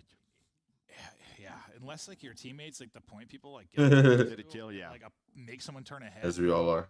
It's just somebody pre-aimed with an AR. It's as we all are to see him get shit on. Yeah. One of the headies. A nice start here from Surge. Yeah, a just nice hard counter defensively at B in the first go round. seem like FaZe want to go right back to it. Different defensive setup. Not got the same presence here, but you do have 2 players active. One just lurking. That's going to be number 5 and 04. You see him on X-Ray? Clutched up in that round 1. He's just lying in wait, looking to pounce, and pounce he does. Can he get more than 1? He does. That's absurd from 04. Got damage into a 3rd as well. Damage into a 4th, taking the round over by himself. I mean, he just lurks, he just waits, stays patient, tells his guys don't die. I just feel like we've seen that so much out of every. Someone's got to clear it. Like, how many times have we seen that from all teams? Well, that's why. I mean, I feel like the major, because we casted a lot of FaZe. Yeah. That's all we saw from a BZ. Yeah. Yep. Just lay down. Bide your time. BZ and Cell trying to clutch. 04 has been thick and ace this whole time after all the damage he put in, but his teammates will get it done. Abuza and Neptune will shut it down, and well, up against the best Search team right now, they're up 3-0 in control. Yeah, and again, we've been talking a lot of different teams in Search Destroy. You know, we talked a lot about Carolina and how they're going to find success versus top teams. Last year, this Search team, you know, when they started to show some bright spots, like it was through the S&D, right, getting to those game 5s, and they're going to need it here. They have not been a great Search team on the year, but here's 04 just kind of waiting, stalking his prey, able to find 2. Yeah, we've also talked just about, you know, typically at the first major, if team's a little bit ahead in Search Destroy, you get a lot of VOD of it. Teams start to catch up in that particular mode. And, well, I mean, giving FaZe a little taste of their own medicine kind of in that sequence. Nice from 04. Abuza on 3 straight as well. Similar to what we saw 2 rounds ago. A presence here outer from FaZe. Try to back him up with the utility. Oh, nearly somebody gets caught. Neptune going to get some tags in and back away for now. It was a very quick wrap to B. This time, same thing, just a little bit slower. How to FaZe react. Last time they were down, just have this 4-on-4 retake. Abizi played it pretty passive. This time he's in the site. Yeah, this time he's there. So maybe he was just late on the rotation, but this time he is not. And he's going to have some help. And, well, sometimes it's just about this lurk play. Can he find a kill? He knows he needs to secure it. Now play his life. There's still somebody in the back of this site, though. They're able to trade him out. Feels like the first time they've had numbers really nasty, though. Still, maybe a chance to clutch. He dropped 37 in the map 1.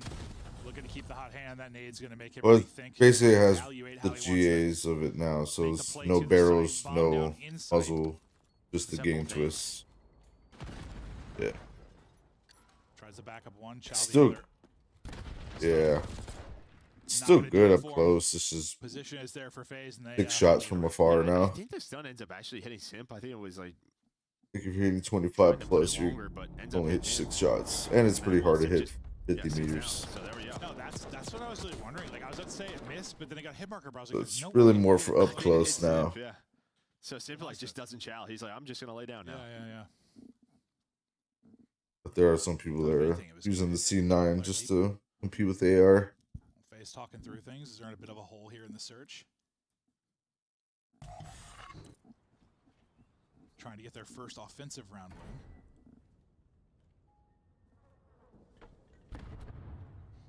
They've mostly been trying to work it towards B early in rounds. A little bit different this time. Abizi spotting that way, but they're working out her.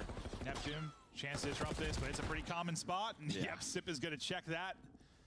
I feel like everybody we watch, that's sort of the 2-man setup, like an SMG laying at the stairs. Then maybe an AR looking over him, but he's gonna get caught.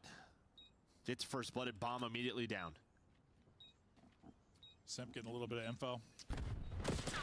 Just staying active on the map. Abizi's timing not gonna work out is from top. Abuza gets 1, Abuza now gets 2. Pressure now to Simp to make a play. Draw's able to do it with him. 1 player left will be Abuza. He's working on the ace right now, 20 seconds to go, and he's got to move. Spots 1. Nice shots, honestly, but just too many players to deal with. FaZe has got the angle, and now back-to-back rounds for them. Yeah, nice 2-man game there from Simp and Draws. Watching that cross, and yeah, Simp just playing his life, does it beautifully, just buys enough time for Draws to get in a position. But yeah, I think for Neptune, it's just, that's a spot these guys check often. Yeah, I mean, sometimes you're going to get that pick, sometimes you're not. Like, I don't know, it's just... That's the right way. Yeah. Lay down at the bottom of the stairs, lay down at the top of the stairs. I mean, we've seen players somehow get 2 from that spot, and the round's over. But every now and then, you get sniffed out. So, yeah, big round from Draws and Simp, and now they're within a round. As they'll be the one streaking a little bit for the FaZe side. They were able to clutch up last time defensively. This is like that 4-man ace stack we saw early in the game, and then Surge just went to B. So do they react to that quick enough again? You take a lot more space this time if you're Faze. Yeah, I felt like they didn't get caught, or like maybe they didn't get hit by stuns. And now we just kind of get to a standstill for a second. And then what? This allows Abizi to get in his spot inside of He is on an island. Knock knock. Abizi's still here. Damage in, but now can they isolate him? They don't have a ton of info. But little team help me, team help me. They're just dancing with Abizi. The one player kind of watching the flank and push through gets dropped. Faze has just been moving. He finally is going to fall. Cell's going to drop as well, and now you got numbers if you are Surge, because the two players that got the pick on the flank. It just takes forever. Yeah. It takes so long to work that pinch. And because Abizi isn't able to find a kill. I think he stayed alive so long, though. I think it was, what, him and Cell? Cell ends up backing up to him, and Cell doesn't get a kill, so they get the 2 picks. I mean, just, you lose the first blood, but you find both the kills in the bomb site. Sometimes I wonder if there's like trying different things. Yeah, no. Yeah, it's just different looks. You know how it is. And I think playing Search Online, like, if there's trying different ways to retake, different setups. And I'm gonna guess they'll take that round again because they're gonna assume Abizi's probably gonna end up finding one, or Cell is gonna, like, you think that your teammates in that site are gonna find one. That time they do not. Surge are gonna take that all day. Yeah, I thought once they got the kill, like, they pushed through the flank, I thought they were going to be able to get to Abizi a little bit quicker, but yeah, it still just takes so long. So another 2-round advantage for Surge. Utility hits, Neptune's just going this time. He's not laying prone, but a nade's going to hit. He just sends it right into the back of the enemy line. Thankfully that nade hit, so he gets traded out instantly. Otherwise, he might do more damage there. Nice tracking from Abusa to get us to a 2 versus 2. Nasty. Got eyes on one, so look at a Chalet. Great stuff there from Nasty. All onto Simp now to work the clutch. Well, he's stomping around, breaking glass. Well, I think that's how Nasty knows Cell's there. Cell's thinking about rotating. Gets into a really good spot, but it gets red because, yeah, he just hears him. Thankful for Simp, he's got bomb to you. Let's see if he can actually get this down. Think he just maybe spotted him? I think Abusa saw him. I don't know if he saw Abusa. I'm not sure. Well, best of luck with that. Plant in. I don't think he spotted. I think you're right. I thought maybe he saw him, but Abusa gets the spot. They get shots in the plant. That'll be the 5th round now for Surge. And that's a nice recovery, again, where it's sort of, yeah, you get the first blood, but then you lose the next 2, and in the 2 versus 3. You're able to clutch up. Great stuff here for Surge. Faze maybe trying some new things, but not working out so far. But despite the fact, even if you're trying some different stuff, like, they're good enough at Surge, you shouldn't be in a hole like this. This has been great plays. Some nice aggression from Neptune that round. Again, that nade doesn't hit. He might close that round right away. Yeah, he got there quick. It might have been a team nade, honestly. Was it? Like, with his spot? Might have been. Yeah, actually, now that you say that. I'm pretty sure that hit him to like 30, so he was like a bullet or 2.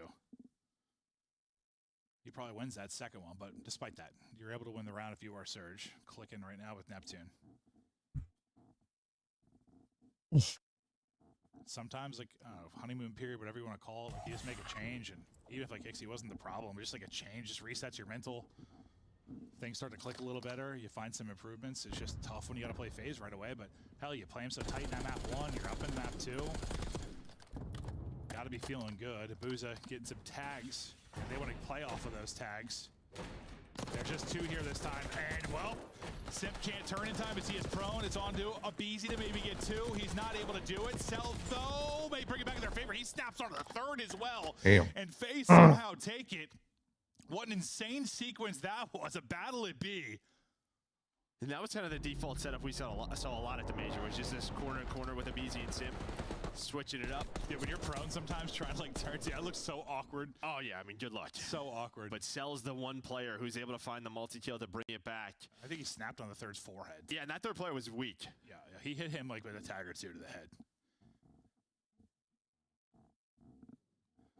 They got Abizi. Abizi had one like 1 bullet too. They're just getting enough damage in before they dropped that the dominoes went their way. But you got to win 4 straight rounds. 1 done. 3 more to go for Faze. They've had the struggles offensively. Trying to find ways to really attack this B site. Neptune ready to greet him at the door. Oh, well! Door greets him. Simp shuts him down with the wall bang. Habuza, though, trying to bring it back before just buying his time. All these sneaky little spots. Oh, hola! Oh, damn. As he pops up, Simp gets to the back box. He loses his tracking a bit, loses the gunfight. Now down to 1 versus 1.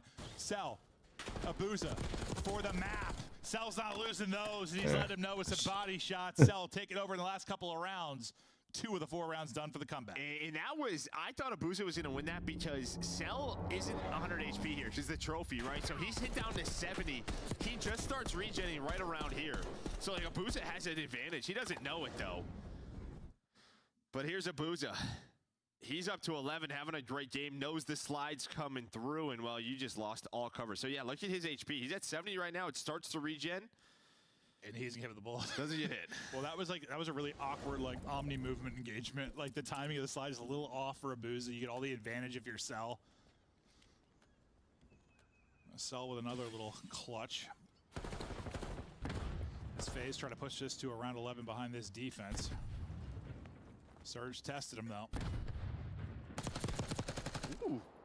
Nice little spot there, an angle from 04 as Droz is like, hold up, and backs up. Abuza gets his revenge though quickly. Shoot his body, get your head plucked. Cell out of it. A 4 to a good spot. Nades coming in and trying to stay up. Abuza just sending it. Well, they want to stop the bomb plan, so it's really just 2 SMG players just kind of hanging out. 04 and Abuza are like, help me teammates. Abuza's gonna send it though, and somehow 04 able to win it. They like slide through each other, and then 04 and Abuza get it done. Nice shots from Abuza. Clutches up and get 2 in the round. And body got shot. Abuza didn't care. Steps up in the final round. Surge get the search and destroy victory. And I mean, they put Faze in what a 5-2 hole. Damn. Yeah, I mean, great game from Abuza there. He steps up. He started out very slowly. Map number 1 gets double digits there in map 2. Kind of 04 right out of the gate. Neptune though. 4 first bloods, a great game out of him. Yeah, that sequence where they slid through each other looked insane. I don't know if 04 must have got like aim assist, a snapback. He died so quick after he slid through. Well, he got help. He just got shot by somebody else. Oh, so it's both of them? Yeah, because he slides and is like, hello. Yeah, and then he was just dead. It looks so awkward. Yeah, the whole team's looking at him. Yeah. No, I mean, he got hit with like 3 stuns at one point where he set up there in the corner, but some insane sequence there. That search and destroy. Surge tied up 1-1 so far. Looking pretty good with Neptune, but still a ways to go to break down the hardpoint search. Desk, how are you? Doing so good, except I'm a little nervous because Vancouver's playing way tight, and I expected this to be a hot 3-0. Neptune, is he that guy? I think he's kind of been that guy. What really shocked me was how much he's added to their search and destroy, because that was kind of the biggest thing for Vancouver Surge has been like, okay, this is going to be a really good S&D team that maybe we'll try to win in like the 2-3-5s, and we didn't get a whole lot of that. With this roster, I could see that being more possible. Let's take a look back at the first hard point. And Nameless, I want to know, is this Faze just still shaking off the rust after taking home another $150,000? Or is this a fair fight? Oh, it's a fair fight.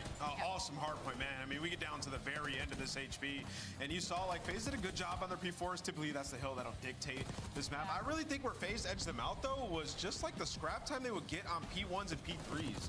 Like, they just did a better job than Surge. I think that'll come with time, but you even saw it when we get down to the final stretch here. Neptune, the new addition, makes a massive play, like just runs past Simp, breaks to try to stop Faze from getting the win there. They have an opportunity, finessing at the end. It's just not enough. But like for Surge, I think the main difference, what we're seeing and why that was close, guys, is because Neptune, the added pressure, allowing Nasty to sort of play his game, had a hell of a performance. That's the difference. Nasty to fry once again, because Byron was popping off at the end of last year. You watched him at EWC. He was really killing it. Yeah, it was one of those things where like the ceiling is really high for a lot of these players, right? And I think this spells good for Vancouver Surge because Abuza and 04 didn't have to put up huge numbers to keep this hardpoint as close as it did, and those have been the 2 main slayers for this roster.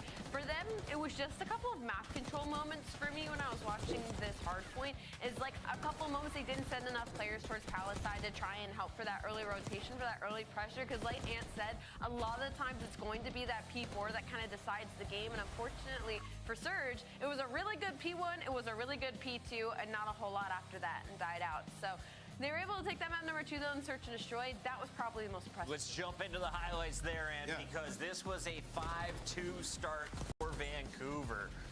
Atlanta was kind of on the back foot, had to claw back. Yeah, I mean, you could tell Serge did a lot of research. I mean, Atlanta have a ton of red card from the major that you can watch. Giving up easy a hard time over at B. Saw a lot of the rounds Faze, like they would push up, try to make plays over towards Hedge, and then Serge just take the opportunity on their offense. We're going to get the bomb down B, and we're just going to win from there. I will say, like, the way that the search changed for Serge since bringing in Neptune, it's still 0-4 set in pace. He's the guy pushing up, making the plays, but as he's taking space and making these plays, Neptune takes that as a moment to get pushed up as well, right? And be annoying and sort of sandwich people and make plays. So I think they have a great dynamic between those two subs, at least from this small sample size. I'm loving what I'm seeing. You are on a 12-match win streak. If the Surge are the team to put that to an end with a new player coming up from Challengers, that'd be quite the story to kick off Major 2. Alley Cat, let's talk about second half predictions, though. It is now knotted up, one apiece. What happens when we get to Control Game 3? Well, weirdly enough, Control has kind of been the stronger game mode for Vancouver Surge, so maybe an opportunity, but again, Atlanta Faze has been #1 in the game. We are going to Protocol, and that's just a scary map to play against MC. We'll see. And the subs, for God's sake. Well, if you want to support your players, your favorite players, make sure to pick up your team skin. I know Ant has both of these teams, but if you haven't seen it, take a look at the glory that is coming from these squads. Yes, more Vancouver pork and the juice Baby tonight. Blues. On the other side, Atlanta Faze. Oh, black and red, just like the Atlanta Falcons. You love to see the city feed. We having Yeah, I'll pork see you guys strips at the tonight. Cody dealership later with some of these skins. Catch you guys in the ring. Let's get it, baby. Are you like one of those Purple Warriors out there, Allie? Have you been rocking the Toronto Ultra? Because they sent me a code. Shout out to them. I have not been a Purple Warrior, actually. I'm a Surge Warrior. I'm the dark blue. We got more Valentines for you. Here you go. Take a look at these guys and what they have to say next to their Is names. it going to be Puckett? Oh, it's Atlanta Faze. Until you, I was unfazed by love. Absolutely, chat. Every time I'm in the chat on COD League YouTube, you guys are so positive, so much. Oh, there he is. There it is. You're my Valentine. Wow, that was strong. Strong. We haven't had any conclusions drawn today. Maybe tomorrow. Yes, we'll get it working, hopefully. Yeah, well, maybe we have like a lot to break down. Maybe 5 whole games because we're knotted up at 1 apiece, and Game 3 is starting right now. Maven, take it away. I think we really dropped the ball. We're not using like the word egregious or mind blown. Yeah, no, I think it should have been like, wow, you made me mind blown. Yo, right? Not only my mind, never mind. I knew where you were going with that. Well, we get ready to continue on in this series. Hey, Tied that's a up crazy 1-1. word. Going to Control.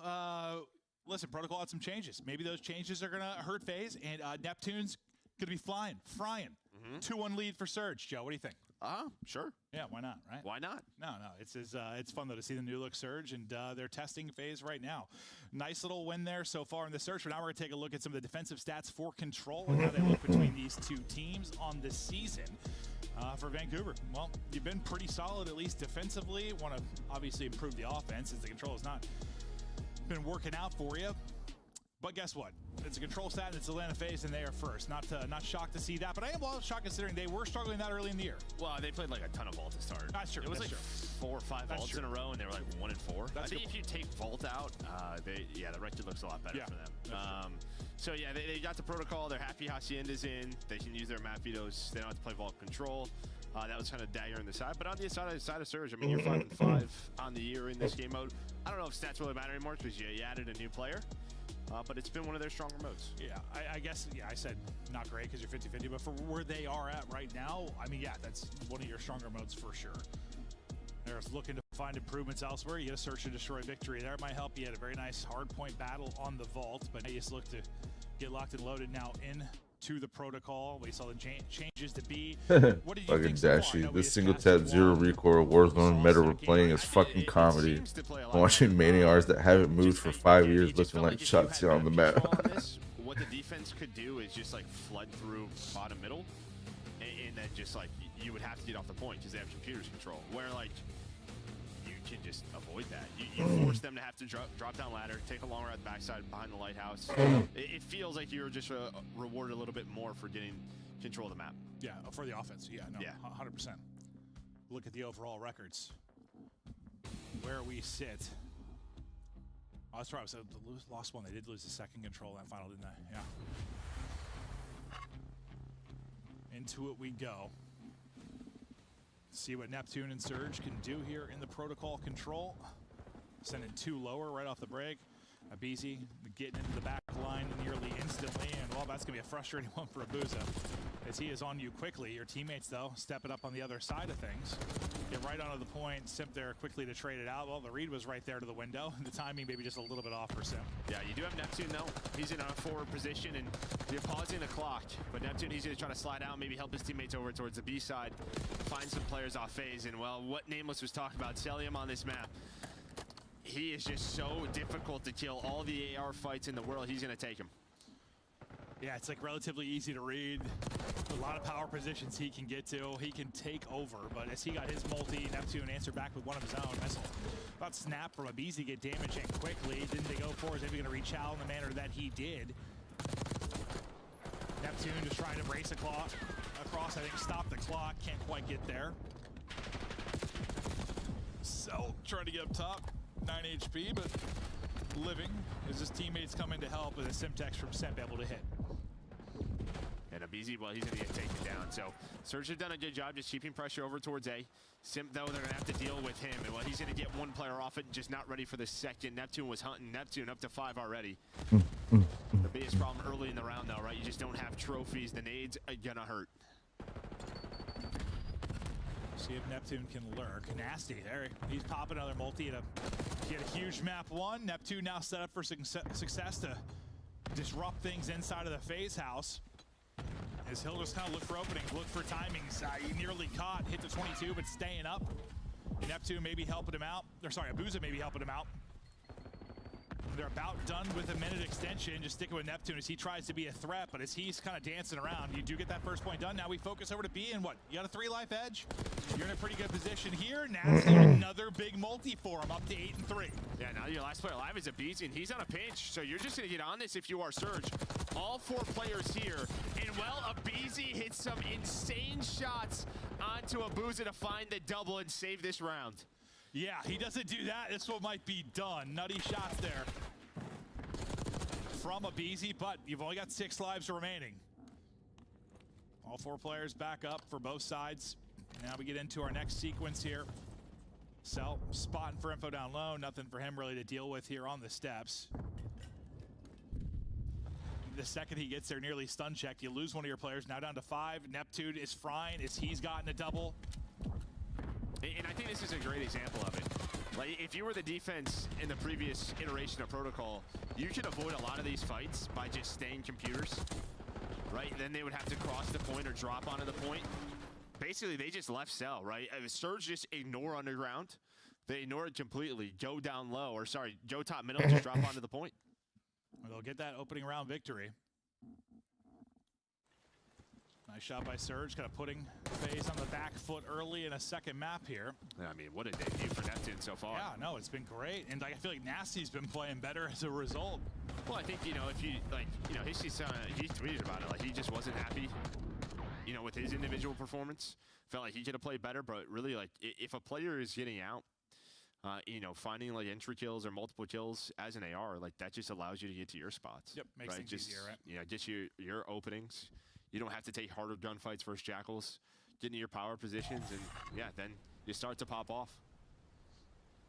Well, let's flip sides now. Let's see if Neptune can have the same impact. I mean, 11 kills is sick on offense. We can do on defense. Cell, no matter what window he goes to, he's getting zapped. Worried about the opening pressure, similar to what we saw Abizi do on the other side of it. Cell's able to read it, and he'll actually pick up that kill right after we swap off him.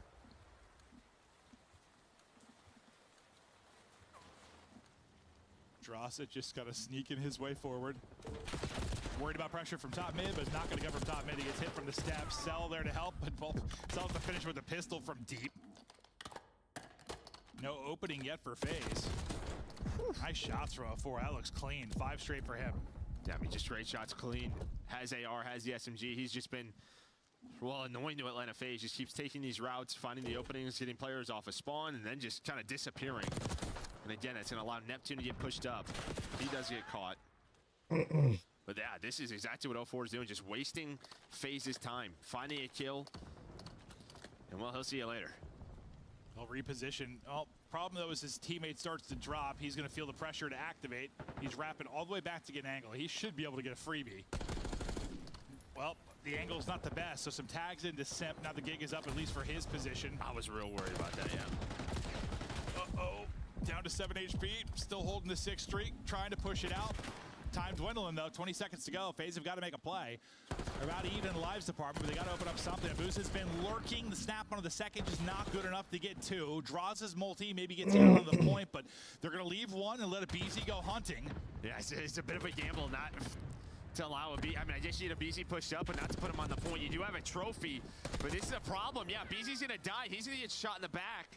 And I think if you have 3 here, maybe you capture A, but if BZ tries to get pushed on forward, and well, Surge is going to retake this, and that might be the round. Yeah, I think they're just thinking they can do it too. As Simp followed it up, but yeah, you 3-stack, they get it done, right? I'm pretty sure they get that done. A little bit of a gamble. Might hurt him. BZ, maybe a chance to make the play. Get onto the point with 1.9 remaining on it. Still okay in the lives department, but with that win in the window, BZ's going to be in trouble. He's just able to finish the point. He's got help there from Draza to get it done. Draza is on 4 straight. Aggressive on the other side is 0-4, and he's finding openings. Picks up Cell right off a spawn. Draws doing the same thing on the other side, so he gets to 5 now. 45 seconds to work with on the clock. And you can see the arrows from Surge. They're out and hunting. Yeah, For's done such a good job throughout these rounds.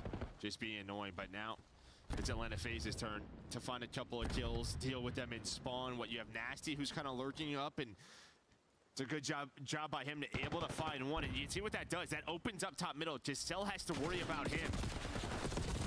So now all the pressure onto the players on the objective. Yeah, no, all 4 of them just like send it out top middle. And well, it seems to be working out. Nasty hoping to catch a timing on someone, not able to do it. So we got a 3 versus 4 here. Time dwindling as well, 20 seconds to go. Great play from 0-4. Freebie for him. A BC no chance in it. Draza trying to give them an opportunity. I think Draza got shots into another, but ultimately he's going to be flanked in from 0-4. 10 seconds to go. Cell got to get on the point or kill all 3. Not going to happen. Surge in control now.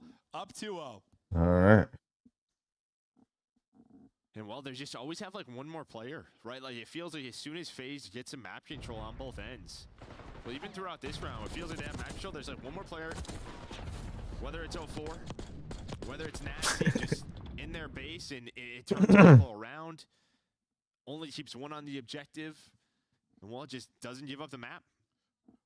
Listen, man, sometimes there are team changes, and the honeymoon period is something demonic. They're looking good so far. 1 round away from taking a 2-1 edge. Hell, map 1 was winnable. They're close to maybe having a 3-0 in this, but now you got to prevent Faze from pulling off 3 straight. They almost brought it back in the search and destroy, but you shut it down. Got to do something similar here. Pressure here from Faze early. Neptune trying to deal with the remnants of it, but he only gets 1 before falling. A 4 shooting. Yeah, great shots from 0-4. And yeah, just finding that player in the spawn. Does Seattle Surge, so nobody pushed up. This time it's going to be him. Neptune just trying to find players off. You have 1 player on it. This has kind of been the way to winning offenses, is just pausing the clock and slaying throughout the year. They're doing a good job so far as Nasty's just chilling. That's exactly what they want. Neptune continues to win fights. Not sure what he's up to exactly because we got the scoreboard bug, but he had such a hot Hey, we got hit markers now, okay? That's true. One step at a time. That's my bad, Joe. Nice shots from Nasty. Up to 19 and 13 out of him. Just lying in wait, putting in more damage. Nasty on 20 now and working towards this second tick, and you have nearly 2 minutes to work with it. I think they just always had like a 3-life advantage. No, they honestly have. No, it's not been anything like that insurmountable, but they just had a little bit of advantage throughout all of this, I swear. And anytime there's like a chance, like a 3-4 dead, like they're not letting Faze turn that into more. They're just like stopping the momentum. I haven't had too many of those, honestly. Like too many like kind of panic situations. Or at least, yeah, as you said, not like chaining them together at least. I'm gonna try to push out this lead a bit bigger. Now focus on B. You got, what, 90 seconds to work with. Up a few lives, so 4 movement, and Gunny still continues to be on point. The guys are playing with some confidence. Faze in trouble being 3-0'd here. and one of their better map and mode combinations. Four is in his bag right now. I thought he had that one too. Goes vertical and gets shut down. As we hop off his POV, you see what Draza got 2 right before we swapped to him. And this is one of those chances, right? You get a 3 dead. The one player lurking is Neptune. And well, it just feels like anytime there is this chance where Faze are finally in your base, they just do such a good job getting them out. 0-4 able to find another double, does get traded. But now you're back to, what, a 4 life advantage. They just hung on to it. It's been consistent throughout. It's been just enough to close out these rounds, and they're doing it again. No respawns remaining for Atlanta Faze. Neptune toying with draws, trying to close it out, and ends up winning it with the pistol. Neptune, he's 27 and 20, leaving his mark on this one. Abizi and Sal, only 2 remaining, trying to make something special happen out of it, but they've got to pull this off for 7 remaining lives out of Vancouver Surge, and well, Surge at least some pressure to get towards the point. Surge about to be Faze. So seconds to go, but they're able to isolate one and Sell. Last guy up will be Abizi. As they look to hunt him down, shut him down, he just runs right underneath one. Oh, he just finds a timing like right through everybody, basically. Well, he still has some response. Doesn't matter. And there we go. What, you went 2 offenses if you Damn, 2-1 Surge. Looking good. Looking good. Looking very good. Might have this Faze team a little bit frazzled. I mean, I know it's some changes coming in, obviously, to the B point, but just this one being such a solid one for Faze, you think it would just play to their advantages more. Because Neptune was a good ad to Surge. It felt like just the same thing in the S&D, now in the control, like Surge doing a lot of things that Faze do very well. Just give them a taste of their own medicine, and right now up 2-1, map away from winning this. I think like the comms have to be on point for Vancouver. Just the way they're dealing with Faze, like once they are in their base. If there's a couple of players left, maybe pinching, like it just feels like they're always picking them up, or at least trading it quickly.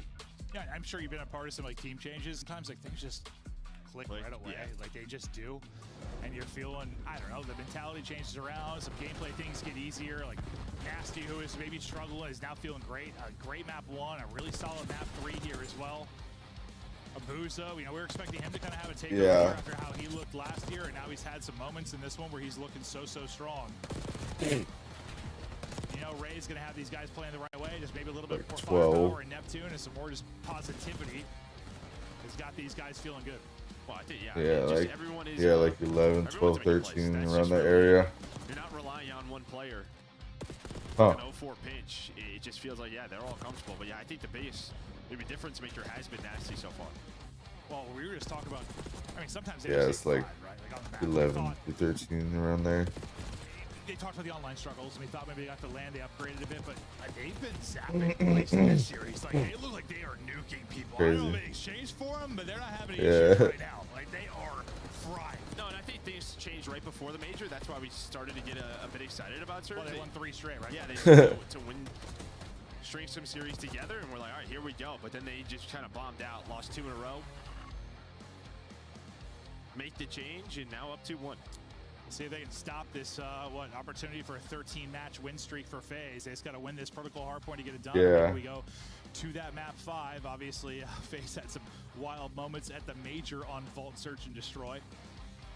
But we may get the entire way. The first hardpoint, what? Yep, I'm checking your phone. I'm looking at everything. If you're Surge, you were so close. You had your opportunities, but Faze were up just, I don't know, 40 to 50 throughout. There was chances for Surge maybe to run away with it, get back into it, but they weren't quite able to do it. Now to the map 4. I mean, I don't know. I'll be honest, Joe. I was fully expecting a Faze 3-0 in this series, and now we're seeing that a Surge. Yeah, I mean, it's obviously the addition of should be what we talked about, right? Just sort of first match after you win a major. This will get your blood flowing a little bit, right? I mean, it's one of those things where you're just trying to improve and play as many maps as possible. So there's a side of like Faze. It's like, all right, let's do this. Got to lock in, but you're going to your best hardpoint map. 5-1 on the year on protocol hardpoint. Got to lock it in.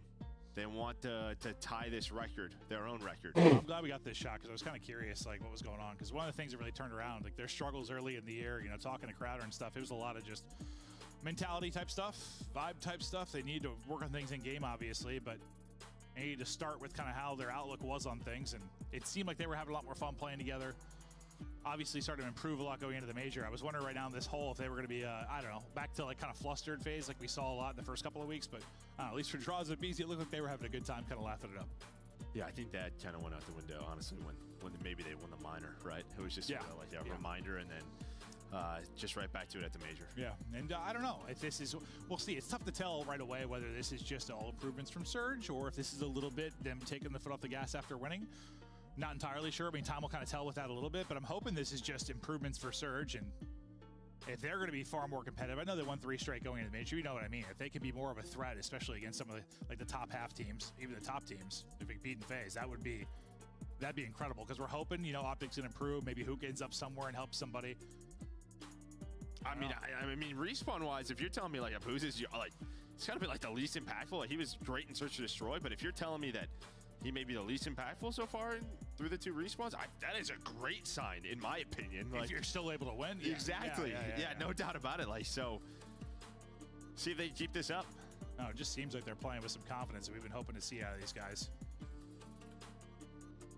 I cannot take that image of Neptune seriously. Every time I look over, I start to giggle. Look at him. Dude, he'll be there soon. I know. But just waiting on this one to get started here and loaded in. 04 is chilling, bro. He was absolutely frying in that map 3. But it looks like fist bumps are out, and we're going to get going here. Faze trying to bounce back. Surge trying to put him away and close it out. They don't want to see another Search to Destroy. Let's get it done here in the hard point. Almost took the map 1. Looking to take it here on Protocol. With a new look, Surge with Neptune. So far, really across all modes, have looked strong. Yeah, you just get to 2 really scary maps here for Faze. We saw their Vault Search in the major final. The winners final, I mean, that was around, that was crazy. But yeah, this Protocol Hardpoint has been their best map on the year. Well, then, it was the one they won in like a minute. That was the Vault? Yeah.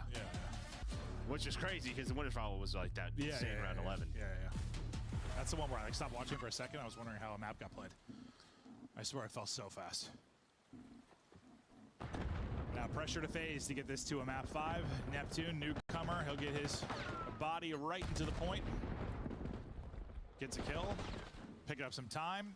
AR's looking over him. That's exactly what you want out of the opening. Beautiful there from Surge as they push it from the strong side and get a nice little setup. I'll see if Faze can rebound back into this. Okay, see Sim taking a long route, but he's going to get hunted down. Actually, he's going to win a gunfight. I thought they were ready for him. I saw 2 players turn, and he somehow turns it into a double. But nice early time here for Surge. He already contesting again. Nasty from up top has been so good throughout this series. He's going to start off 4-1. Yeah, no, he was just in the window eater. That's what he wants as an AR. Just get up there, not exactly freebies, but you're just shooting down to your prey. Fish in a barrel as he was lining them up. But yeah, everything you want out of that P1. Now we'll get ready to shift focus here. Gunfight's going to go in the way of Surge, their top middle. You'll slow down 1, though, as a nade is able to connect. It'll be a BZ now. From bottom mid, looking for an opening. Not going to find it, as Neptune's going to drop down and shut it down. First team into the point, Surge. In another just good showing, like, as soon as maybe you have P1 control or you're fighting for middle of the map, it's Neptune off spawn who finds a multi-kill, and that just allows Surge to get in these positions as he leads the way. Well, 3 of them all have 5. But it just, again, it's very similar to map 3, where they're finding these multi-kills turn the map. Yeah, Surge are like, they're not getting the streak on our watch. They're not tying the streak. They have come out with some passion. So far, so good, and right back into the point. Pushing over to get spawns was number 1 in draws. He got 2 of them to spawn with him. Wide left. Nasty, though, again, he's been kind of a multi-kill demon in some of these respawns. Finds another as he starts at 8-2. Matching him will be Neptune. And despite the fact you got the spawn out left, all those players get shut down from Faze. Now you're spawning out deep. Another big sequence from Surge at an opportune time. I mean, they are frying them. Yeah, frying them. Yeah, this is a wild one. You're finally going to get some presence here from Abizi. But he's just going to get traded out, and the ARs are locking down now the these middle Faze guys are like, get us back to land. They're getting just cooked. Cell is 2-11. Like, I don't know the last time I saw Cell 2-11. It's been a minute. Everything you want and more for Surge. Maybe they took a little break from scrims after. Damn, bro, what's going on with Faze? Just destroying them. Nasty again. Maybe they need to step up with a multi-kill. Won't have to because Abuz has got his cross. And this is just easy time. Now up 100. Surge dominant on protocol, whether it was the control or now the hard point. You gotta be loving seeing this. Rambo Ray is somewhere rejoicing. Oh yeah, he's smiling right now, but he knows not over yet. A big P4. Can they find a break? This is how FaZe gets back into the game. This should easily be a full 60. See if they can do it. They'll have the last guy up. Simp able to take out the last. They have numbers they'll continue to hold here. But yeah, the full 60, as you said. Not a lead change or anything, but you're at least back into this thing. But can they continue to hold? They're going to need Cell to step it up, but they've lost the rotation battle basically every single hard point, so he's trying to, well, he's not going to do his power spots, he's trying to break. Uh-oh. You got numbers here for a second of your surge. Here they come. Cell was weak. I thought maybe in trouble, but he's able to win it. Now trying to finesse with the pistol. Can't quite get it done. Buys enough time. Yeah, you disrupt some time. If you are Surge, you buy some time. If you are Cell, it might not be a perfect 60, but it's going to be damn near close to it. They're going to send one more wave at this, though. Hold up. Dive triple for Mr. Abuza. Damn. Hey, you said he didn't need to pop off for the dub, but when he needs to, he does. 16 and 8 from him. 16 and 6 from Nasty. Cell just looking to phone home or something. They're imploding. Needs a little help. He's 5 and 15. The Vancouver Surge, the new look Surge with Neptune, the mighty Surge. I want to hear their comms. It's got to be great. He's one shot. I want to that meter left. Nice. Nice shot. One Megan. I'm 1 HP, bro. I'm top on myself. I'm dead. Nice. I'm near on time. Yeah, top him. Absolutely nice. That's good. Yeah, I'm Wait. I'm good. Low left, RBG, I can fight. Bottom ammo, Simp. Okay, fine. We have finished. Yo, 8 is left side heading. Outside, top grenade, guys. I'm on go step. Bottom ammo weak. Make gun. I'm beyond knowing barrage. Stay alive. One more make gun. I'm going. He's gone tower and one's he's top tower, one and 2 times. 1 HP advising you. Okay, take your time now. You get the That's out there. Alright, we're good. Yo, let's kill Self Peon. I'm going to Grannies. Wait, I'm going to Grannies. I'm gonna play back tower. Okay, fine. Self Peons. One shot. One shot Peon. You can run over here. Watch him across. He's left side. Blue. Give me a big gun. He's top blue. Yo, you make gun. That's two mid light. Go back time. One mid gun now. Stop it. Same mid gun, bro. That's two here, bro. I need it. I thought you need this shit. Yo, I'm a step. Corner hop. I'm mining his step. Legend blue. I'm gonna try down, bro. I'm gonna go bottom pool. And that's one time. I'll basically one. He's shining back door.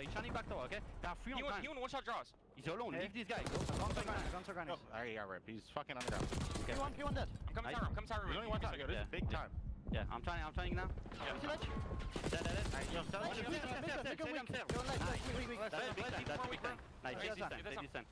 I'm gonna. You can push. I'm watching over you. I'll be deep. Stop me again. Okay, fine. It's nothing back right, bro. I'm gonna be top zero. He's all simp, I need it. Mid, ABC mid. He's P2 left now. ABC is one out.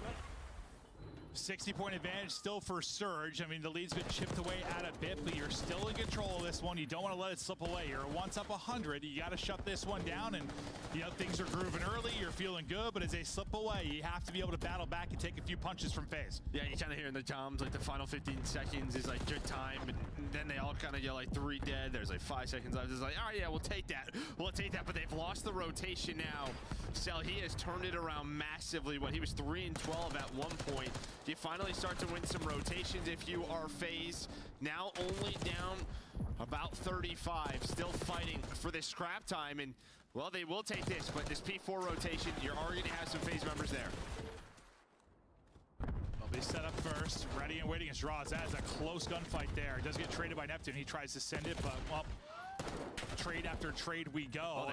One-on-one around the point, but Abuza starts a 2-on-1. Abuza's able to take it, so yep, you win it. Now it's a chance to push your lead right back out to what you had. This probably decides the map. You hold this time if you are Surge. You are winning this. You get points from victory if you're able to do it, but hold up. It gets a little bit messy here for a moment, but through on the cross, it's Nasty with another big multi-kill. He gets 3, and this is the Nasty we were hoping to see this year finally showing himself. Yeah, I mean, just what a series he is having. Leading the way multiple times throughout the map with kills.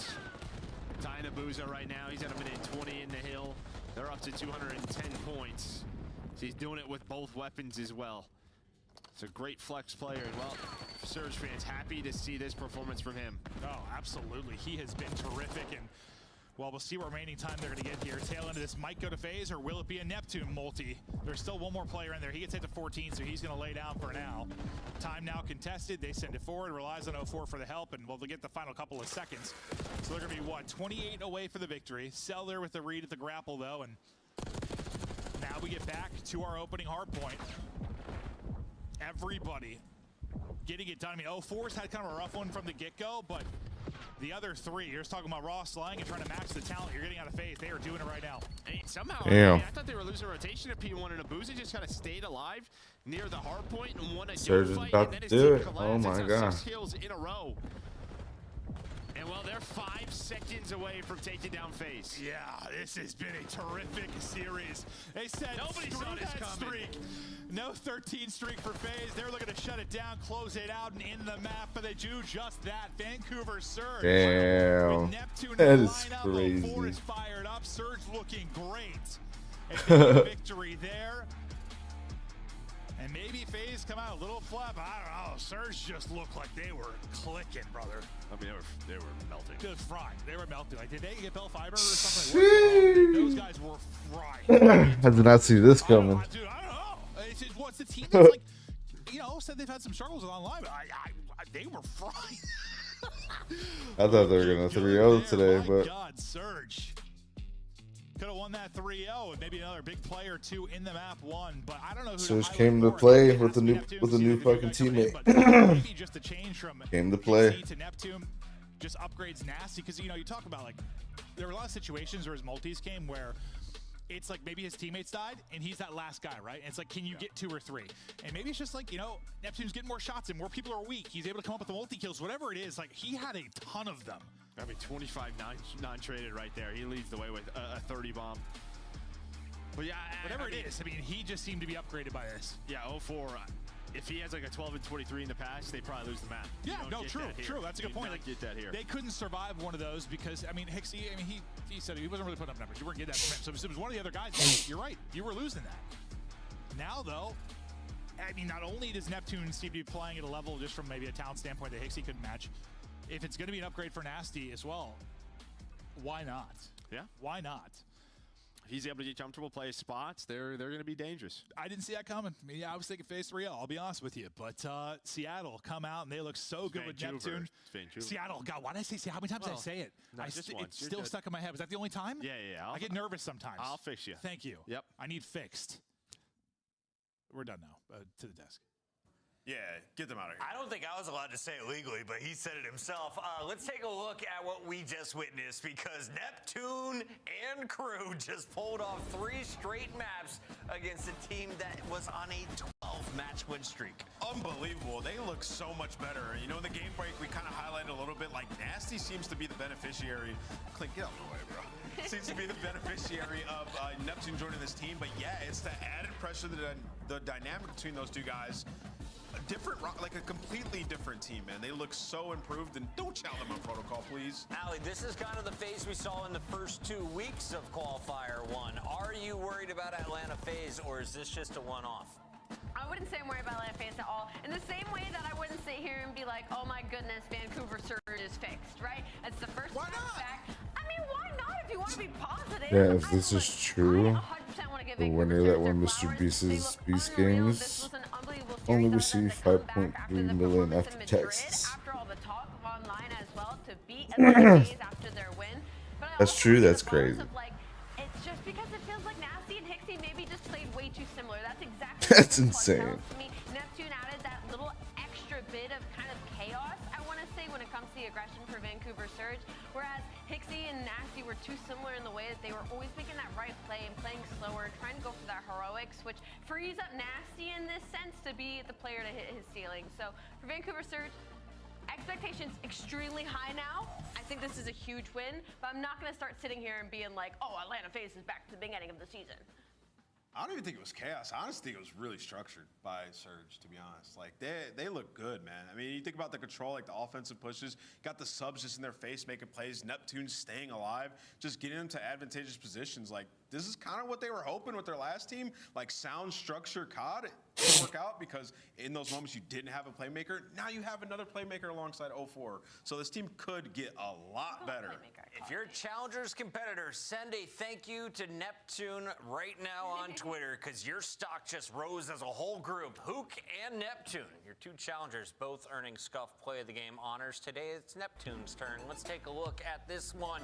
The youngster got it going in game number 1. They fell short at the end of the first hard point, but then rattle off 3 straight victories over the best team in the game. What a welcome back to the CDL for this young man. Yeah, I mean, I think this is exactly what you want to see, right? Especially, like, we're talking about protocol map. We thought Faze was going to run away with and smoke them. Yeah. Got Neptune just in gills, man. This is how you have to play this with the SMG. Sprinting at them. Just literally just in gills, staying alive, getting out of his life when he needs to, and then Abuza and Nasty able to make plays off that. Yeah, man, welcome back to the league, Neptune. You paid your dues, and you're here. Somebody said do a Jimbo PC check. What does that mean? I mean, it means to check to make sure that he's playing legit. Got it. I think he's legit. We're going to double check, though. He's got Rambo Ray at the helm, and hopefully we'll be talking with the member of the Surge in just a bit. Before that, though, let's take a look back at what happened all day long. Because, Allie, it was 2 hot 3-0s to start the day. Take me to the first one.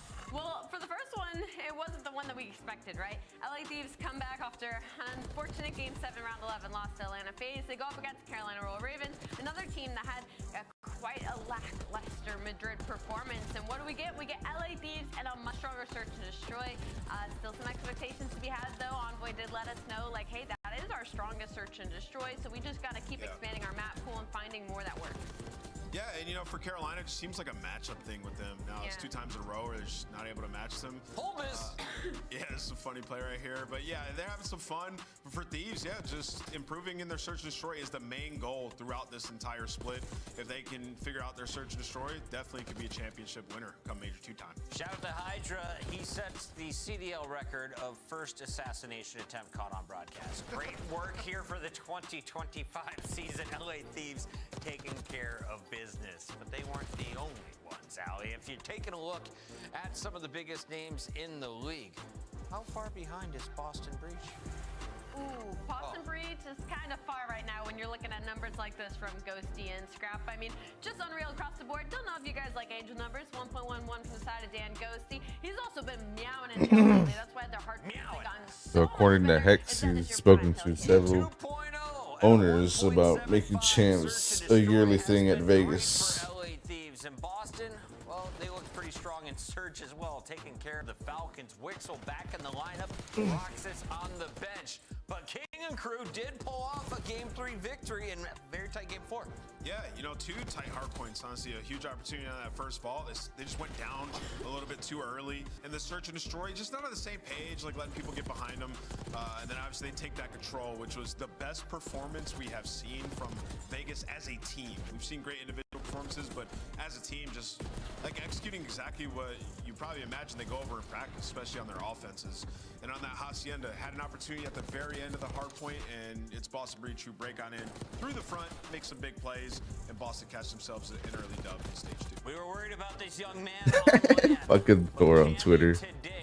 This is dog shit. Mickey Mouse Major 1 champs. A 1.4 tonight series-wide, Allie. I mean, my God, Cammy, this is unreal, especially from the performances that have been leading up to this moment. I think Cammy himself really needed this bounce back just for his individuals, but I'm hoping to see this consistency moving forward for this Major 2. It's great to see Cammy back to his winning ways, and same thing can be said about this guy. Welcome to the show, Byron Plumbridge, aka my favorite player from the UK. Nasty, welcome. How are we feeling? How's it going? I'm doing super good. It's a great win. Yeah, so can you talk to me about your new teammate? How did you find Neptune? Why wasn't he scooped up earlier by your team? And how good does it feel with him in the lineup? Yeah, I don't know how he was in China as long as he was. I'm glad because like we were able to snag him. So cheers to everyone else. He's unreal, man. As you said in that series, like the protocol control, he's just running around, taking over, and he brings a lot of pace to the team, which I think we were missing on this game because he plays pretty fast. Yes, he does. Well, so then that leads me into this, Nasty, is one unreal performance from you as well as an individual as going up against Atlanta Faze, y'all's first game back. Did you find that this has been something that numbers you've been putting up since Neptune's been added to the roster? Is this how scrims have been looking, or did you just have an unreal match today? I would say Nep helped a lot, like with our pacing and stuff. I feel like we were slow when we needed to be fast, and then fast when we needed to be slow before, and we'd be stuck in like bad situations, and I feel like it affected everyone. Yeah. I had a pretty shit last stage, I'll be honest, like individually. So I've been putting a lot of work in at the same time. So it's like a bit of both. Nasty, outside of pace, what has Neptune fixed, right? Because I feel like there's times where he was slowing down when he needed to, right? So it's not all just like straight up aggression. No, what are some other things that got fixed since bringing him in? Well, he's bringing a lot more kills, and his challenger team obviously was like really good. Yeah. In challengers, and they had like a lot of good like search strats, and he's a good search player, so I felt like he elevated our search a lot. I mean, we were struggling on red card before, and we played it pretty clean today, so it was a good showing. You did. Yeah. Dude, you went up against a squad that was on an 12 match win streak. They just won Major 1. You were the huge underdogs. Everyone said you were going to get bopped. Were you worried about this matchup? Was it that game 2 that gave you confidence? When did you think when did you know you could win this series? Well, we said we didn't even get like a lot of practice because Nep had food poisoning. Wow. So we were kind of coming into this like we had nothing to lose. They just won the event. We just made a change. So we just came out with full confidence and do our best. And I mean, our practice has been looking good and it showed. So I'm just proud of the team. Byron, you have wonderful red hair, and so does our producer Colton. If he wanted to copy your hairstyle, what product are we putting up in here? You need like a styling powder, like any will do. Just a little bit on the front, you know, and just a little frizzle on the front. I like that. Yeah, We'll take care of you. Don't you worry about that. Sorry about your Chiefs. Congratulations on your win tonight, unlike the Chiefs, Nasty. I appreciate that.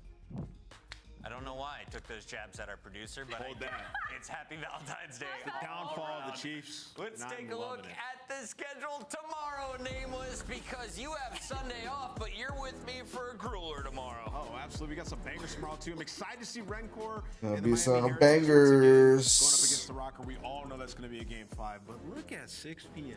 Fred got to go up against the Tiny Terrors. Who are now very vulnerable. They bled tonight against Vancouver, right? So if Optic can't beat them, are they worse than Vancouver? Stay tuned to the 7:30 conversation to find out. Thank you all for tuning in on a fantastic Valentine's Day. Alley Cat, final thoughts on February 14th. On February 14th, make sure you tell the people that you love them. All right, YouTube, that's going to go ahead and do for the stream here, man. Appreciate y'all hanging out. Appreciate y'all showing love. I'll be back in an hour over on Twitch and Kick. We'll be sitting down there and watching SmackDown, and then we'll probably proceed on to play some ranked play for some late night rank. All right, but appreciate y'all hanging out here for the watch party, man. Appreciate y'all showing love. Appreciate the likes. Appreciate the subs as well. We got 252 for the day, so hopefully we can keep growing. You know what I'm saying? But we'll be back again tomorrow, same time as always, 1:30 Central Time, man. And yeah, man, tomorrow's gonna be some banger matches. Today was some 3-0s and a crazy upset from Surge today. Was not expecting that from them today, but they came up and showed up with Neptune. So, like I said, tomorrow's gonna be some bangers though, man. We got Optic versus Faze at 6, so it's gonna be a fucking grueler. Let's hope. Alright though, but appreciate y'all hanging out, man. Appreciate the love as always, man. And I'll be sure to catch you guys over on Twitch and Kick here in about an hour. All right, have a good day, and I'll see y'all over there. Peace.